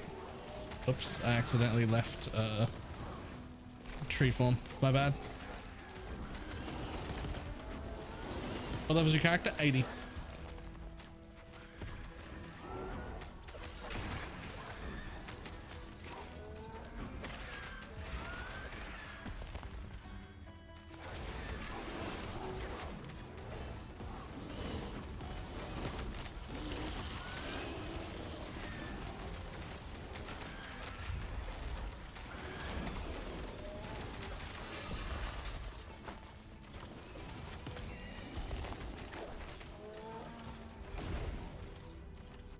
This is your first LE character ever? No. No, I did about 500 hours of it, around like 0.1 to 0.3. Like early beta. And I've played like maybe 100 hours total in the past like several years. Certainly not very much recently, so I've like forgotten most stuff and I'm still like relearning, but I've definitely played a bit before.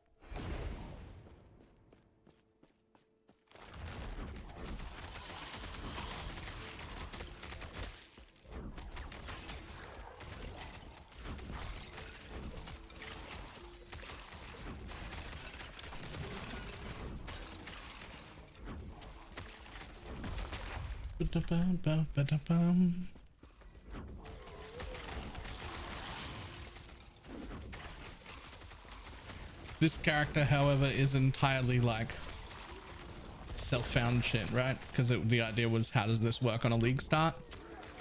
So I put gear on that I found in the ground.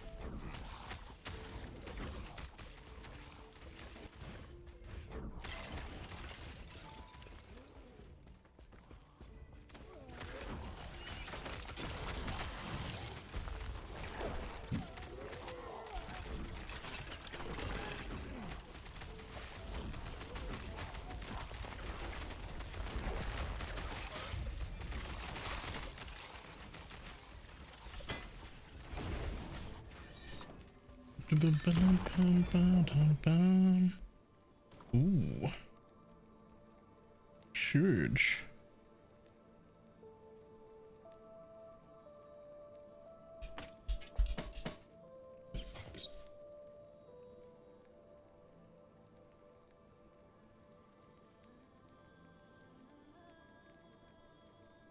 Spell damage for totems.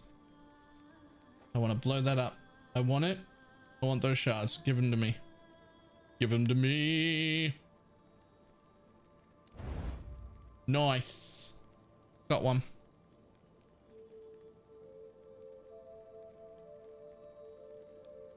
I also want those. Nice.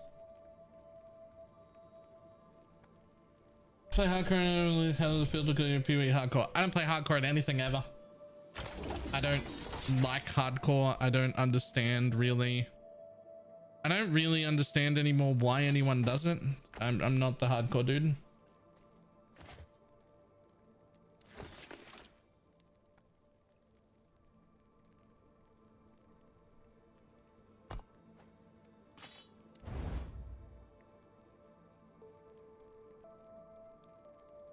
I am not the hardcore dude.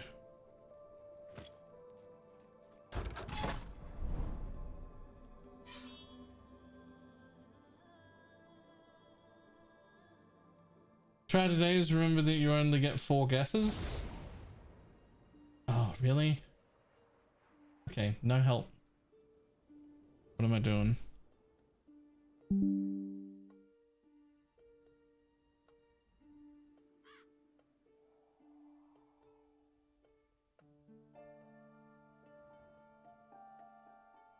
Bow, arrow, quiver, target.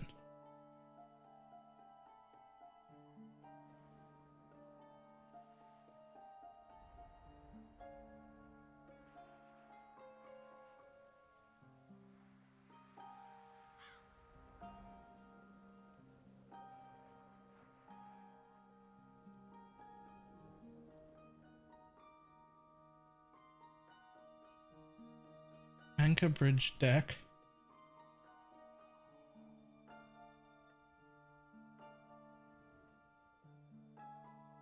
One of these others has something to do with boats, but I don't know nautical terms. Anchor bridge and deck are all boat things.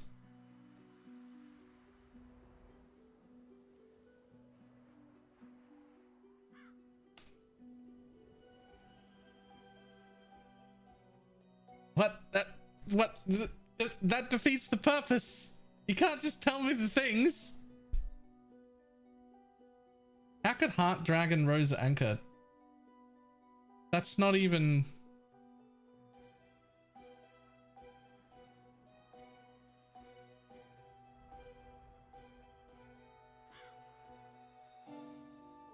Clock. Slug. Gin. Rose belt. Well, now I have to try the combination that you said because I've already like read it now. And now if I don't try it, I'll be screwed. That doesn't make any sense. Heart, dragon, rose, anchor. That doesn't make any sense.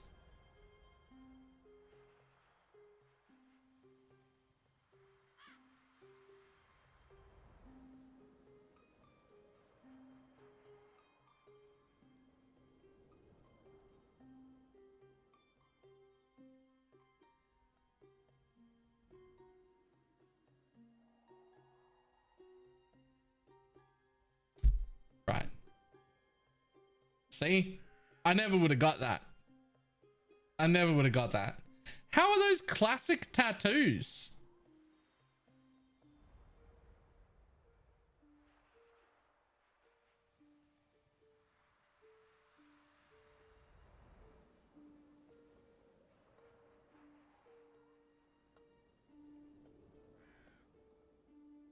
Hmm.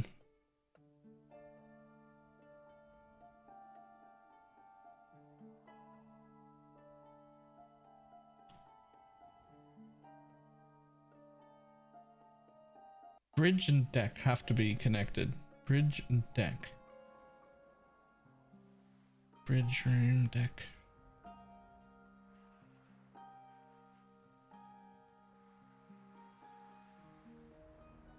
That's tempting. But slug, clock, belt, and gin don't work. These can all be rooms. But those don't make any sense.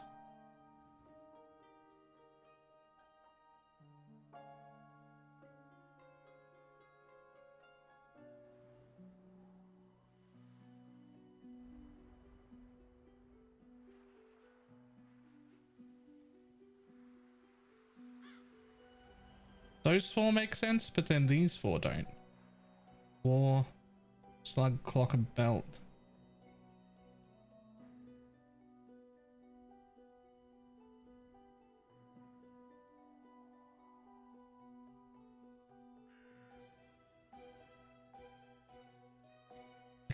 This 4 makes sense, but then what the fuck is this? Belt, clock, slug, war?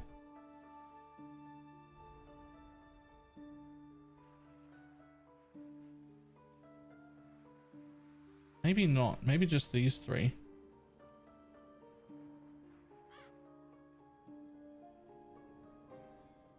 And deck, bridge. What's another card game?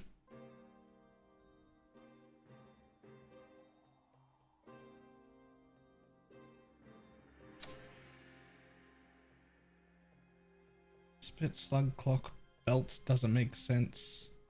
Clock, war, slug, spit doesn't make sense. I'm real stuck on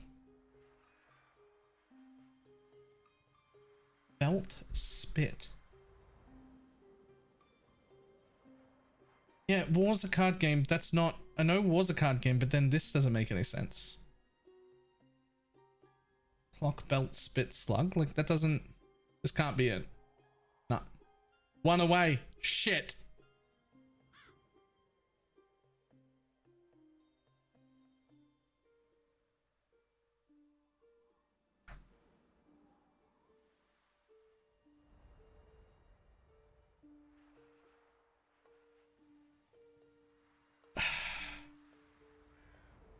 It still says 1 away. Okay, so this is the one.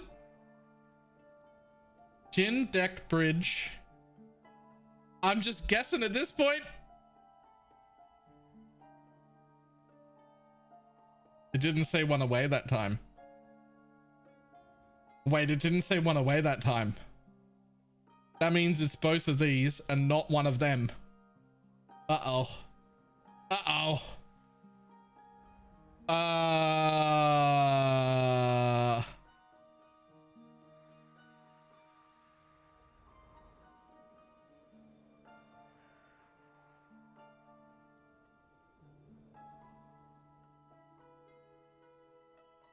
Nah, I got nothing.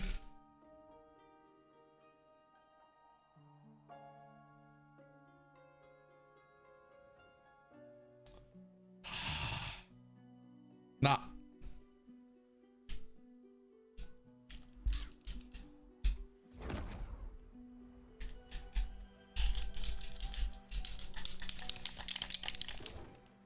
Come on, buddy.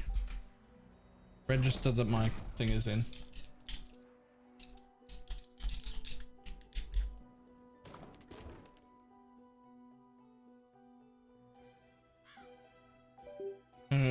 Because I enjoy watching you try.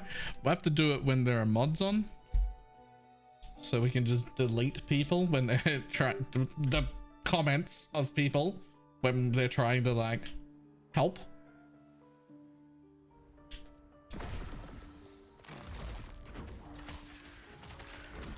We're not trying to delete people, just to be real clear.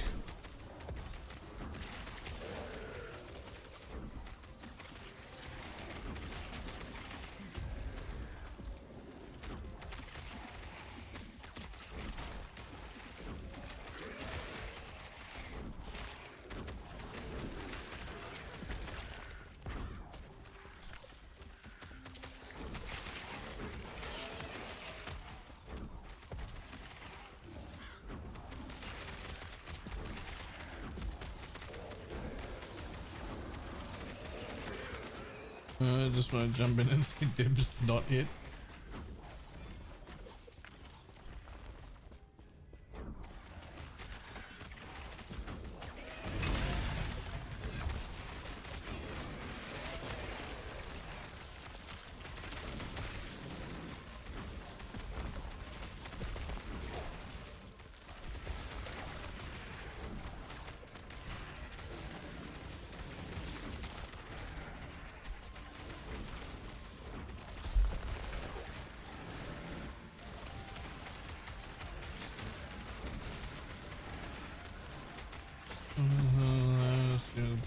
Chatly die IRL.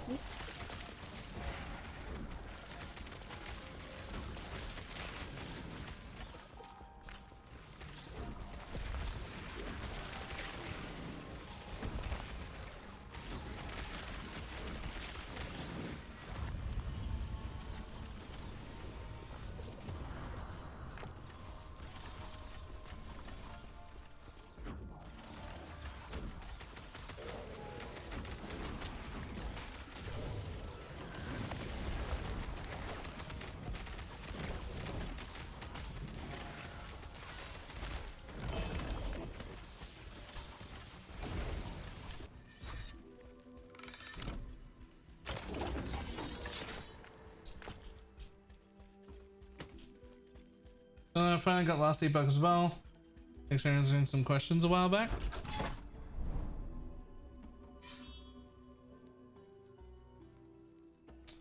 Now that does sound like something that I would do, but at the same time, it says first message here. As if you've never typed here before. How have I answered any of your questions?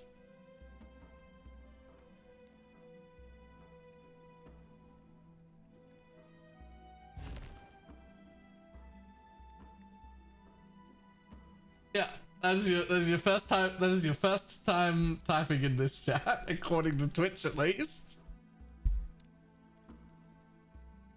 I do answer a lot of questions, but I don't.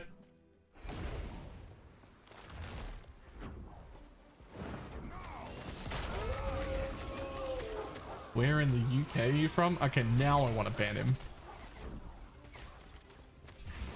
Do I sound like I'm from the UK? The fuck?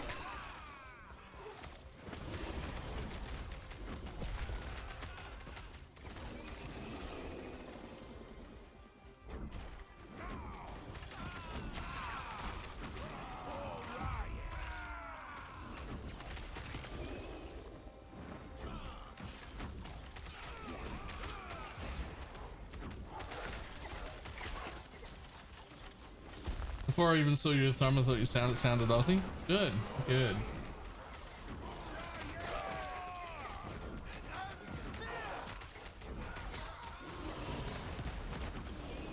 Your ancestors being out undesirables. Yeah. It takes a special kind of people to be in the kind of weather and environment that England's in. And then find this fucking paradise over here and go, we're gonna send all our criminals there and we'll go back home. I don't know if that was the smartest move, but I'm happy it worked out that way.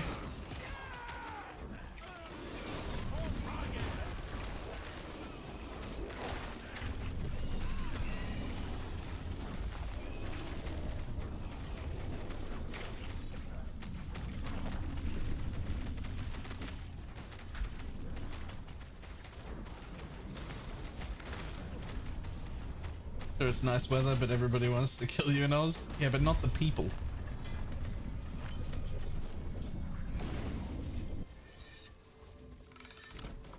Hang on Discord, what are your thoughts of it? I did not.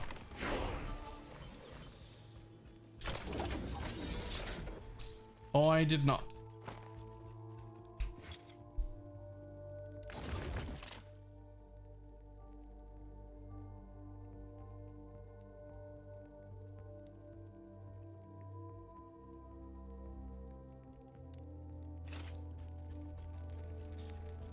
Yes.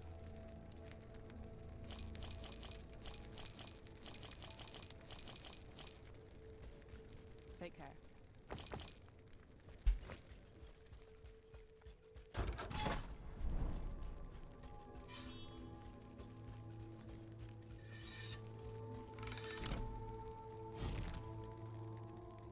What on earth is a neighborhood limit?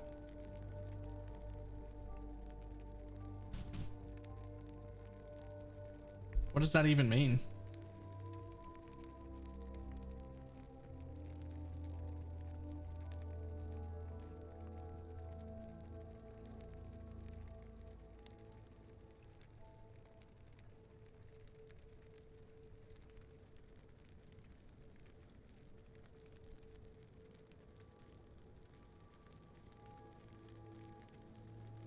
Being shorted of too many ends of the AKL all the time? That does not happen here. I don't know. I guess she's like, yeah, like where she is a really densely packed area, and while her apartment is very nice, like the area she's in is like super packed in, way too many people.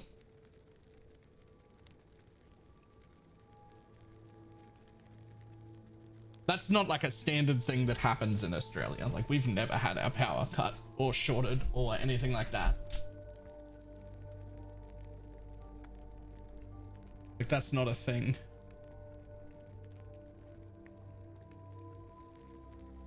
You're gonna tell me I should buy Last Epoch if you're loving it. You should buy Last Epoch.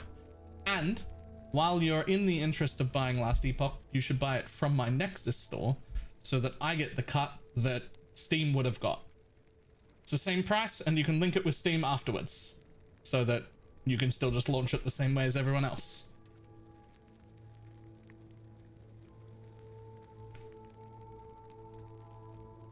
Was that better, Telexia?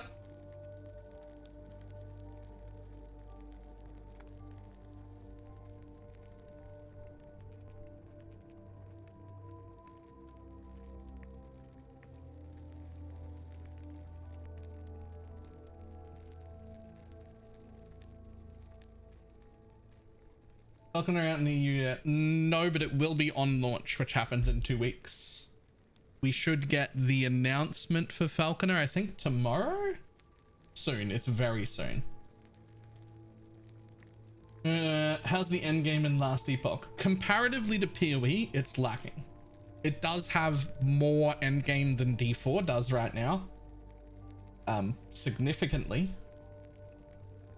But it's definitely not as much as PoE has. To be fair, it's just launching and PoE's got like 14 years worth of development behind it to add to its endgame.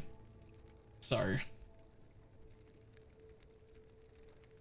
it's, I would say, very good for a launch game, and it will get, yeah, it'll get more padded endgame as it goes on.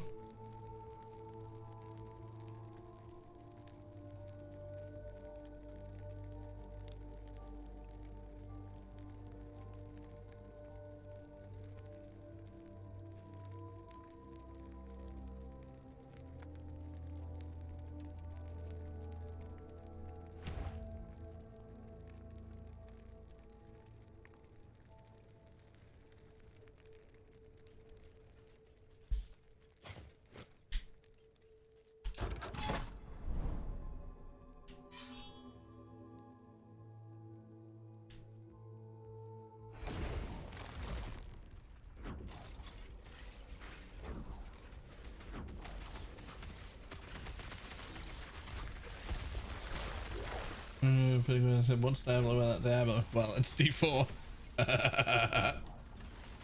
You're not wrong.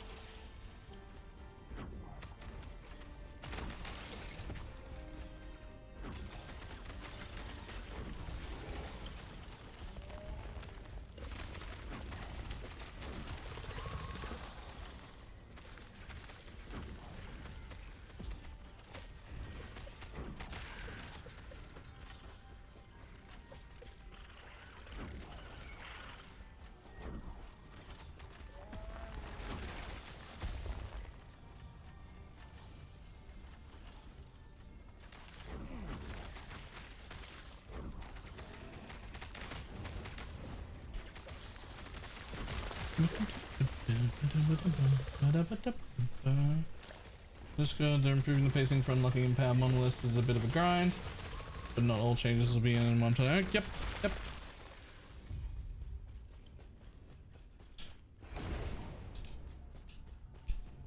Not just for unlocking empowered monos, but also for getting higher tier corruption as well.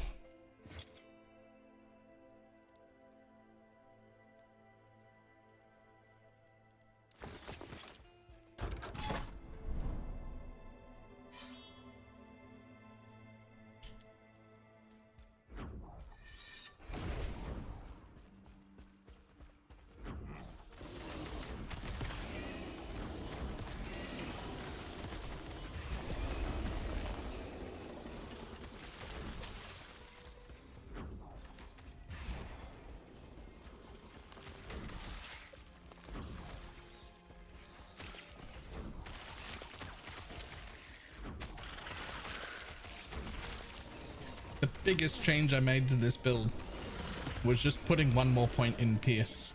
I can't believe every single version of this build that I found online to follow only had a single Pierce, and some of them had none. I put in the second Pierce and suddenly that's it, I cleared so much faster. Like, I don't understand why everyone's skipping the second Pierce node. Like we haven't played other video games before. One Pierce is not enough.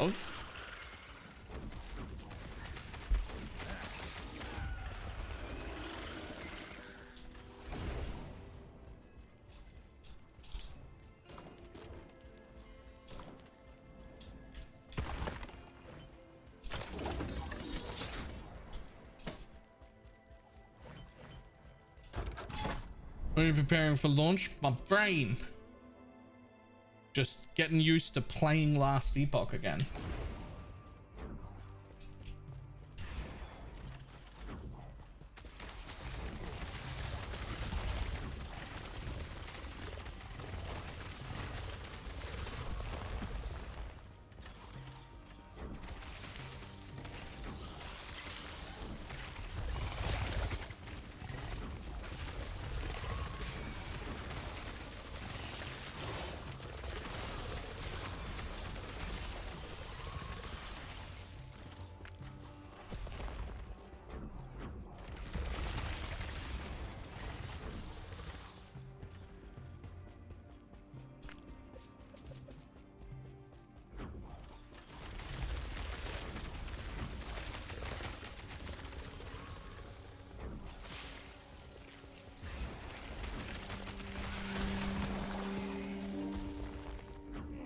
I'm preparing for lunch, right?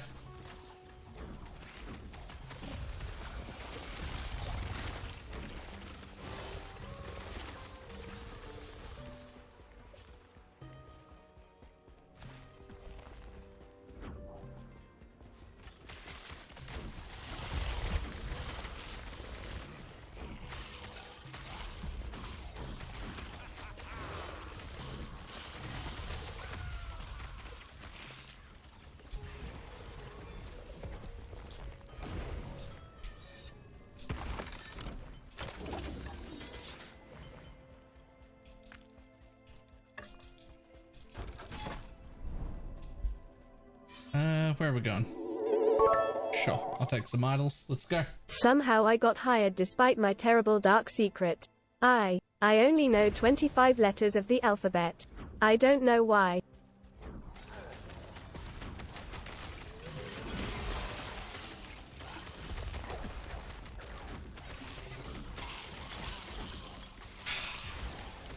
Coffee, thank you very much for the bits. That's not even the best version of that.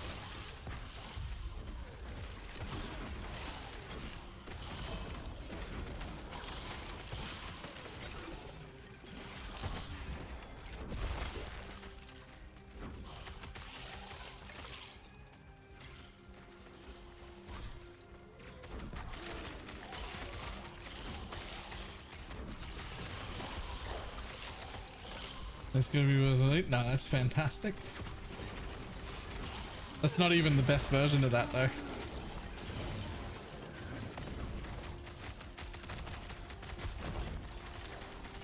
But the best version of that needs two people. It needs someone else on the other side of the conversation. You can't just do it yourself.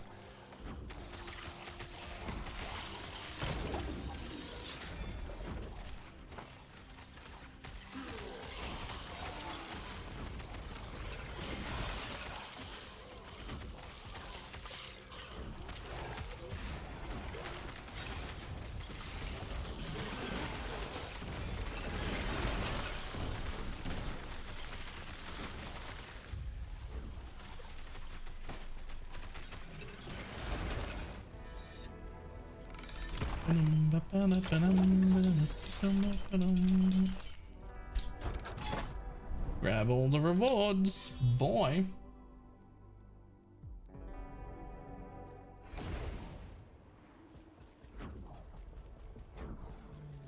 Build looks really fun. Need a lot of gear for it, I know. Nope, it's easy as piss. Okay, how's this for delete worthy? Why do cows have hooves and not feet? Because they lactose. Lactose. Yep.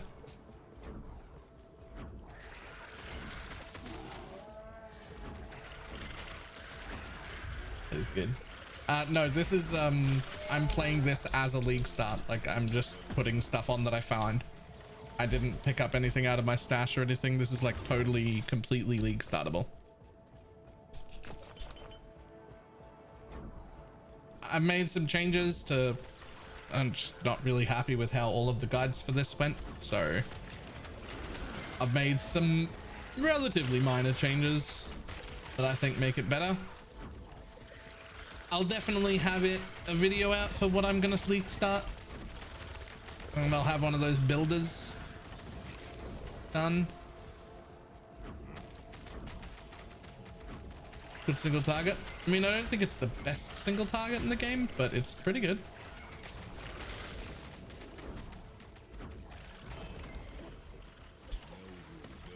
Don't do that.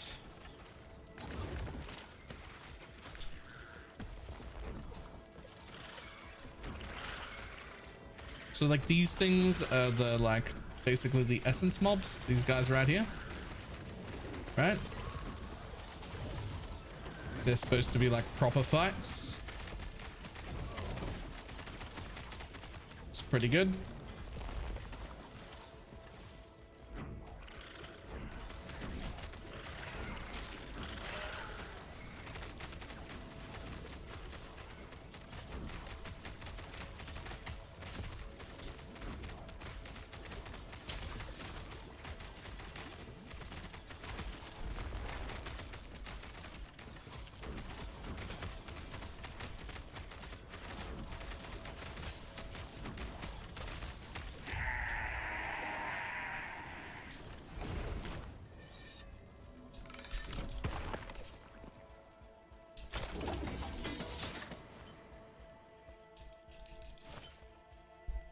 Okay.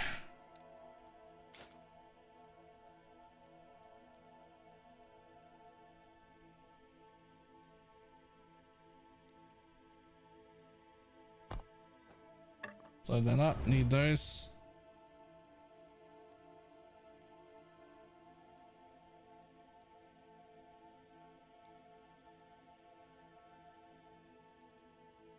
I'm more like a Slumby Druid yet, still deciding. I honestly, I don't know what the fuck I'm gonna play. At this point, it could be anything. Like I'm leaning towards this build I'm playing right now. But like I could watch Warlock tomorrow and be like, nope, I'm a Warlock, bye.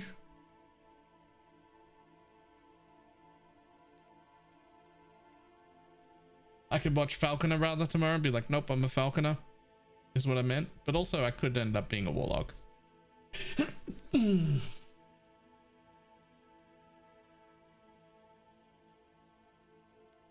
Put a group together that has an open slot. I'll be playing with the people I regularly play with. Whoever of them start.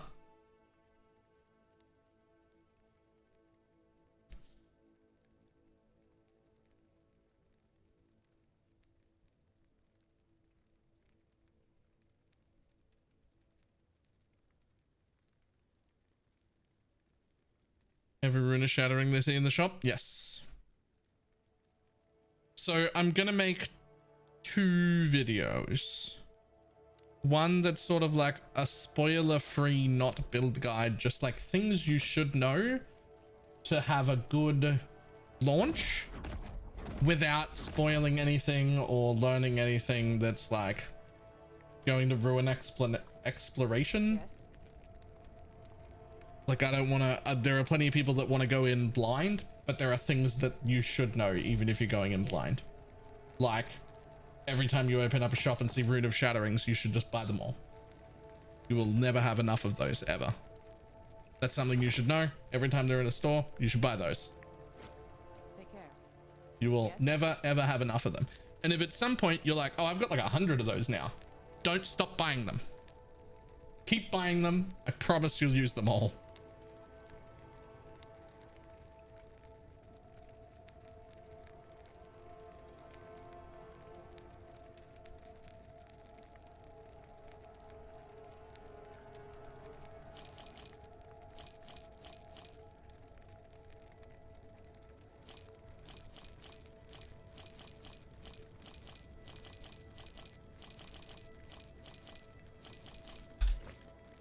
To carry over the league has set up and organized it. No, because you will start with only a single stash tab in the new league because you have to rebuy them, which is bought with in-game gold that you're going to have to make each season.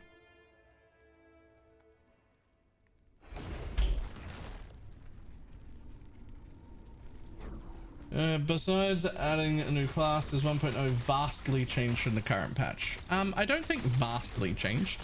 There's a lot of patch notes though, like a lot of little things. The graphics look a lot better. We've seen a few teasers. The graphics actually look quite a bit better on launch than they do now. A bunch of balance changes, a bunch of class changes, some slight reworks. Shaman's getting a bit of a rework. Not like a full one, but like a bit of one. How we interact with the endgame is getting changed. Progression into the level 90 or level 100 monoliths is getting increased. Mob density is getting increased. And then there's the whole like trade guild or non-trade guild things to join, which are also going to be huge. So there's a lot going on. There's a lot going on. Our best guesstimate is that we will get patch notes 2 to 3 days before launch. And that's when we'll know the extent of the changes. But that is not a guaranteed time frame. That is us guessing. Wait, can you explain that again? The trade guild? So there are 2 guilds or 2 factions, depending on whatever you want to call it or whatever they called it. There's the one I'm doing, and then there's the merchant one. The merchant one gets access to the auction house, can buy and sell gear.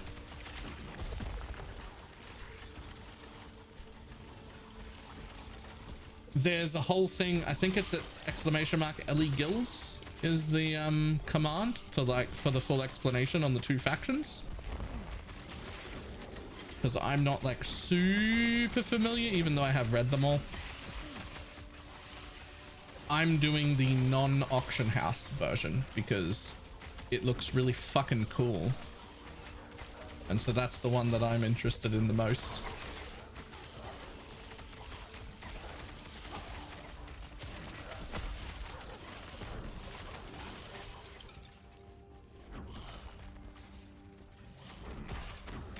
I would think if I was playing solo, I would probably go the auction house one. Like immediately on launch, I'd be picking the auction house one if I was playing solo. But because I'm playing with a small group, we're sort of just on board with it feeling like group self-found.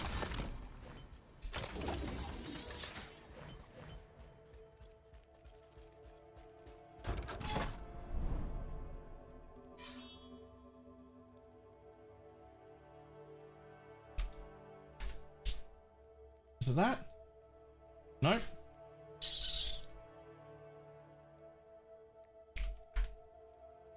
There it is. Let's do the TLDR real quick. Right. Circle of Fortune Merchant Guild. 2 factions, basically.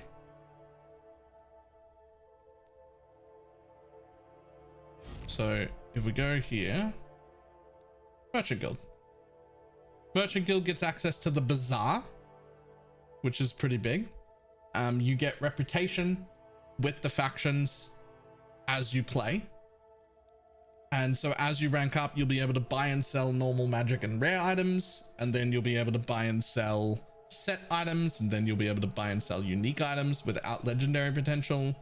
Then you'll be able to buy and sell idols, etc. As you get further through, you'll be able to trade more stuff with just through the Bazaar. So you'll be able to accrue currency and buy really good stuff. That's the whole thing. The Bazaar actually does look pretty good.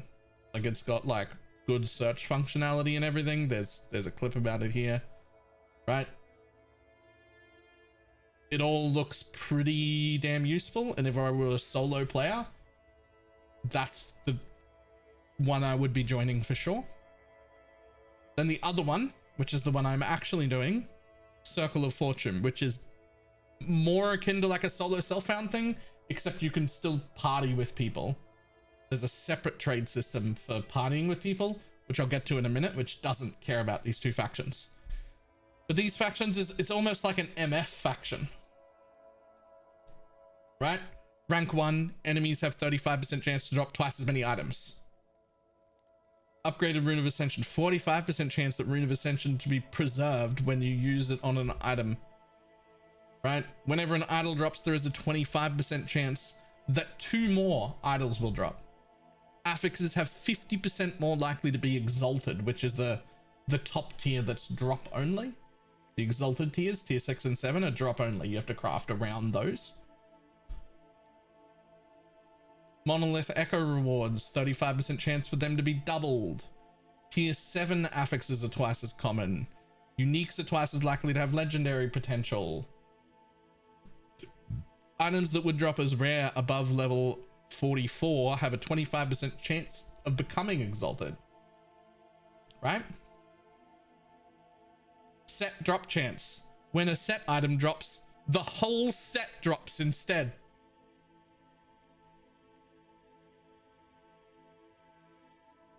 But you can't trade any of it. All right, so here's the other things that you need to know that are important. Any items that you find while you are Circle of Fortune, you will not be able to wear if you change factions. You can only use these while you are Circle of Fortune. If you change to the other thing, you will not be able to wear any of the Circle of Fortune gear that you found. You'll have to go get new gear. Same backwards. If you start the auction house faction, you will have to find gear on the floor, not buy gear, to be able to put on if you want to change factions. Because anything you bought, you will not be able to wear when you change factions. So that's just important to know if you plan on changing them, because it will, remember your reputation with the factions if you change. So if you swap and you don't like it and you swap back, you're not starting again from the beginning. It remembers where you were, etc. The reason we're going with this one, Circle of Fortune, is because there is a separate trade system that doesn't completely outside of all of this, which is if something drops while I'm just going to say Shads and I are in a party, an item drops on the floor that's for him, I can just gift it to him right now because we were in a party, we're in the map together, it's fine, I can just gift it to him. Like D3, it dropped, you were here, when it dropped, I can give it to you, no problem. If I was Circle of Fortune and a Circle of Fortune item dropped and Shads was not Circle of Fortune, I could hand it to him, but he wouldn't be able to put it on. So we want to be the same thing to start with. And then if you play with your friends for long enough, you will drop resonance for them. And resonance is just like this token that says, I've played with you a bunch. We play together often. There's this resonance for Shads. So then Shads goes to work the next day and I drop an item that I'm like, oh shit, that'd be so good for Shads' build, but he's not here. I can consume one of those resonance tokens to gift him the item, specifically him, because it'll be a Shads resonance. Because I've played with him enough, the game knows, hey, you guys are a team pretty often, so we've given you this one token, and I can consume that token to send that item to him. So that's the separate trade system that's outside of the Merchant Guild. So because we're going to be playing as a team, there are a bunch of us that are going to play together. We're all going to go Circle of Fortune because we don't feel the need for the Bazaar.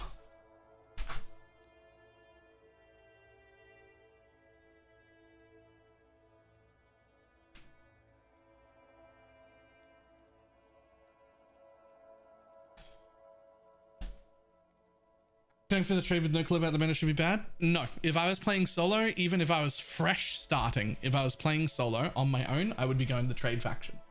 For sure.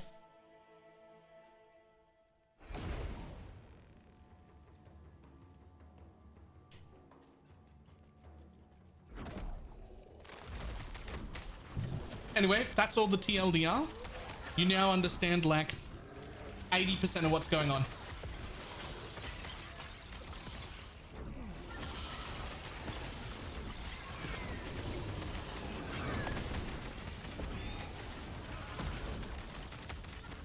If you want to understand it better, read through the whole website, all the information's there. Your time stands out, I feel like it's worth putting out there. Not really, because it feels like a poor explanation compared to just reading the website. You think this build will be able to do all content?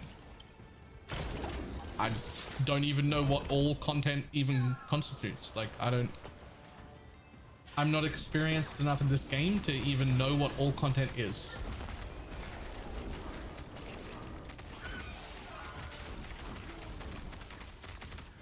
Absolutely fucking not. I'll ask you to TLDR it for me.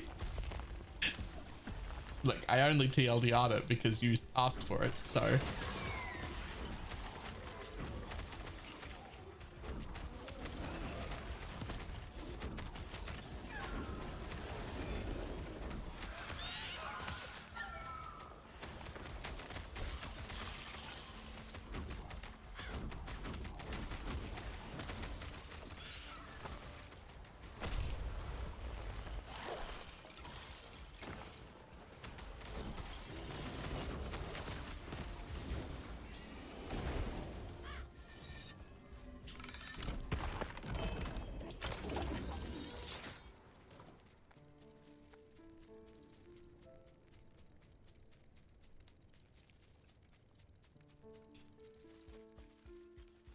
You're going for the self-found variant? Yes. We will be Circle of Fortune.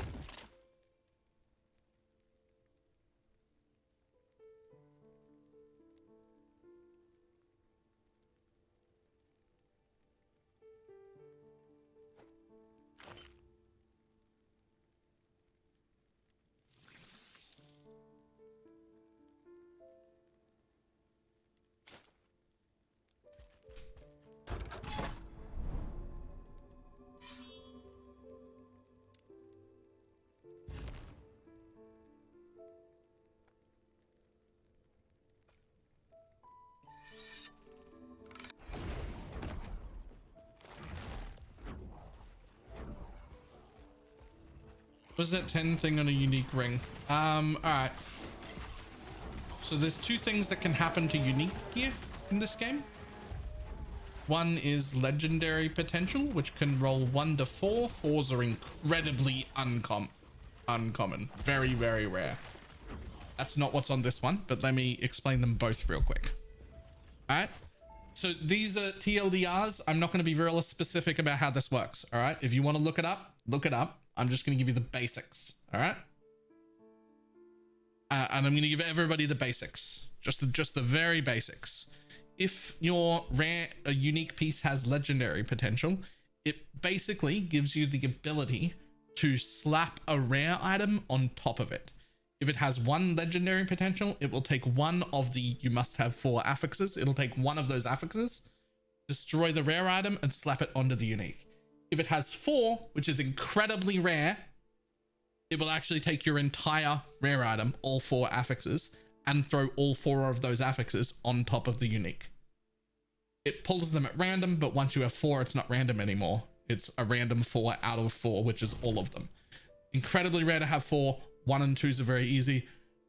The more common a unique is, the easier it is to get a legendary potential version. That's legendary potential. That's like a super endgame things. Definitely strong. Eventually you could have a unique item in every single slot that had a rare slapped over the top of it. The second thing that can happen, which is way more common, is Weaver's Will. Basically, all that happens with Weaver's Will is it has a big list of things, of stat rolls that it can have. And if it has 10 Weaver's Will, it's going to have 10 levels on it, basically. And if I wore it, it would use those Weaver's Will. As I kill mobs, at a certain kill threshold, it'll be like Weaver's Will 9, Weaver's Will 8, Weaver's Will 7. It'll use them up. And it will apply a random stat out of its available list. This one had, I forget how many it had. This unique item had Weaver's Will. And what it did was it rolled int and life as I continued to wear it and killed mobs. I also think it's more likely to roll something it's already rolled rather than put a new stat on. Not guaranteed to, just more likely. So that's why I've only got 2 stats, even though I had 10 will on it, because it added int, and at some other point it added 20 health, and then it re-added 1 int, and then added another 20 health, and then 1 int and 20 health. It kept on those 2. Not guaranteed. It could add a bunch of random stats, but it's more likely to roll something that's already on the item. And so you don't get any control over what those stats are, though. So this was weave 10, and this is also weave 10, but I don't know what the range is. Oh yeah, range. No, I have no idea. Is it 5 to 28? Okay. I believe it. I don't know what the range is.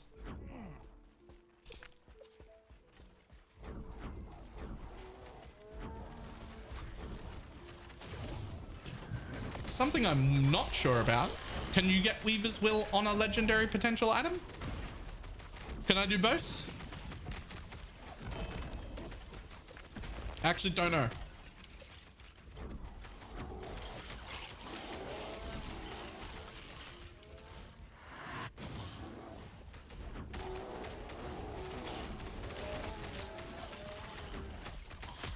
Greedy Baler is greedy.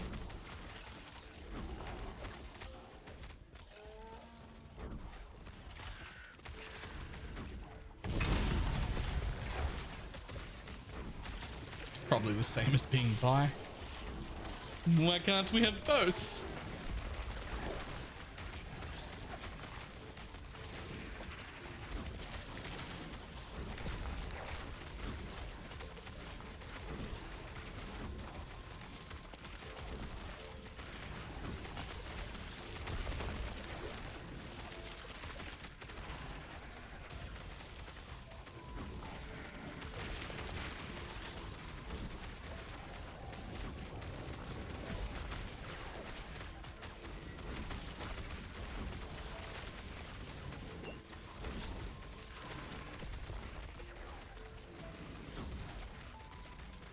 Just so that we can pretty much target farm the stuff we need to sell ourselves found. I don't really know. You're reaching the end of like the things that I know about. Like there are certainly people that know a lot more about what's going on in Last Epoch than I do.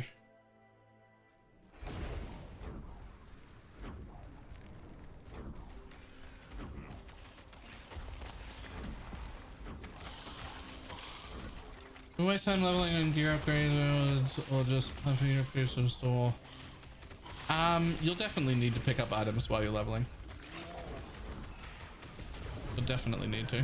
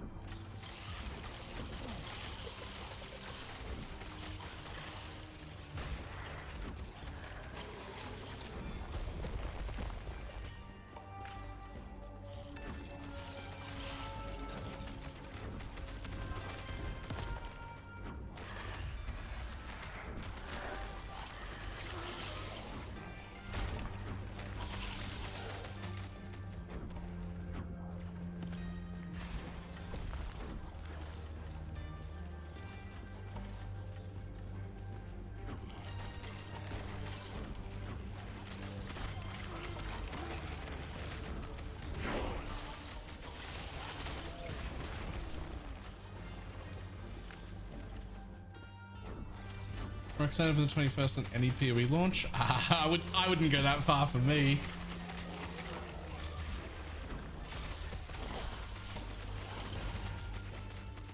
Don't know what the fuck to play until then. Power World? That still looks really good. I still haven't given it a go. I'm pretty sure all the Pal World hype is gone. I'm pretty sure if I launch Pal World on stream, I get like 10 viewers. So I'm probably not playing it, but I heard really good things.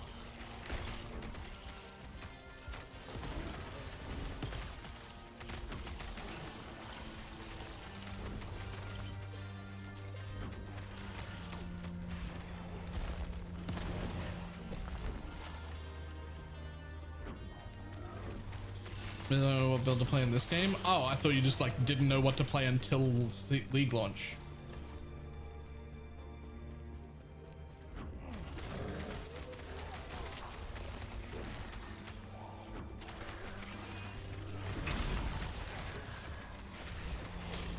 How are you maintaining rage? Like a fucking champion. Hang on, I'll show you.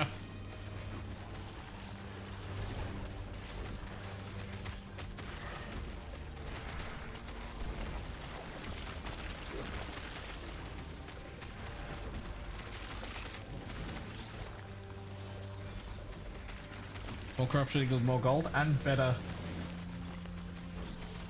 And just better drops to sell as well, right?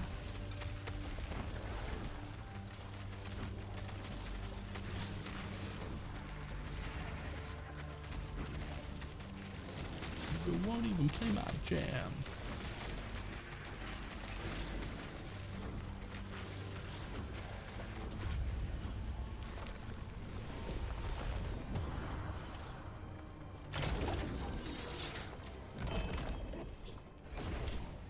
Alright.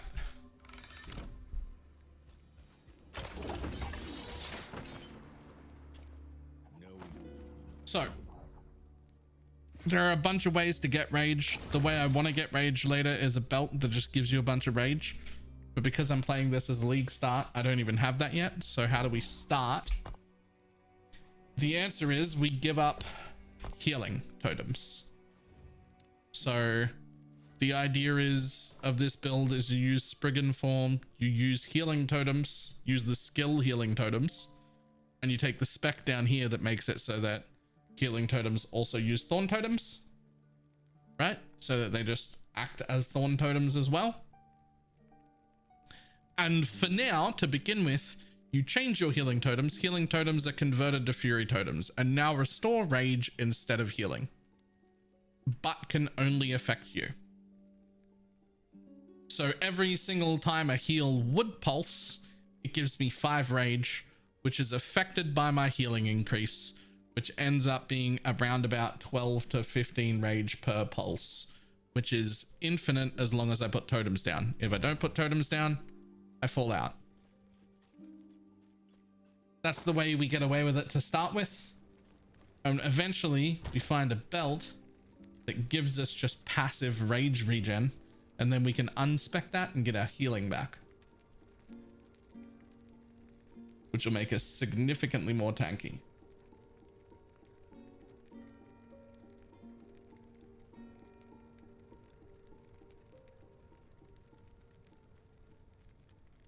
I don't think I even have one of those belts to show you. I don't even remember what it's called.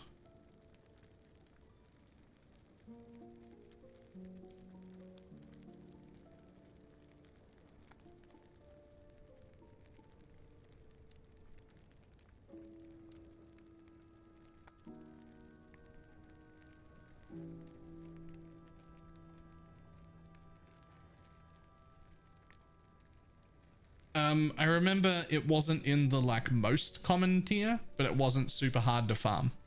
There's a specific zone you can go to that makes it significantly more likely to drop, and it won't be hard. It's not incredibly rare.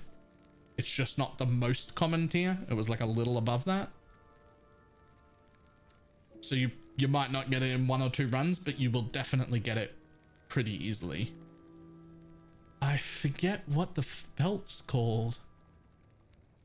Cleansing Legacy of the Quiet Forest Giant or something. It gives you 20 rage gain every 3 seconds while in Spriggan form, which wouldn't be quite enough on its own,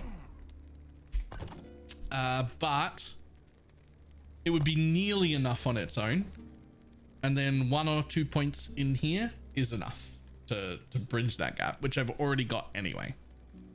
You regain mana when a Thorn totem dies or is unsummoned. That includes replacing it. So essentially, as long as you don't run out of mana in a single rotation of totems, it's basically just lowering my totem cost by 8, except it's 8 per totem, right? Give me 8 back per totem. It only cost me 26 rage to summon 3 totems.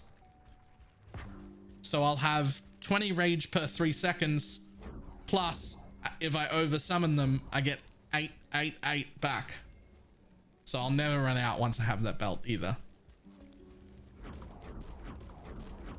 So you start like this, and you just don't have the extra pulses of heals, and then you get the belt and you get your healing totems back, which will be quite a bit more tanky, which I'm already pretty tanky, so it's just free extra tank.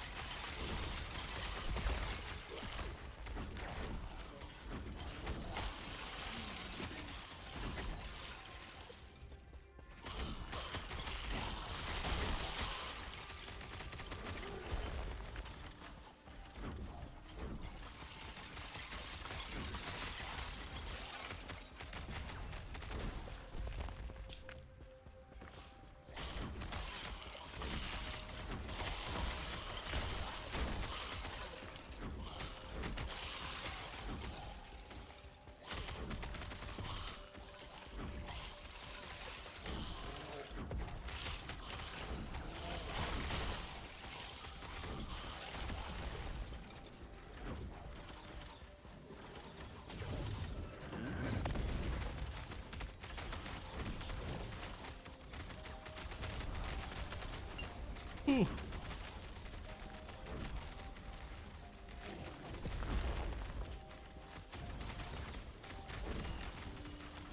Yeah, get trapped in the corner, bitch. Or don't if you want. That's fine.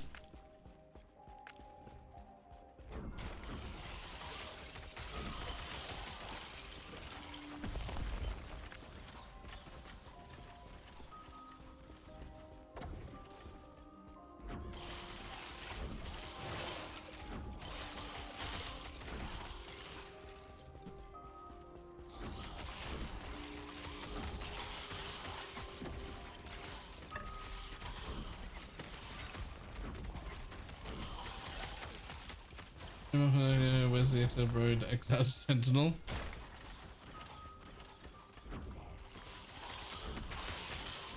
I mean, I'd never even seen them before I started playing this time, so they must be like a relatively new addition. I will be surprised if they're not expanded upon. Maybe not for 1.0, but at some point.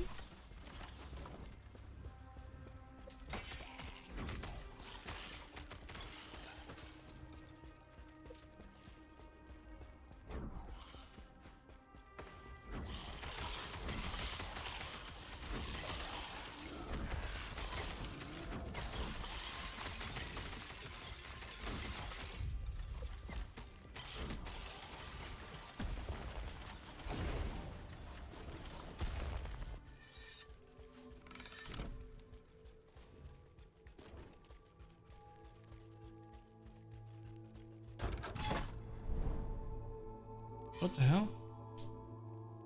Oh, I thought I was done. I left because I thought I was done and full. I wasn't not paying attention.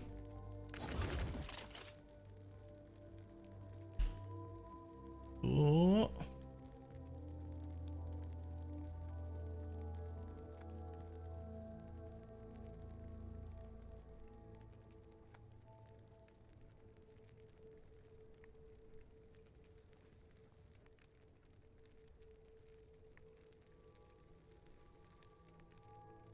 Chance to craft heraldry when you cast a volcanic orb. I don't even know what volcanic orb is. Okay.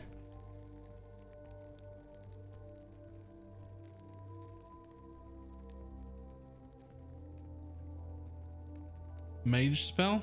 If you say so.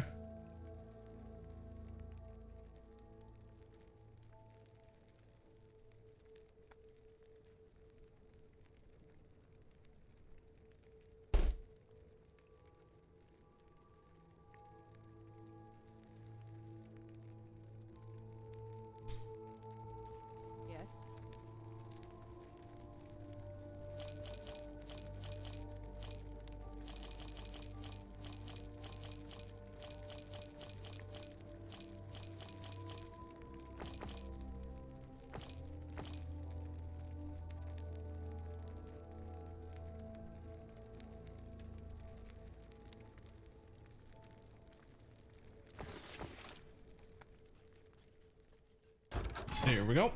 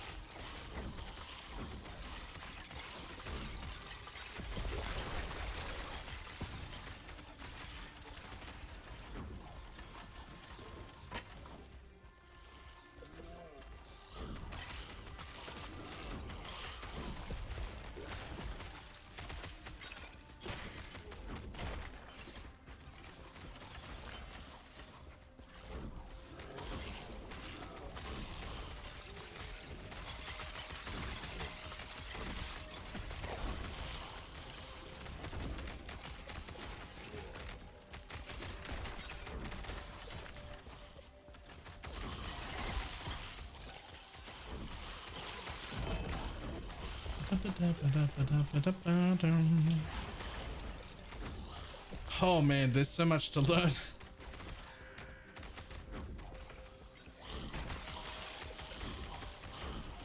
Custodian Echo, Bleed Hammer Sentinel, Stormblade Primalist, Muscular Rune Master. Probably playing hardcore solo self-found. Why? Farewell. Solo self-found fine. Hardcore, why? I shouldn't say that. I used to really enjoy hardcore. My first like 10,000 hours in PoE were all hardcore. I used to play hardcore on like every game that I possibly could. And then I took an arrow to the knee. And by that I mean I got older. Now it feels like my reaction times aren't good enough, and whenever I play hardcore on things, I'm just like stressed for the whole day. And then I end exhausted.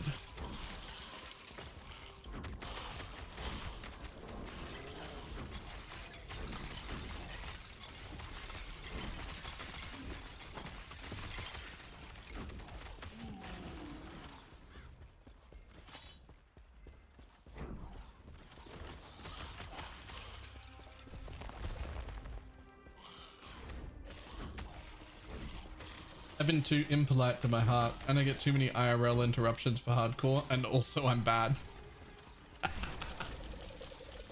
Yeah. May as well start hardcore, you can still play afterwards. Sorry, what?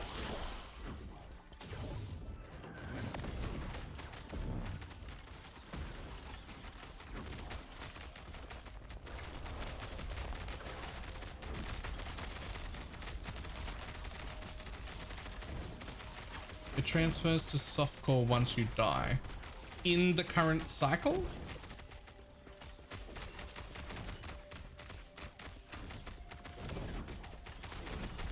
Controller gameplay looks very smooth. It is, except when it isn't.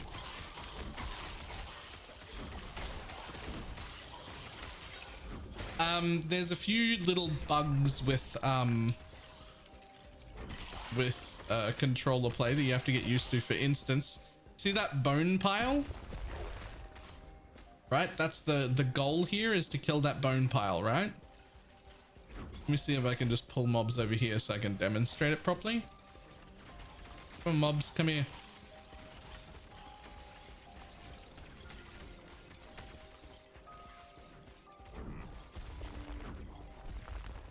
Oh, no, no, no, no, no, don't kill it, don't kill it, don't kill it. Okay, so when I've targeted this bone pile higher, because it's a quest item, I just tried to summon totems on it.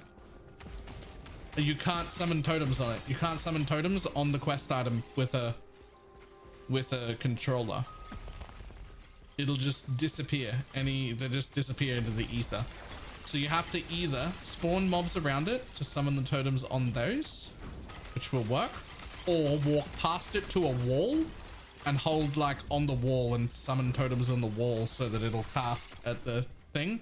I don't know why. It's a bit of a bug, but whatever the like objective of the map is, you can't actually summon totems on it with a controller. Specifically only with a controller. They just disappear. Weird bug. Oh no, it uses the skill and it uses your mana, and the totems just disappear into the ether. They just don't spawn. It'll even unspawn the totems you already have because you're summoning 3 new ones. So you can only have 9. So it has to get rid of the ones you've already got, except they don't exist. They just disappear.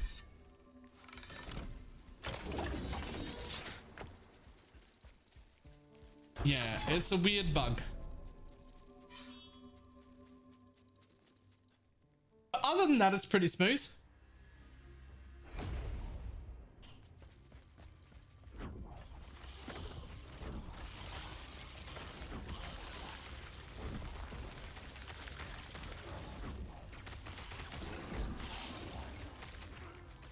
Looks cool for looting. It's especially cool for looting.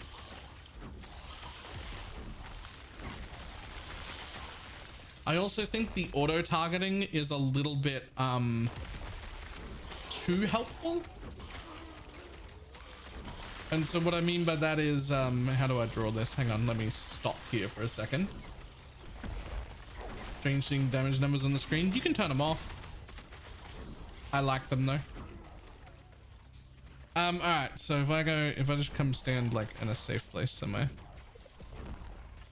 So let's say we're running through. Let's say we're running through here, right? Like I'm running from this side to this side. And so where I put my mouse is where I'm aiming as I run, right? Like I'm aiming here because I want to swing through here and then go up like that. That's what I'm going to do with my character, right? If there's a mob or even a breakable box up here that's just a tiny bit in front of me, just a tiny bit in front of me, and I press my totem button while I'm facing this way, it will summon the totems here where that breakable thing was. It's got a really, really forgiving, wide area of auto targeting, when I would expect if there were mobs like here to here, it would target them. But it's not like here to here. If this was my goal, if this is where I was faced, it's not here to here like you would expect. It's more like here to here. Like it's anywhere in the front half, which sounds like it could be a good thing, except it quite often just targets breakables at the edge. So it's actually a little too helpful. Like it needs to be like reined in a little bit so that I have to aim a little bit better.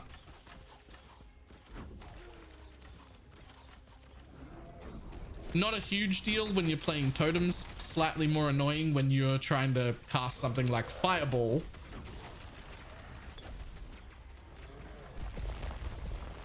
Can you not configure that? No.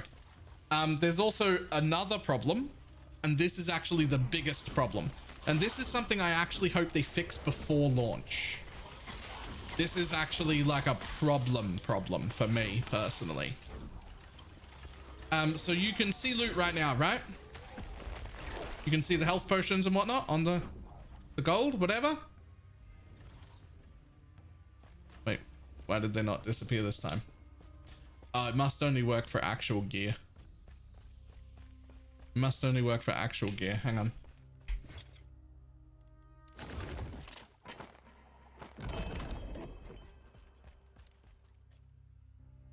Gear's gone. There's no more gear. Where's that gear I gotta pick up? Anyone seen it? I don't know where'd my gear go? So it turns out this button on your controller, if you hold it for just a quarter of a second, it hides all gear. It hides everything. Ground item tooltips hidden, ground item tooltips visible. If you tap this, that's the button that opens the portal. That's how you leave every map. That's how you open a town portal. If you hold it for just a second too long, not a second, a quarter of a second, it turns off all the loot. Now that sounds annoying, but you'll just rebind it, right? That's what I thought too. So you go in here. Here's the controller thing. Let me just let me actually enter their settings with my controller so we can actually see it. So you can see here are all of my controller settings and see how they highlight. You can change the bindings and everything. And except D-pad right, D-pad left, use your dungeon ability, use your portal. I can't change them. They're not, I can't actually edit those binds at all. They're locked. I can't change what my portal is linked to. And the one that hides all of the loot isn't even here. It's not even bound. It's not even in the list. It's just automatically there and you can't change it.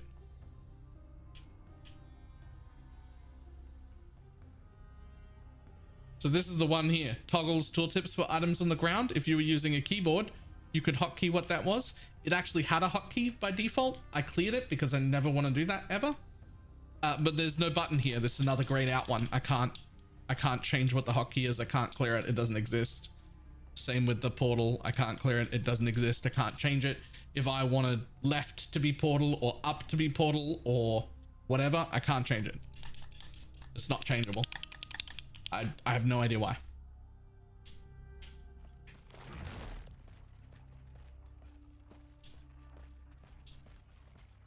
So those are actually the biggest problems with controller support.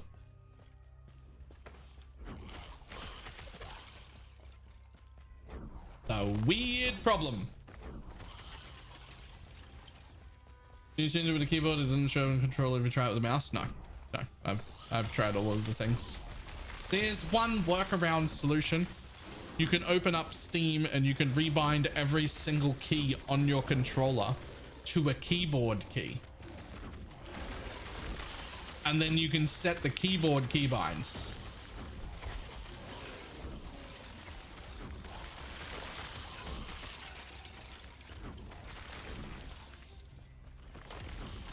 Temporarily show items that were hidden by my loot filter. Oh, no, you don't understand. That button that I'm pressing, right? See, this is when I press X, which temporarily shows all items hidden by my loot filter, right? Turns off the loot filter, really, is what it actually does, so that you can see everything, right? That's not the same button. That's not the same thing. Hide all loot. And now when I press X, you still see nothing. It disables the loot filter, but you still see nothing. It's not the same button. Show loot again. Oh, hang on. I have to move. Show loot again. There we go. I don't know, man. It's fucking weird. It shouldn't do that. There's no reason for it to do that. There's no reason for it to lock. There's no reason that I can't have access to that keybind to control it. I have absolutely no idea what's going on.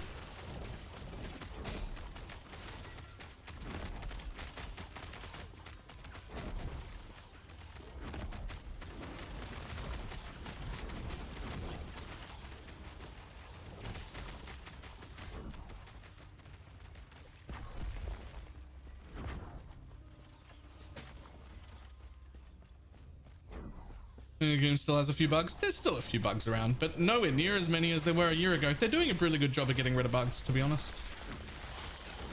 Continue Legacy at launch. Why the fuck would I continue Legacy? No, I'm gonna do a lead character.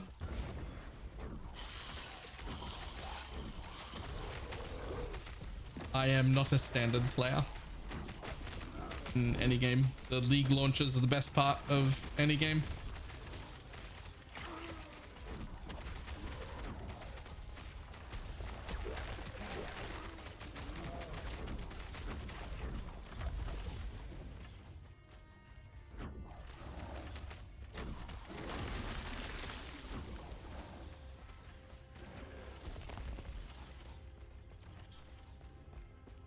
For me personally, there might as well never be a standard or eternal realm in any game I've ever played.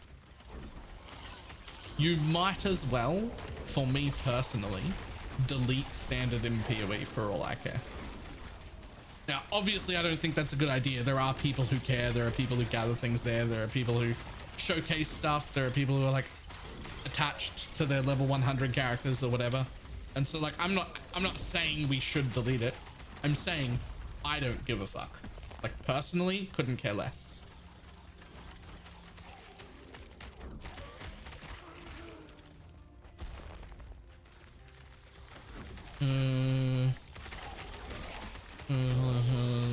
Way too dark in them. Well, my suggestion would be stop, because I'm in the middle of streaming.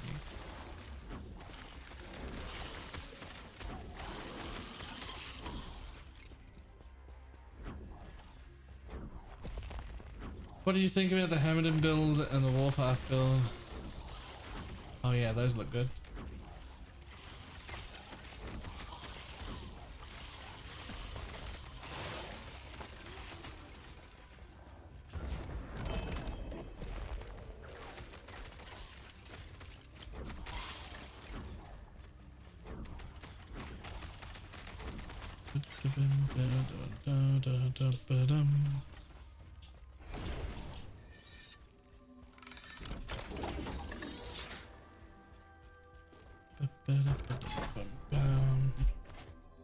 a few are playing purely because they haven't got time to start a fresh new character.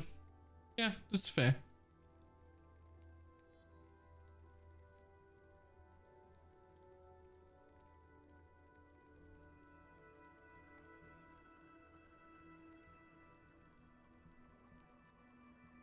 What the fuck is that? Using a potion grants you false water fury until you run out of mana. During false water fury, your mana does not regenerate and is drained at an accelerated rate. During false water fury, non-channeled melee attacks consume 20 mana to deal plus 100 melee fire damage. That's flat damage. 100 flat damage added to your attacks. That is a lot of flat damage. But also, that's like a button for cooldown. That's like a cooldown button. You press that button, you do big damage, and then you definitely run out of mana. You do big damage for an amount of time, and then you are out.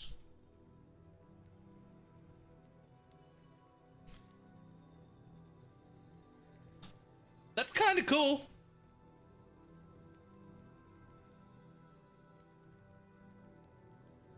I mean, you lose your potion too. True. It's cool though.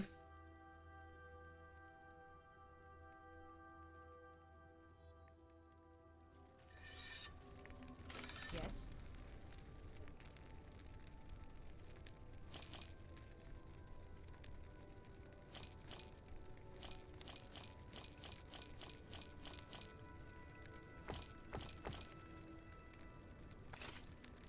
Yes. Take care.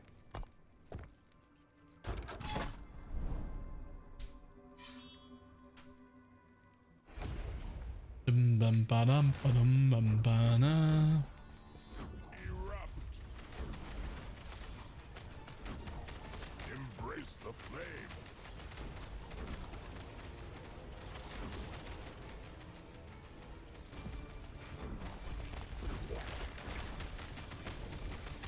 Are you using that runes? Are you using that runes? I don't know what that means. Burn to ashes. Embrace the flame.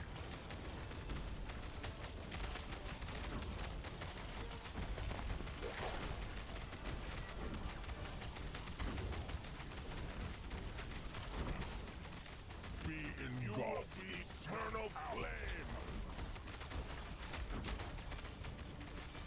Burn to ashes. Going to buying it. Oh, the shadow runes. My soul. Yeah, I use quite a bit of them, and also like How bright will you that's something that's going to be part of my like things you should know video. You should always buy those runes whenever you see them and can afford them forever. You will always use them. You will never have too many.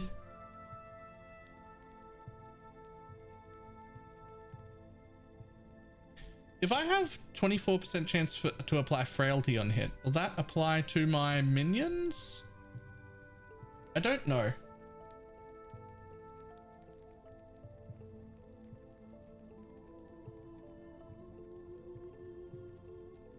Like, will my totems get frailty on hit? Because if not, these are all trash and I don't care.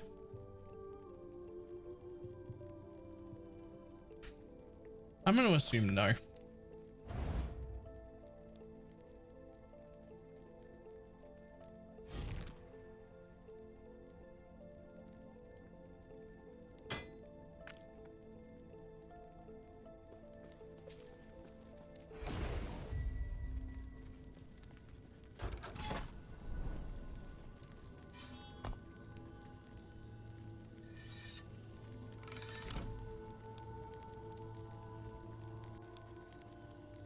I have that question in all RPG games, right?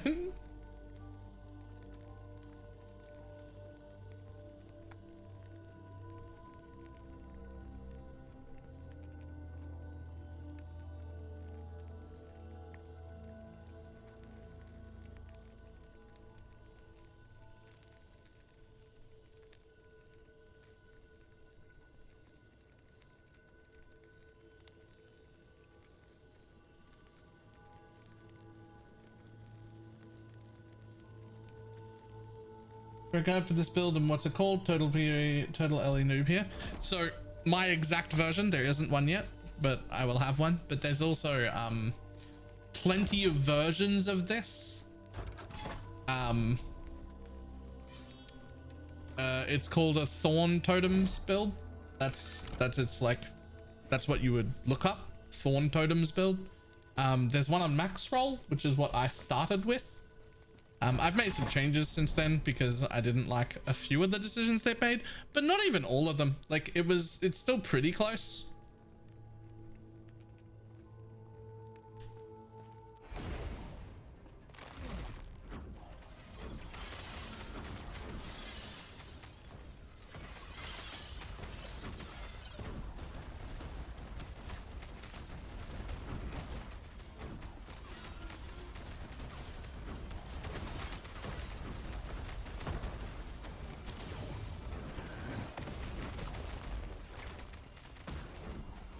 What are you playing at launch? Probably this, but also maybe Falconer, and also maybe Warlock. And maybe something else I find in the next 2 weeks that I like the look of more. Who knows?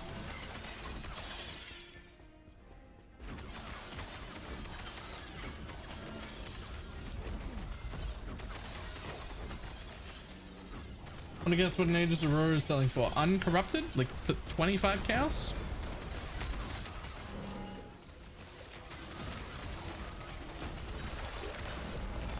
Yeah, that makes sense.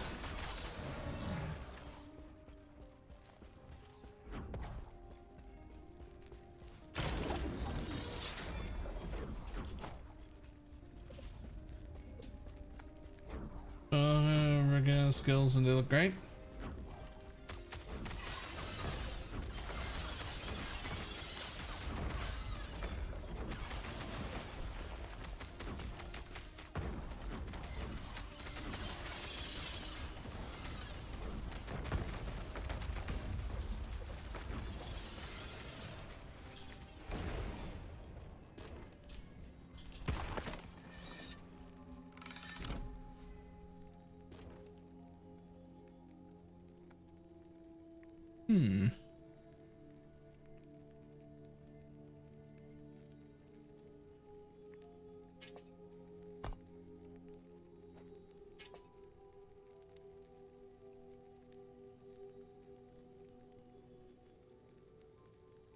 Oh.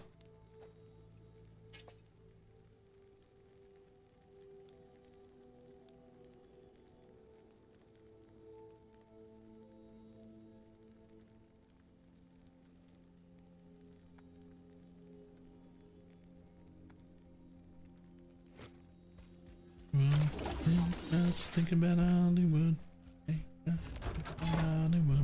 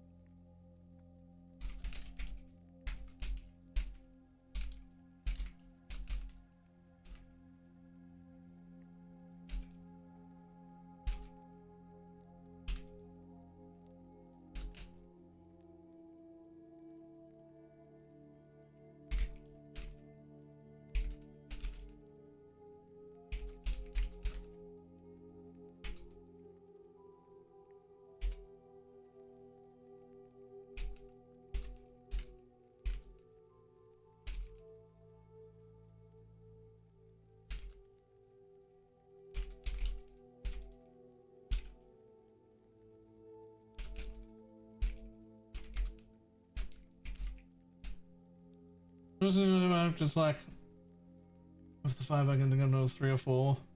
I mean, even if it's number 3 or 4 though, it's still launch.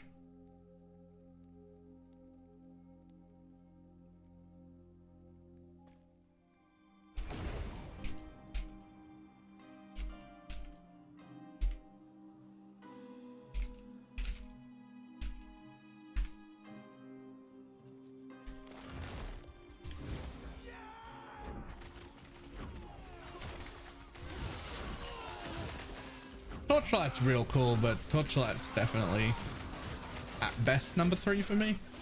Like this is the second best. PoE and then this, and then a long drop, and then other things, starting with Torchlight. For me.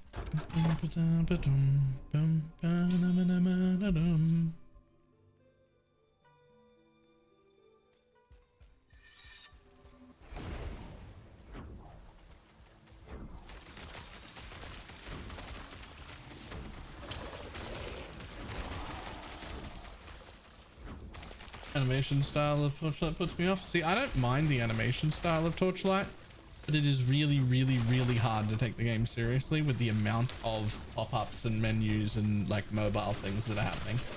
And like, I know because I've played the game that it is actually a pretty good and pretty in-depth game, but the amount of those menus that I have to go through on a daily basis piss me off to no end. Not that they exist at all, but that there's 70 different menus wanting my attention all of the time. It's too much. And that's what pumps it down.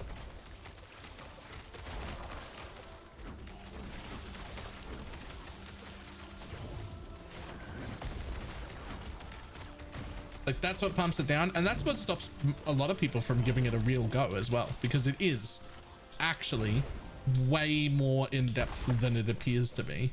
But because of all of that gacha stuff, a lot of people won't even try.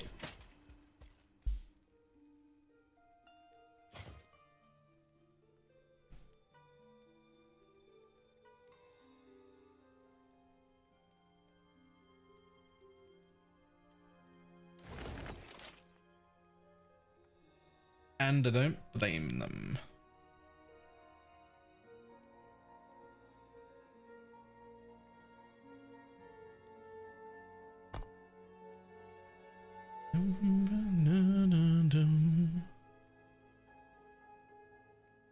I just looked at it and see a mobile game, so I can't bring myself to try it. Exactly. And I don't blame you, because that's how it looks. But it is actually quite a bit more in depth than that. It is actually quite a good game, but it looks like it's not worth your time, for sure. It absolutely looks like it's not worth your time.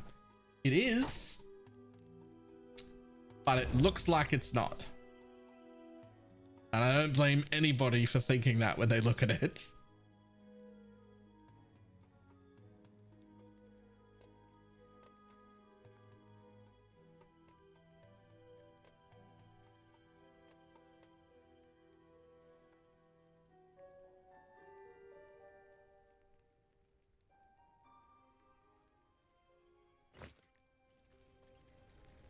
Yes. At this point, both Last Epoch and Undecember are in front of Diablo 4.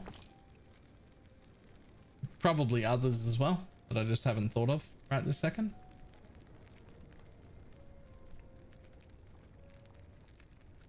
Take care. Just need to buy everything for some convenience. You can play completely free to play and really be fine. You also get a free pet every season that will auto loot some stuff for you.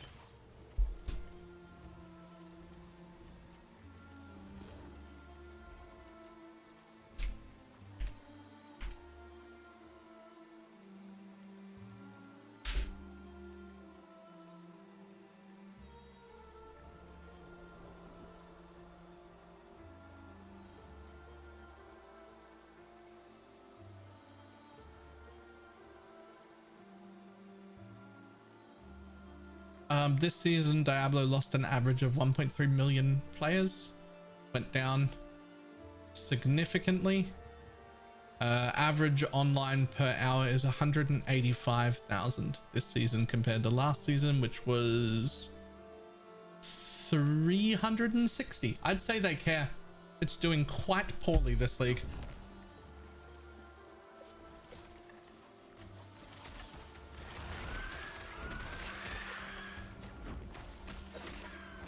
If you were going to play more than 50 hours, would you buy the pet? Yes, I would. Because the pet comes with the season pass. And as far as like value goes,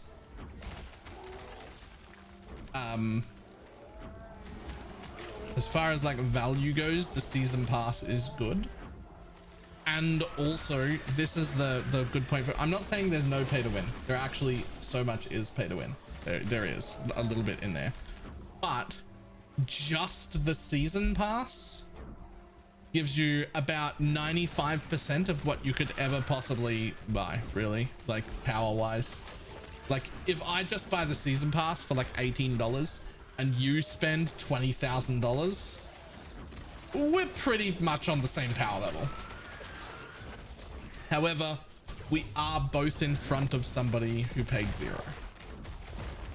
So I'm not gonna like say there's no pay to win in it, but it feels manageable. It doesn't seem super extreme.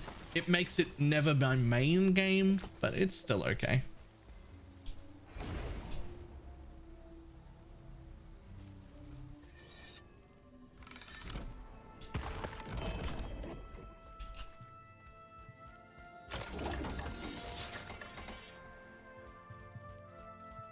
Going from 80k to 20k to 1.2 shows the trend pretty well. Oh.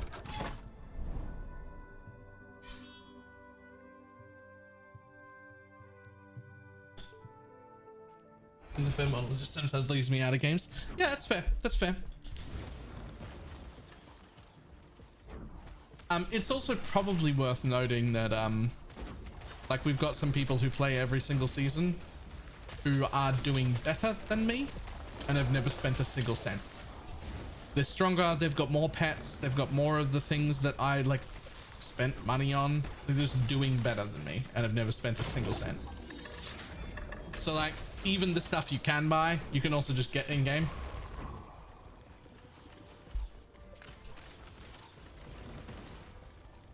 Again, it doesn't mean there's no pay to win, and it would never make my main game because there is some pay to win elements. But that doesn't rule me out from playing a game. That, in my mind, that just rules me out from it being my main focus game. It's still fine for me personally if it's got a little bit of pay to win, just a little bit, to be an off game.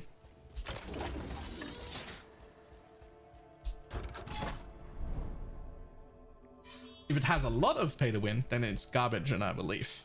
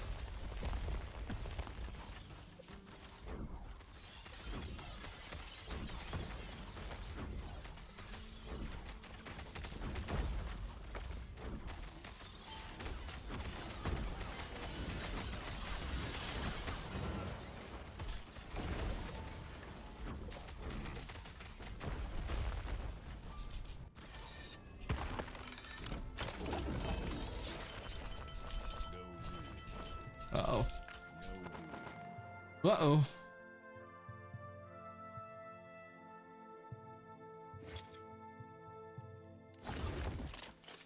Half my goddamn inventory is full with the goddamn crafting mats. Those really need to be automatic.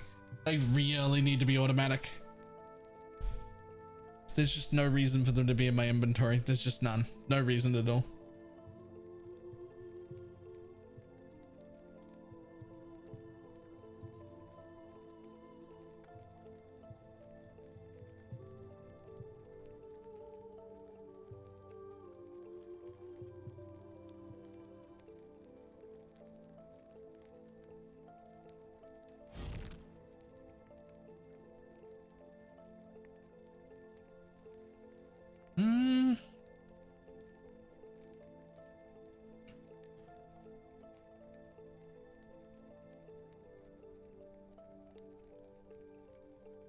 Nah.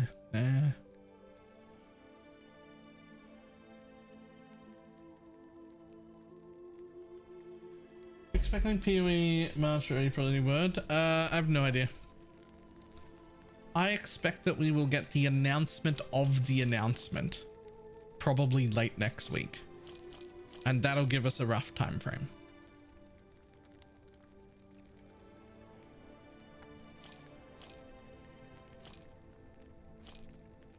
You know, the announcement.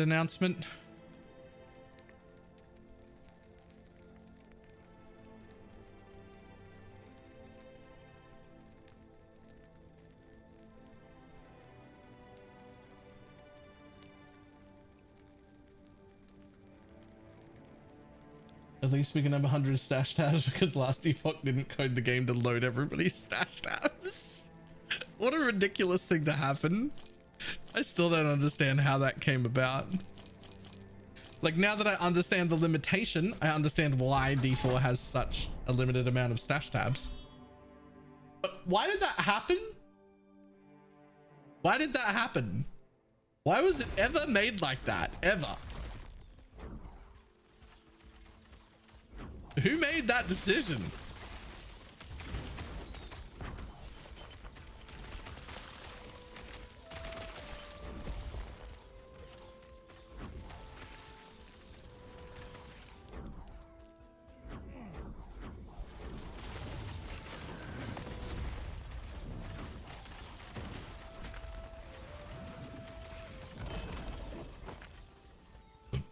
The same people who decided to release D4? No, because, like, is it bad right now? Sure, but it's the skeleton of a pretty good game, and it's still getting like decent numbers. It's still financially been a success. Like it's not the worst. It just could be better, and it should be better, but that's irrelevant from who the fuck decided to load everybody's stash tab that you come into contact with. That's a fucking odd decision. The pain in your voice saying it was a financial success is hilarious. I mean, it is though, right?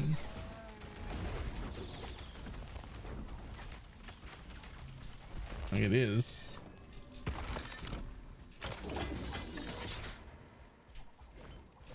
Like, D4 bad, yes, but also D4 failure, no.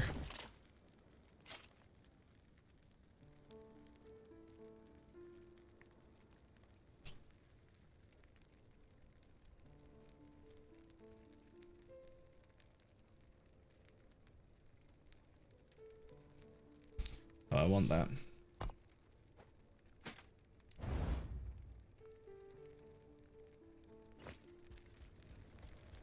Yes.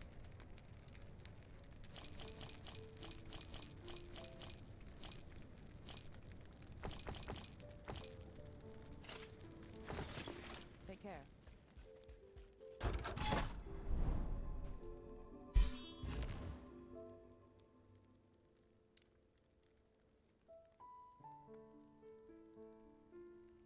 It's definitely kept the shareholders off the street, right?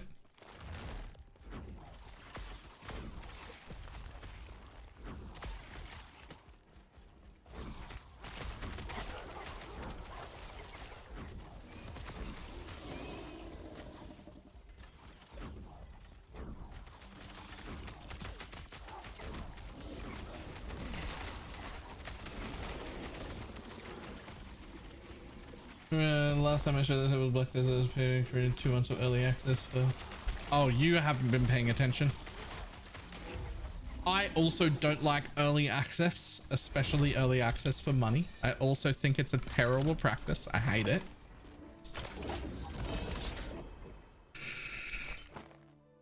But it's also fucking incredibly common.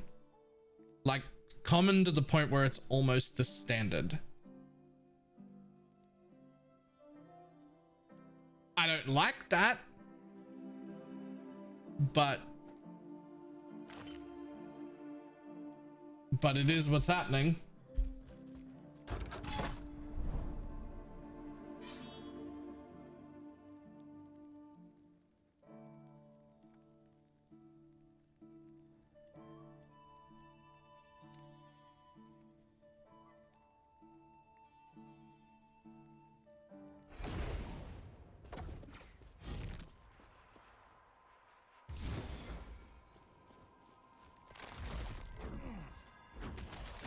Difference between early access with or without a restart? Yeah, but early access without having a restart is pretty common nowadays in the gaming sphere overall. It's a bit less common in the ARPG space, which is an incredibly small space comparatively to like gaming as a whole. I don't think other I'm trying to think of any other ARPG has done that. And I'm coming up blank, but like overall in like gaming, it is becoming pretty standard, which I don't love. I hate it, but it's happening a lot.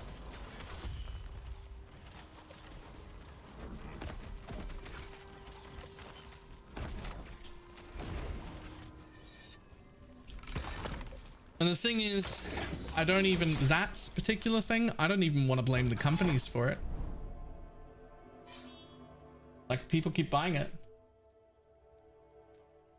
People are willing to pay $80 for your game and then an extra $80 to play your game 3 days before other people. And as long as a whole bunch of people are willing to pay an extra $80 to get a launch 3 days in front of other people, and you also get the benefit of hard launching your servers with only 1/3 of the amount of people that want in, because only 1/3 of them also paid for early access, meaning you get to stress test your live servers with a much smaller amount of people in it and make 30 to 40% more money. What company isn't going to do that? Like, you'd be stupid not to. So they're going to keep doing it as long as we, the gamers, keep fucking paying for it. As long as we keep going, yeah, I'll give you an extra $80 to start 3 days early. They're going to keep charging us an extra $80 and letting us start 3 days early. Because why the fuck would you not?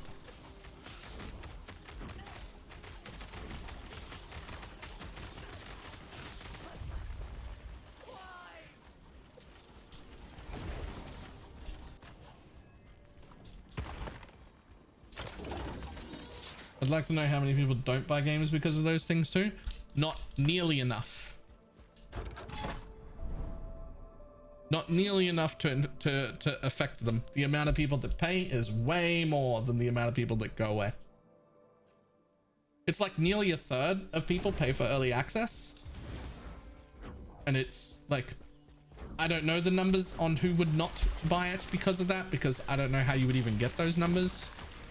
But if I was to guess, I would say probably less than 0.5%.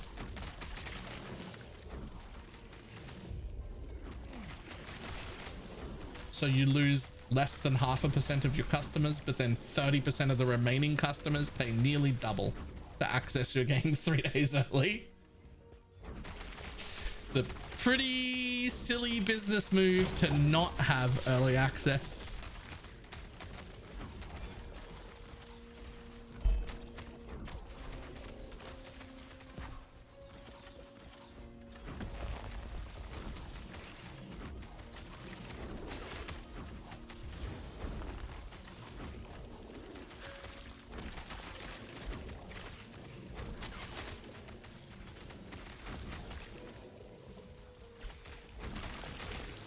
Again, I'm not saying I like it. I wish it wasn't the case. I actually hate it. But as long as we collectively keep paying for it, they will collectively keep doing it. Because why the fuck not?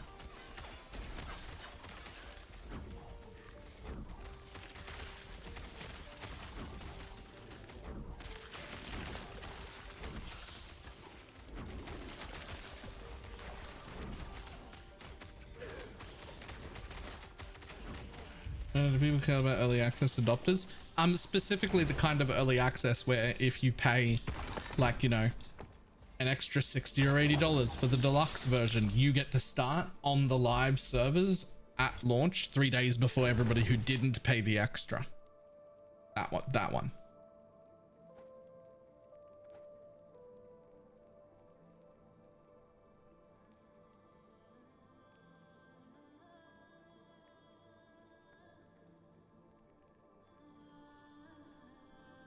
That's the one people hate, which they should hate, but enough people do it anyway, so it doesn't matter.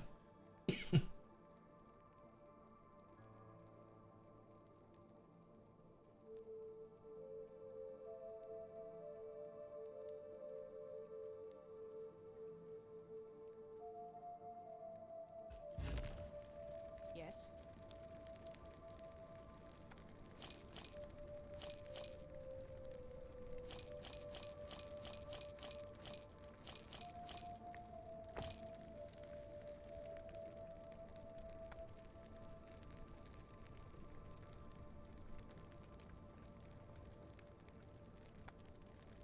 Thought so. Thought I saw that.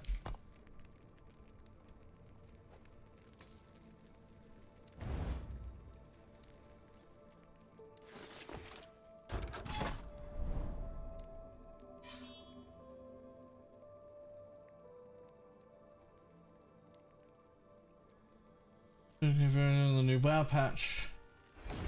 The content gated weight is level faster.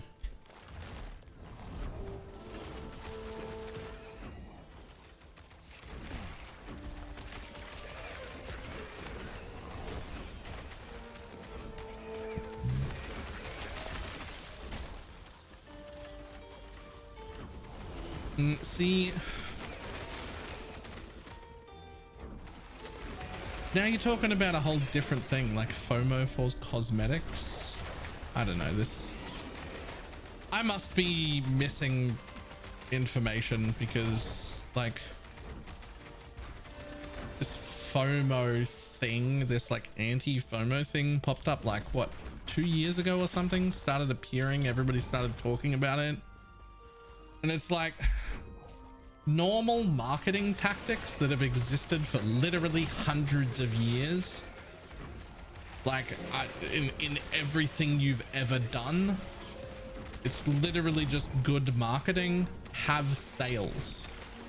Things have had sales forever, and if you don't get it on sale, then you'll have to pay way more for it later. Or here's the limited run Valentine's Day edition of this fucking thing, or here's the version of this console that's skinned with God of War because it's the God of War launch and it'll only be available until this month. And like everything you've ever done and every marketing that's ever existed has had sale runs like that.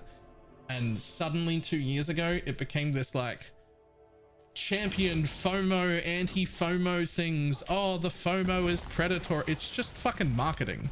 The same marketing that's always existed. I don't get it.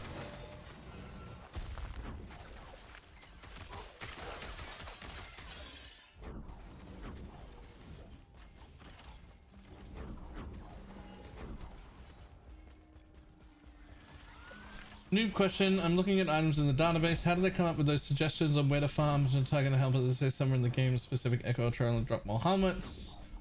So I'm not 100% sure on exactly how that works either. Or exactly how they figured it out. But I do know that individual zones have more chance of... Oh, wait, yes, I do remember how this is. Lord, you know, I do remember this. Hang on. I can actually show you as soon as I get out of this. I do remember this bit. Let me kill this thing so that I can exit this map, and I will show you.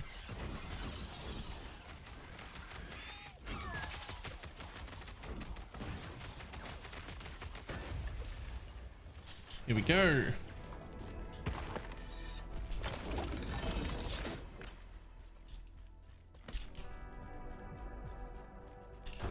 Okay, so in here, which is the Age of Winter, whatever area this is, it'll have way more of something. Now, I don't know what it is, but I think it's probably this right here. Set item rings as guaranteed rewards. So everything can drop everywhere. So you could get anything everywhere. But if you specifically needed a set ring, going to this zone, you will find several of the set ring guaranteed rewards. And so there will be this thing here that will drop a set ring, right? And there's things like that for everything, right? Set or unique or whatever, right? So there's things like that for everything. You need a unique hat, you go to the zone that gives you rewards in that area that will guarantee a unique hat in this pile. Doesn't mean it can't drop anywhere else. It can drop everywhere. You're just also target farming unique hats. By being there, you'll get more unique hats because you're in the unique hat area. Make sense?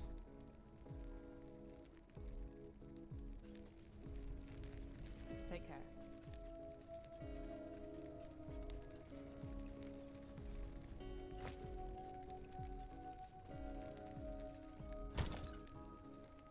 You guys farming details for max roll? Sure. Yep.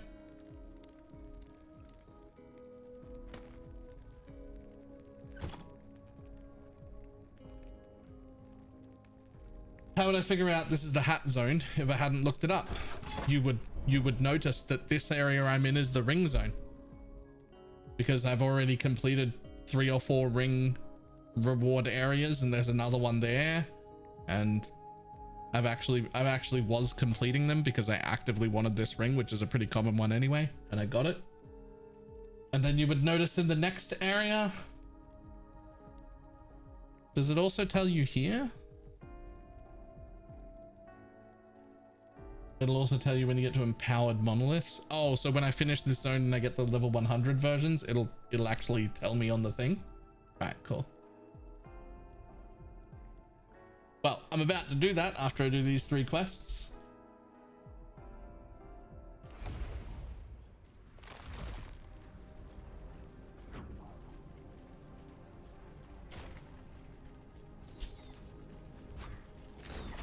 Used to tell me you hated me. Then I got a little bit older and I realized she was the crazy one. There was nothing I could do. Trying to change it because that's just the way she was.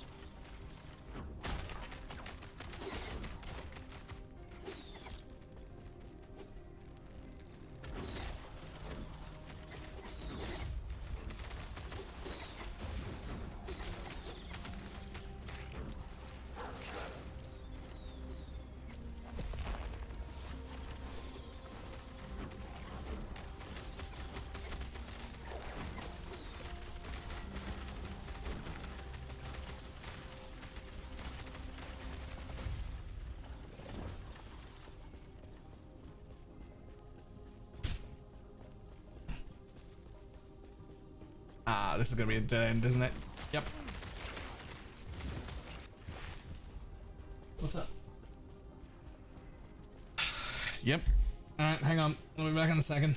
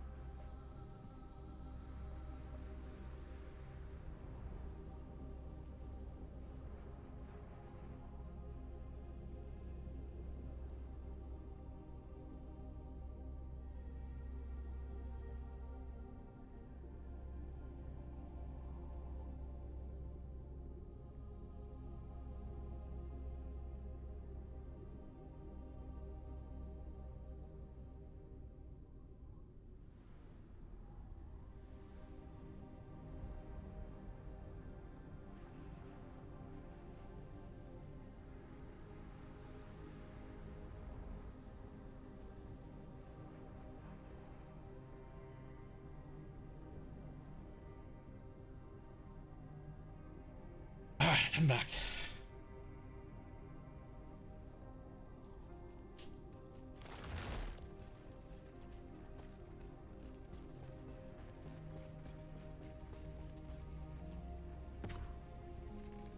Bum, ba-da, bum, bum, bum.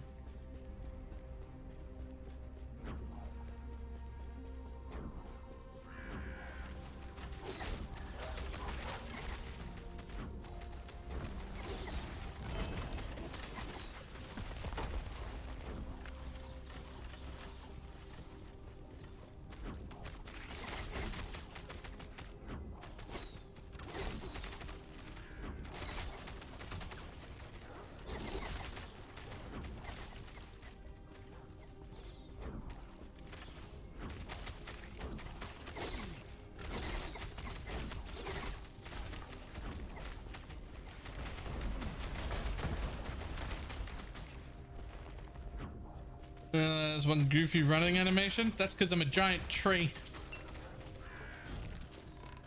It actually looks like running when you're a human. The tree running does look fucking pretty dumb. It looks fine when you're a human. It looks a little silly when you're a massive tree. I am Groot.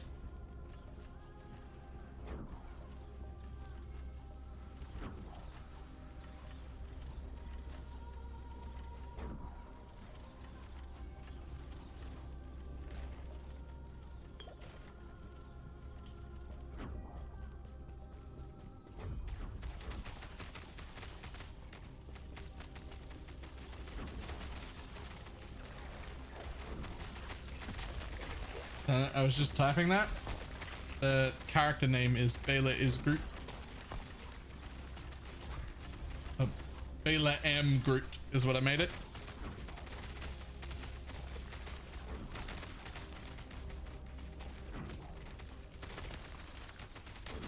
It's not like they had videos of trees running to design the animation on.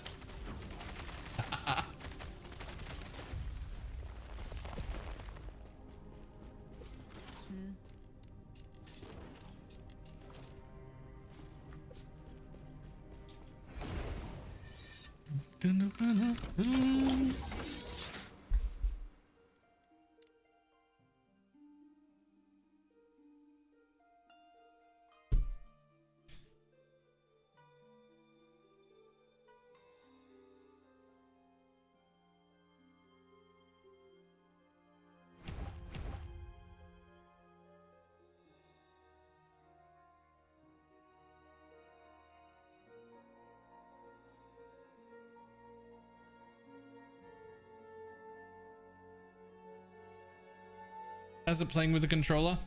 Overall pretty good. There's a few bugs and things that do need to be fixed. It's not super smooth, but it is decent enough. Question: how do echoes work? I'm new. It's almost a mix between rifts and maps if you've played PoE and D3. It's like a mix between both of those things with some extra shit thrown on it. I don't think that I even understand it properly enough to give you enough information. I'm still relatively new and I have like a basic understanding. I can give you the basic TLDR. But if you want to know more specifics, I would suggest looking it up from somebody who knows more than me. But I can give you the basic TLDR of the Endgame ecosystem if you would like. Like echoes in 1 minute.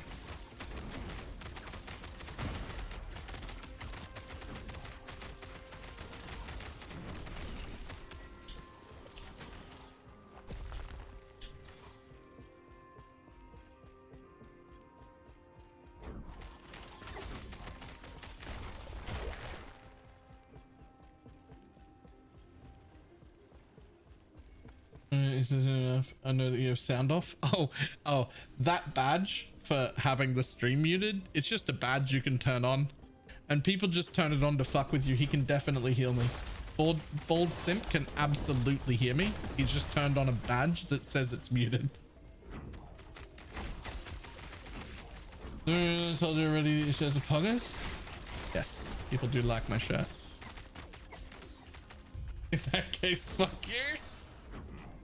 It is funny though when it gets people. But you will notice that if you mute the stream and you just type, that badge doesn't exist. It doesn't just appear. Like, it's a badge you have to put on. I did like the game. I like the game quite a lot. My go-to answer to that question has been already before launch. This is probably the second best ARPG on the market.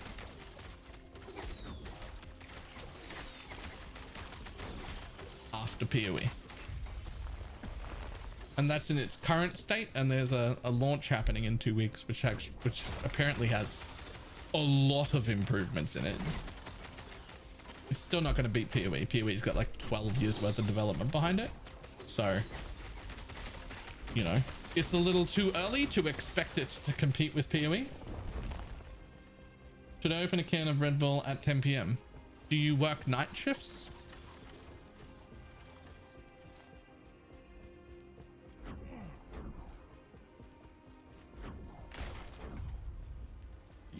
We're both scum. Give Herod's champion a proud death. No? Then no. You absolutely should not.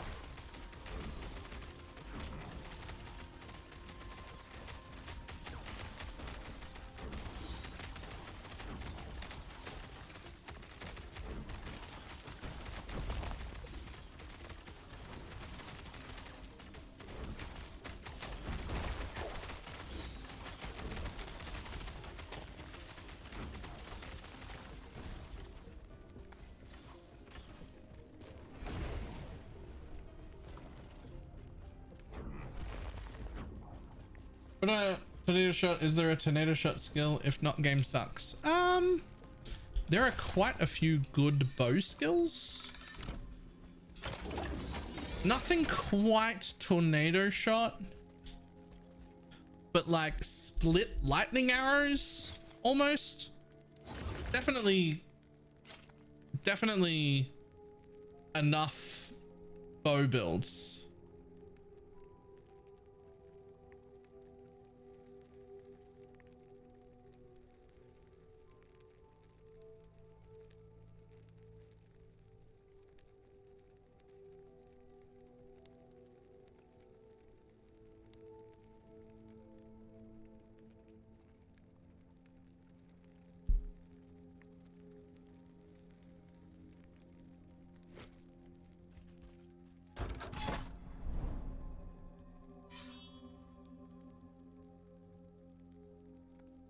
This game after doing a fourth year, I don't know what else to do with PoE this season. I heavily suggest you do. I think it's a really good game, absolutely worth playing. Here's what I've been telling everybody. You're absolutely welcome to start playing right now. It's fine. But actual launch doesn't happen for another 2 weeks, and this game is perfectly reasonable, and some would even argue encourageable to start blind. You don't actually have to know anything at all. You will still have a good time. You will not be able to fuck up so much that you can't save it by looking up information later. And most of it is intuitive enough or good enough that you will have a good time figuring it out yourself. Respecs are not incredibly expensive, so you can just do the thing.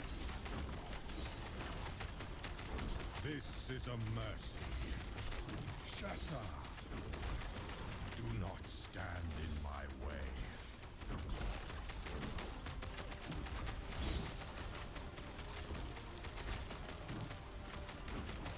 This is a mercy.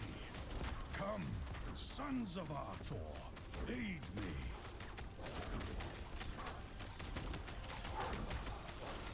Company basically have 2 weeks of gameplay before next PoE season, more or less. I think it'll be closer to a month. I don't think PoE's new season's going to come out that quickly. This is a mercy. Shatter. Do not stand in my way. So when I say decent, I do not mean bug-free. I do not mean bug-free.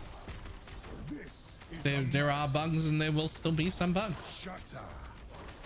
Do not stand in my way.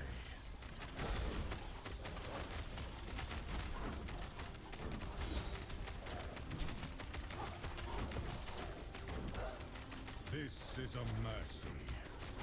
Shatter. Do not stand in my way. Also, if you haven't bought the game yet and you're thinking about it, I would like to humbly ask that you use my Nexus store at !Nexus to buy it.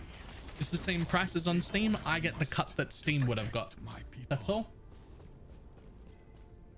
And you can link it to your Steam account afterwards and just launch it through Steam like normal anyway.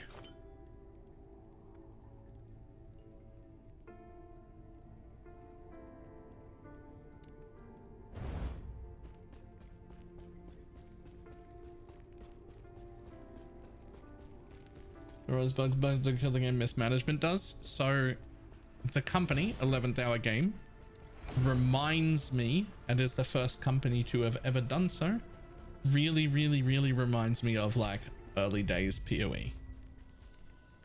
Like it really does feel like a few people working really hard together to get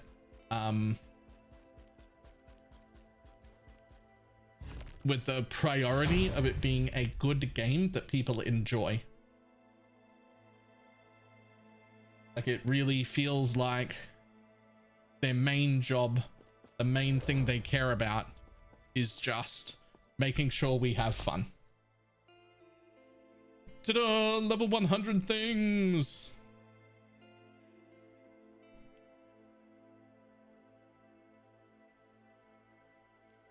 Ta-da! Now I'm in the end game.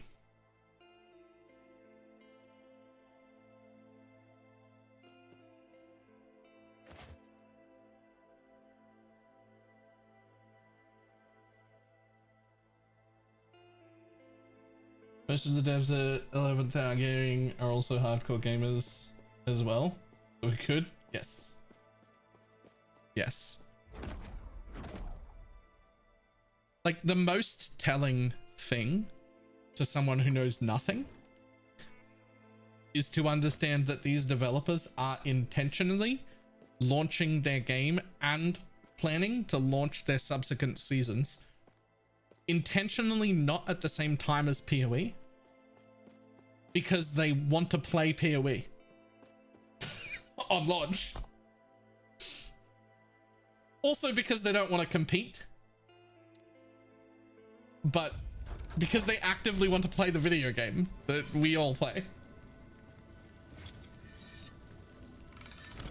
And like, that should fill you with hope. You should be like, yo, oh, here we go.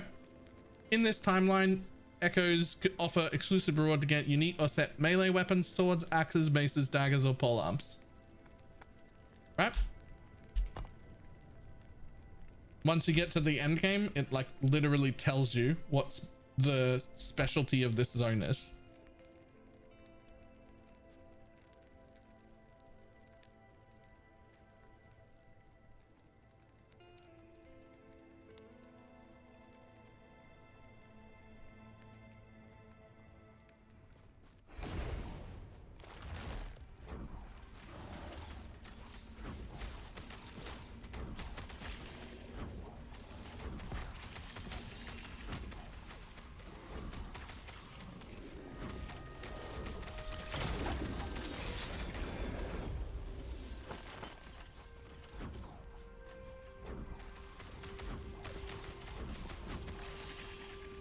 Fanboy spotted. I think that's fair. I think it's fair to say I am a little bit of a fan of 11th Hour Gaming. I don't really like know any of them to the point where I don't even recognize when they show up in my chat, which has apparently happened a few times. You're referring to the early devs? Oh, right. Well, like, I don't even currently know most of the devs' names enough to even know when one shows up in chat, which has happened a few times in the last few days, and I don't know that they belong to the company until they tell me. Like, I just... my opinions are basically just based off playing the video game and liking the quality and work and effort that they put in, and seeing their posts and their Discord and their interviews and everything that you can see, and just being like, this is good shit. Except Carve. I know Carve works there. That's the only name I would recognize at a glance.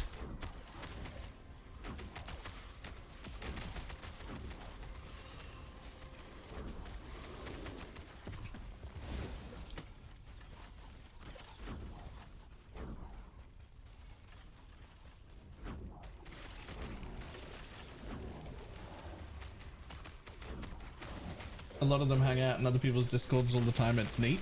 Well, that's the thing. They're not really, the way it feels to me is it's not like, oh, the 11th hour gaming devs are hanging out in other people's discords. That's not what it feels like. It feels like they're a bunch of hardcore gamers and they just exist in discords around the place because we fucking do too.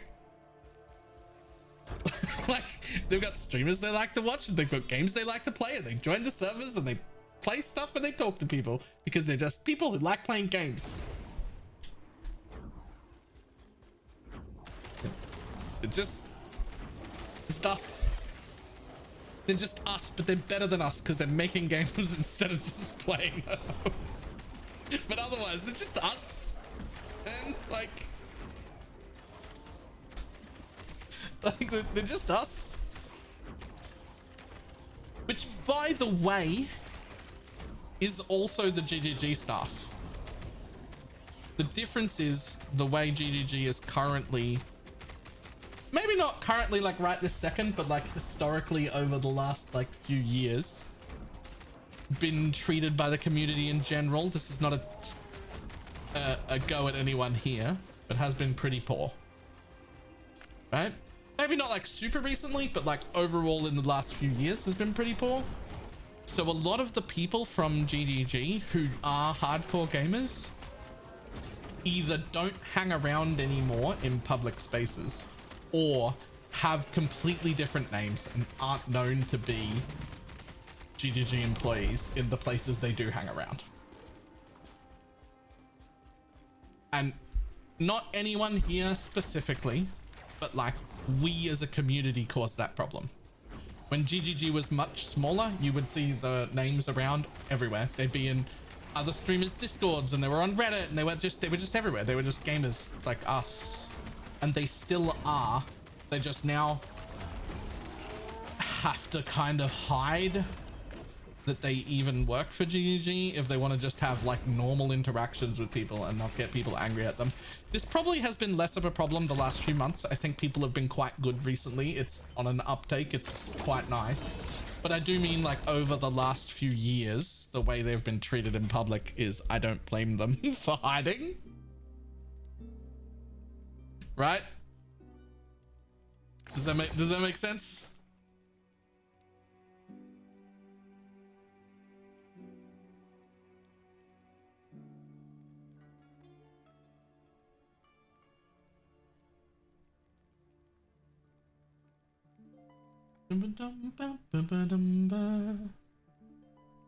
If you're interacting with the community, nope. There's a whole bunch of them interacting with the community. There still is now.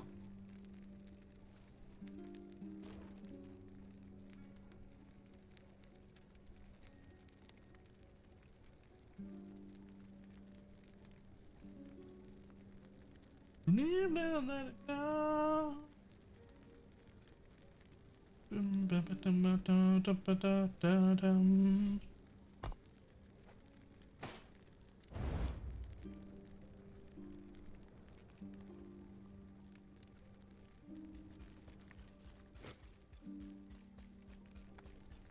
Yes.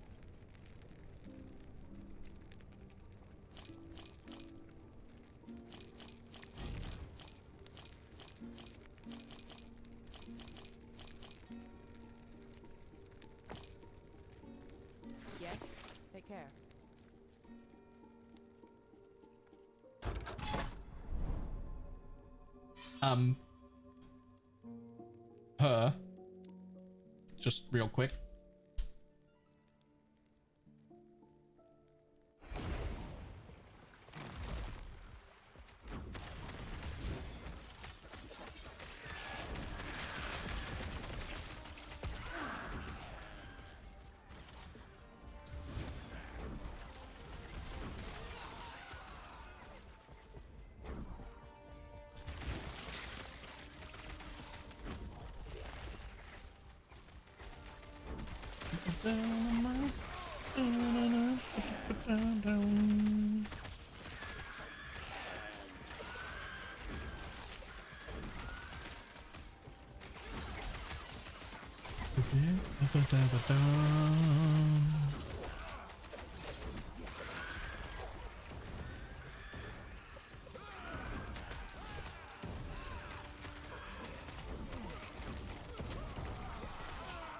There was the option in Filter Blade to hide corrupted maps. In the map section? I can have a look after this. I'll find it.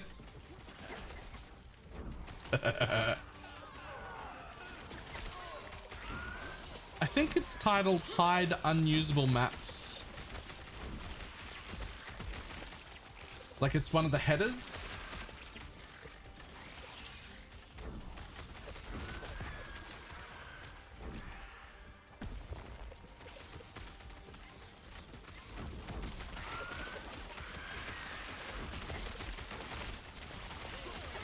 Found it? Sweet.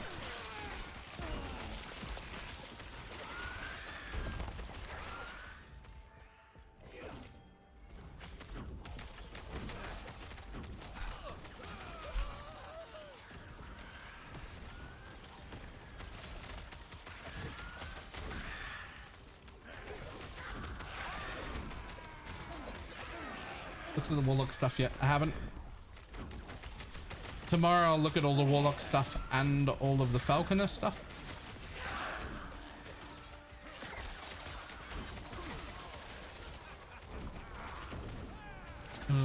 They all look the same. I'd be pretty interested in a Riot MMO, to be honest. I've been missing MMOs for the last few years. I'd be okay with the new MMO being really good.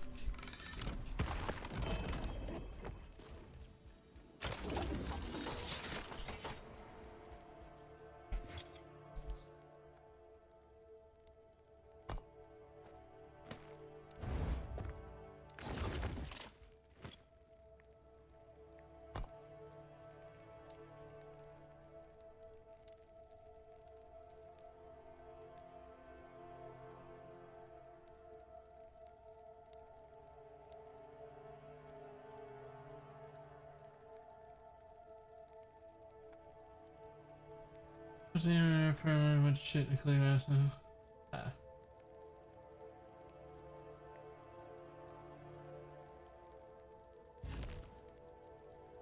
That time for one genre feels pretty stuck.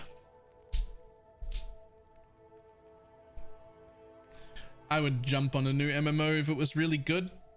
Like if it looked really good, I would be all about that. I mean, I'd still be playing PoE. I don't even want to know how good a game would be to make me main it instead of PoE. It would have to, playing the video game would have to feel like being on crack cocaine. It would have to be that good.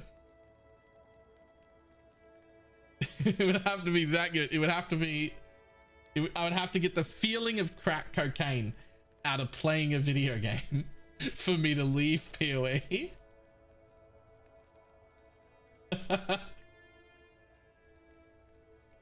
And also get views. True. True. It would have to and also get views.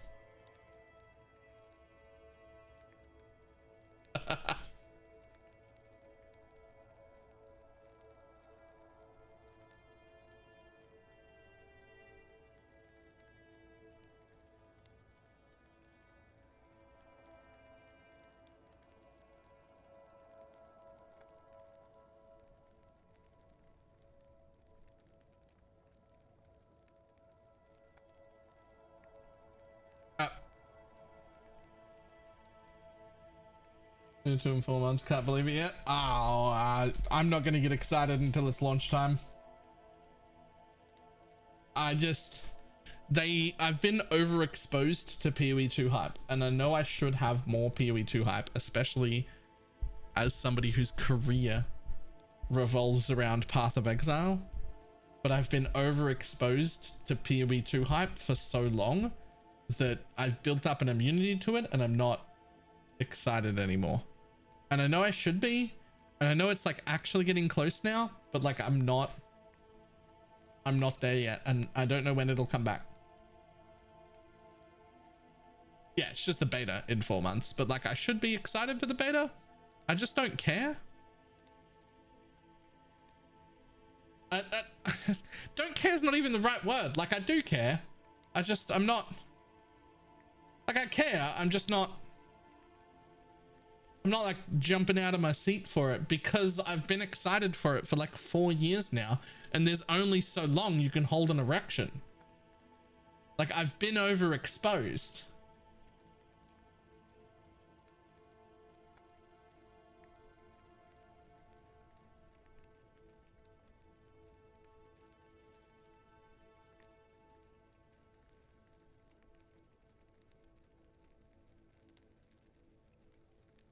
How long can you hold an erection? Well, not 2 years. I can tell you that much.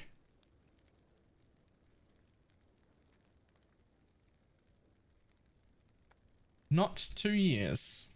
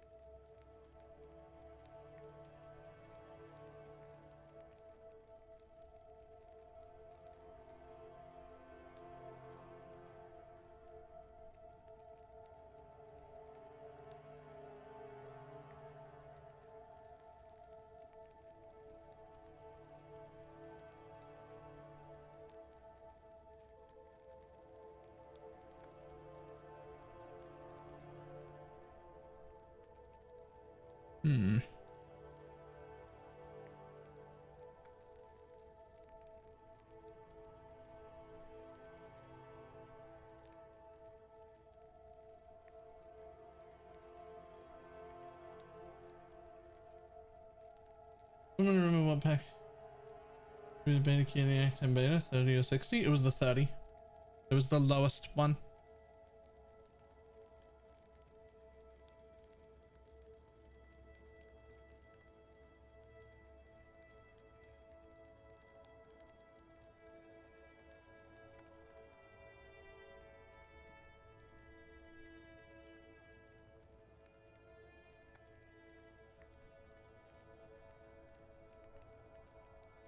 Well, I'm 90% sure it's this. So my problem with this build is I don't know what to put in my 5th spec. Like I don't have a 5th. I don't have a 5th. Like I'm not using this at all. But also nothing else goes there. I don't need a 5th skill.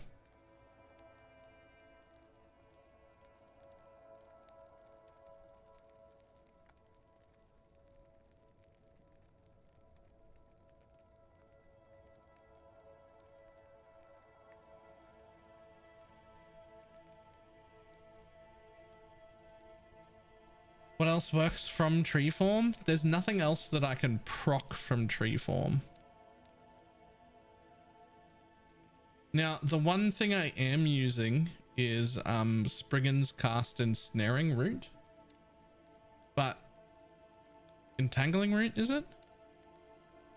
Oh, Ensnaring Roots. It's not even Entangling Root, so I couldn't even be a druid and spec into that. There's nothing else that automatically procs, which is why I was looking at this, because it has this one here somewhere. You have a chance to cast Ice Thorns when hit by an enemy. So I could have that, and then I could take this down here Ice Thorns now creates a thorn barrier for 1 second before releasing, granting you armor. Grants additional armor, lasts longer before releasing, recast when it expires. Like, I could maybe do this shit.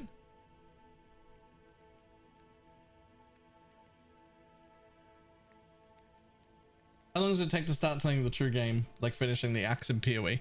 So, slightly loaded question. First time you play, you will be able to do the end game within 4 or 5 hours. If you're just like an average armchair gamer. But there's also more of the campaign to do after that. You get access to these end game things halfway through the campaign. There's still another 5 hours worth of the campaign for you to do. But you get access to this shit like halfway through it. It'll be 10 hours on your first playthrough for like an average like armchair gamer to finish the whole campaign. But you don't have to. You can come and do the end game whenever the fuck you want.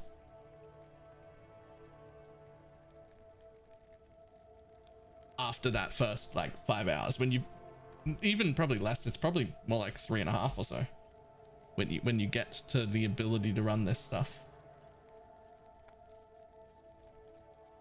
What's the point of finishing the campaign? Well, when you first get here, you will not have all your idle slots unlocked. And during the campaign, there is an amount of free passive points and idle slots that you can get from doing all of the side quests. However, there are way more side quests than there are available passive points and idle slots. So you don't have to do all of the side quests everywhere. If you walk past one, don't worry about it. Move on with your life. There's like 45 side quests or some shit and only 15 passive points and however many idle slots are here. So like there's more quests than you need. And then the last whole act basically gives you nothing except +1 to all stats when you finish it. Now, to be fair, I'm level 83 now. I've reached level 100 stuff, and the stat I'm stacking, I only have 35 of. So you +1 all stats isn't an irrelevant thing, but it's also not something you need to rush. Like, it's something you don't really need to worry about right away.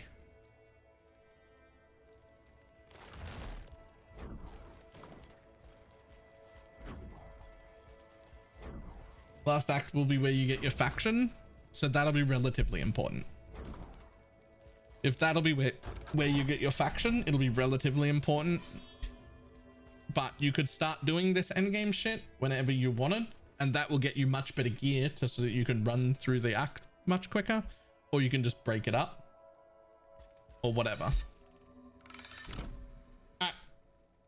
That is going to be it for me today, though. I'm done. I'm going to send people over to Ben because he's doing the gauntlet and he is halfway through level 99 and literally like fighting Minotaur and shit. Like he's doing bosses.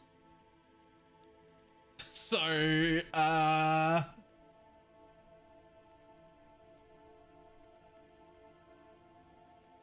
what do you in chat suggest is better to go through the campaign or just end and mix it? To be honest, by the time I got to the place where I could have skipped the rest of the campaign, my build was already like put together and running pretty quick, and the questing basically just feels like mapping. It's still pretty good.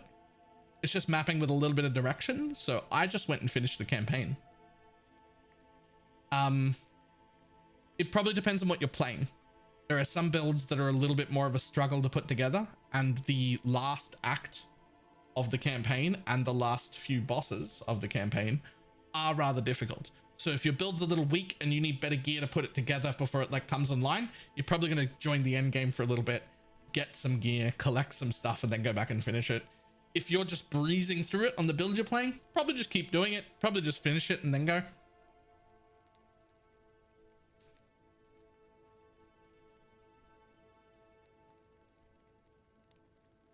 I'm gonna run. I will see everybody tomorrow.